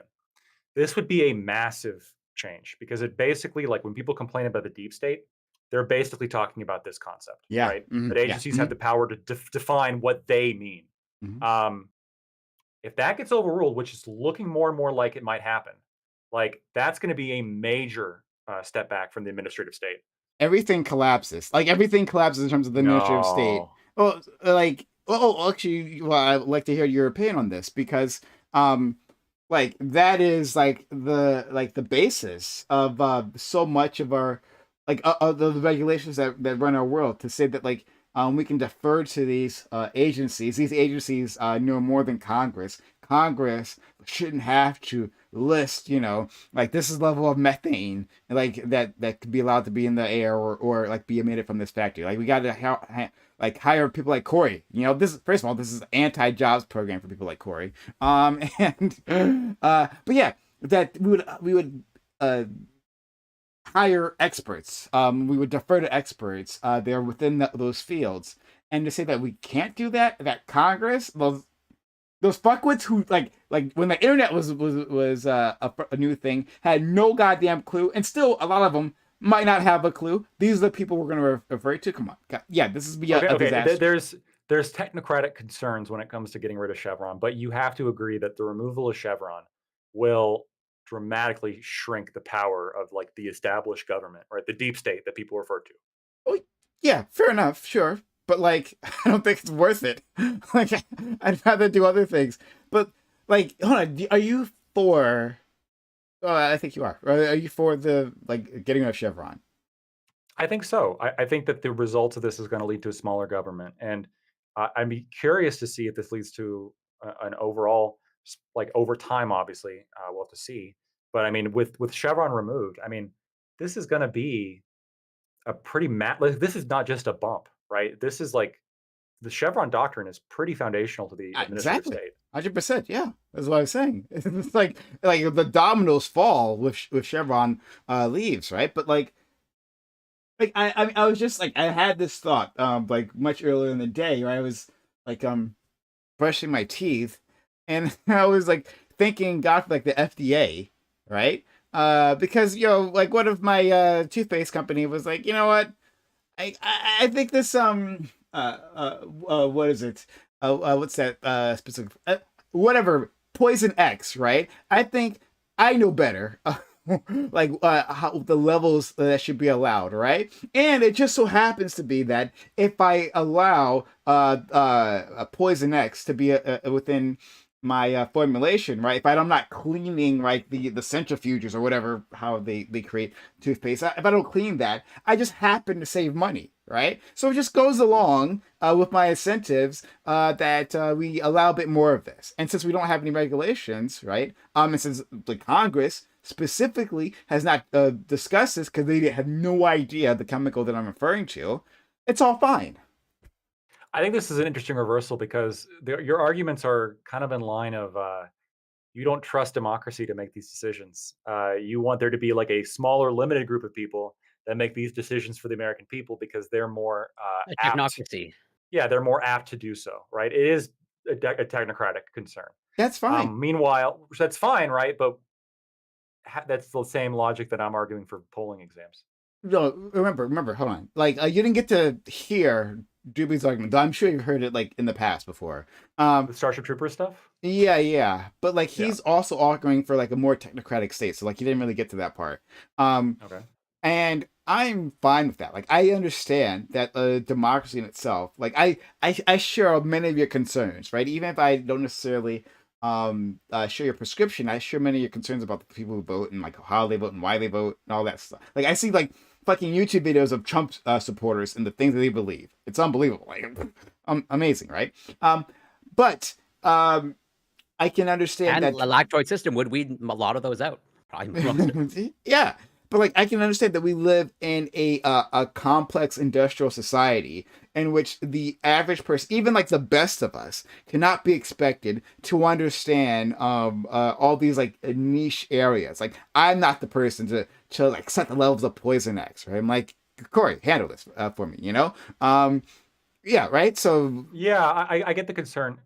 I guess in my mind, the primary reason I'm concerned with the Chevron doctrine is it dramatically increases the power and scale of the administrative state, and it's making moral decisions that are being sort of dressed up like technical ones. So, for example, right, when we're talking about the air pollution in a given area,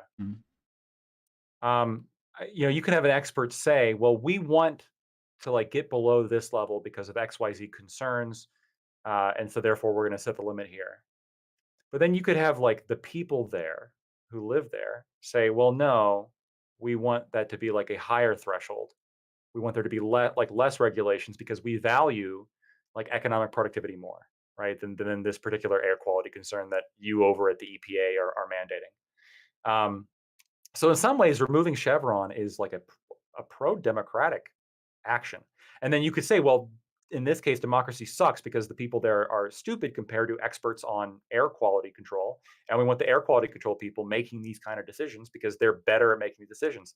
I empathize with both points, honestly, right? I get the concern of, I don't want a bunch of government technocrats dictating policy, not based on my moral codes, but based on their technocratic knowledge. But at the same time, I don't want a bunch of idiots who don't believe that air quality is a thing, who just want dumping cadmium in my water supply. Friend, that's not well, I mean, it's one of the issues, right? And I've already identified that. But I think the main issue is that because we have this complex industrial society with lots of inputs into the government, the input that I'm worried most about isn't the ballot box, right? It's the industrial powers that have money that they use to influence our government, right? The administrative agencies? But even it doesn't matter if the administrative agencies are there. They'll just directly influence Congress, right? They do that already. So they can directly influence these agencies right now. No, I hear you. Administrative capture. I absolutely I hear you on that. And so my prescription for this would be to get money out of politics, right? I agree with you. Okay, right. So that's something that I think I brought up once in a panel, and literally everybody in the panel agreed that we should just put forward a rule saying that if you get involved in government, you're not allowed to own stocks. That's just the rule. I love that. And fuck Nancy Pelosi, corrupt ass Pelosi, and how she operated. It's all of them. It's all of them. It's all of them. And Nancy Pelosi, the queen of that, the head of that marching band. But of course, you and I don't entirely agree, of course, right? Because I would go farther than that, of course. I'll go further than that too. I think that if you get a job in government, you should not be allowed to own a lot of things. No stocks, no interests, no bonds. Arguably, you should even the salary should be removed, and you should get a stipend and a 1-bedroom apartment provided for you. And you get your bank accounts monitored, so you're not going to get bribed. We're gonna fucking watch you like a hawk. I think that's an interesting idea, right? To remove. You have a drone, follow them 24/7. Somewhat. Now we can do that. I'm almost thinking about. Look, if you're going to be the government, you don't deserve privacy. That's it. I forgot about our drone discussion. I'll never forget the drone discussion. It was the mother drone that had a lot of baby drones. That was a great discussion. I think it's a really interesting proposition that maybe we should talk about some other time about limiting the privileges of politicians, right? So to help weed out those who love power, you have to actually you have to be a motherfucking servant if you're gonna go to Congress. I love this idea, so we should talk about that more one day. But Lactoid, come on, Lactoid. I'm a hopeless leftist, right? No, I'm building a bridge with you here. We both hate government corruption. We're building a bridge, right? And now that you built this bridge, now I can invade your area. Well, I got the Mick rockets, so you're already making a terrible mistake. I can say that I'm gonna attack the shit out of billionaires because I think they also our corrupting influence in our government, the biggest corrupting influence, that they're the nexus of money and power, and that so government can't help but twist around them, and so that we have to limit that power for the good of society in general. Like even beyond like redistributing that money for any particular reason, I'm fine with burning the money. I just don't want them to have that level of power to be able to influence society in general. I'm okay with them having it, but I would like crack down on like election advertising a lot. Mm.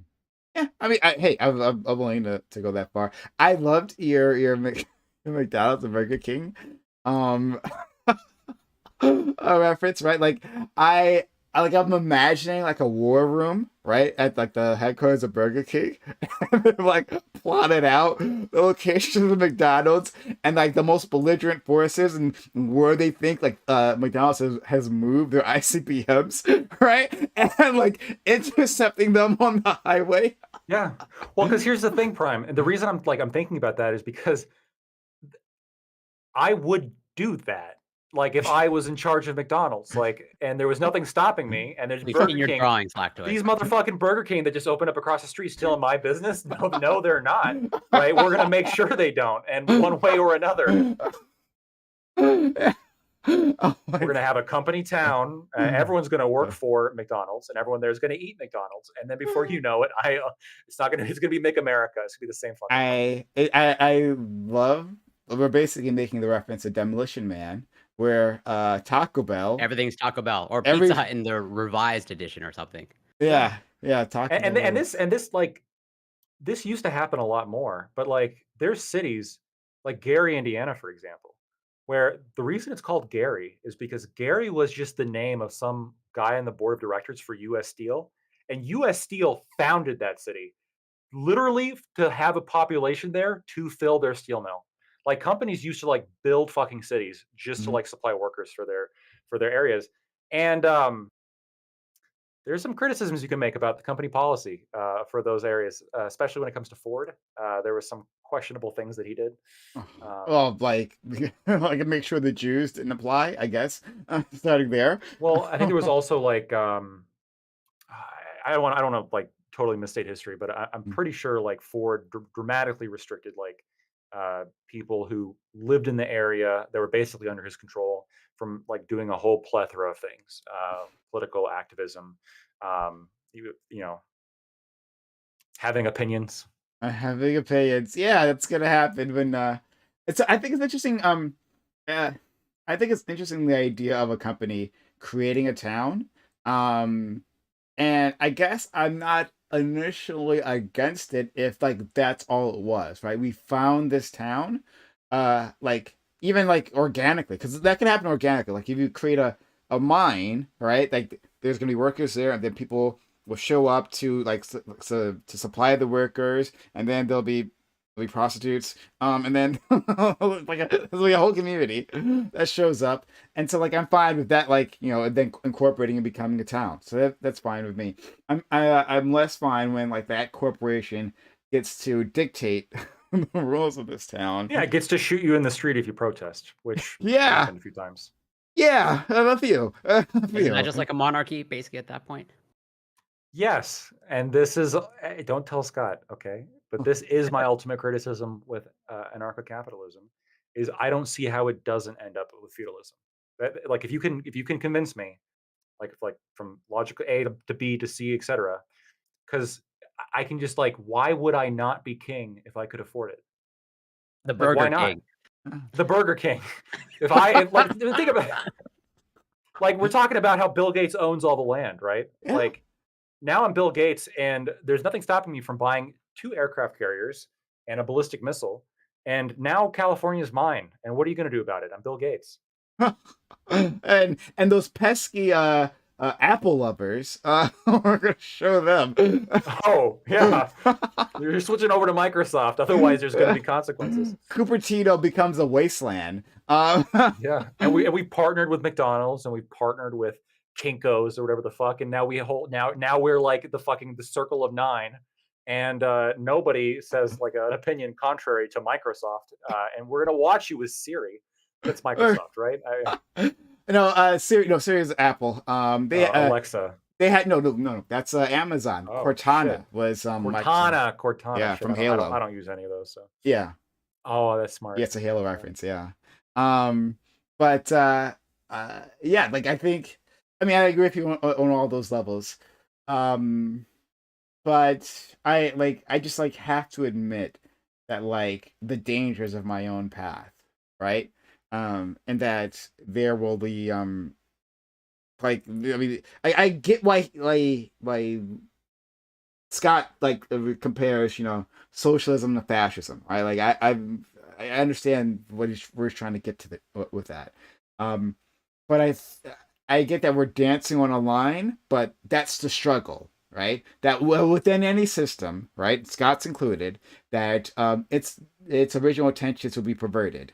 That you can have some sort of golden era for a certain period of time, but corruption and vice and like personal interest and like even just like introduction of technology shifts the balance of power, and then there's another struggle. The struggle never ends, and so even within his anarchist future, right, that like there's still a struggle, even if it's a different struggle. That struggle certainly exists, and yeah, I just embrace my own. Every single system, like my I think every system is prone to like the potential for failure and slippery slope. My concern whenever I'm drafting a system is just to minimize the risk of that happening, right? And so I want as libertarian as possible while preventing what I see as potential pitfalls. That's it. Okay, all right. So why don't we leave it there? I think we've got it. I'll okay. So I'll raid. Who we're raiding? Corey, why don't you What's up ever with that, Corey? streaming? Well, actually, out of respect for you, of like I want to pay attention to the full panel, and enough. like not be distracted by my own chat, and also just to pretty much make it clear that I'm not here to like farm your audience or like whatnot. It's just like Wow, I'm here Corey. to be here. Farm my tiny audience, right? It's like dirt farming, like it's subsistence farming. But everyone, thank you for being here. I really do appreciate it. The kindness, right?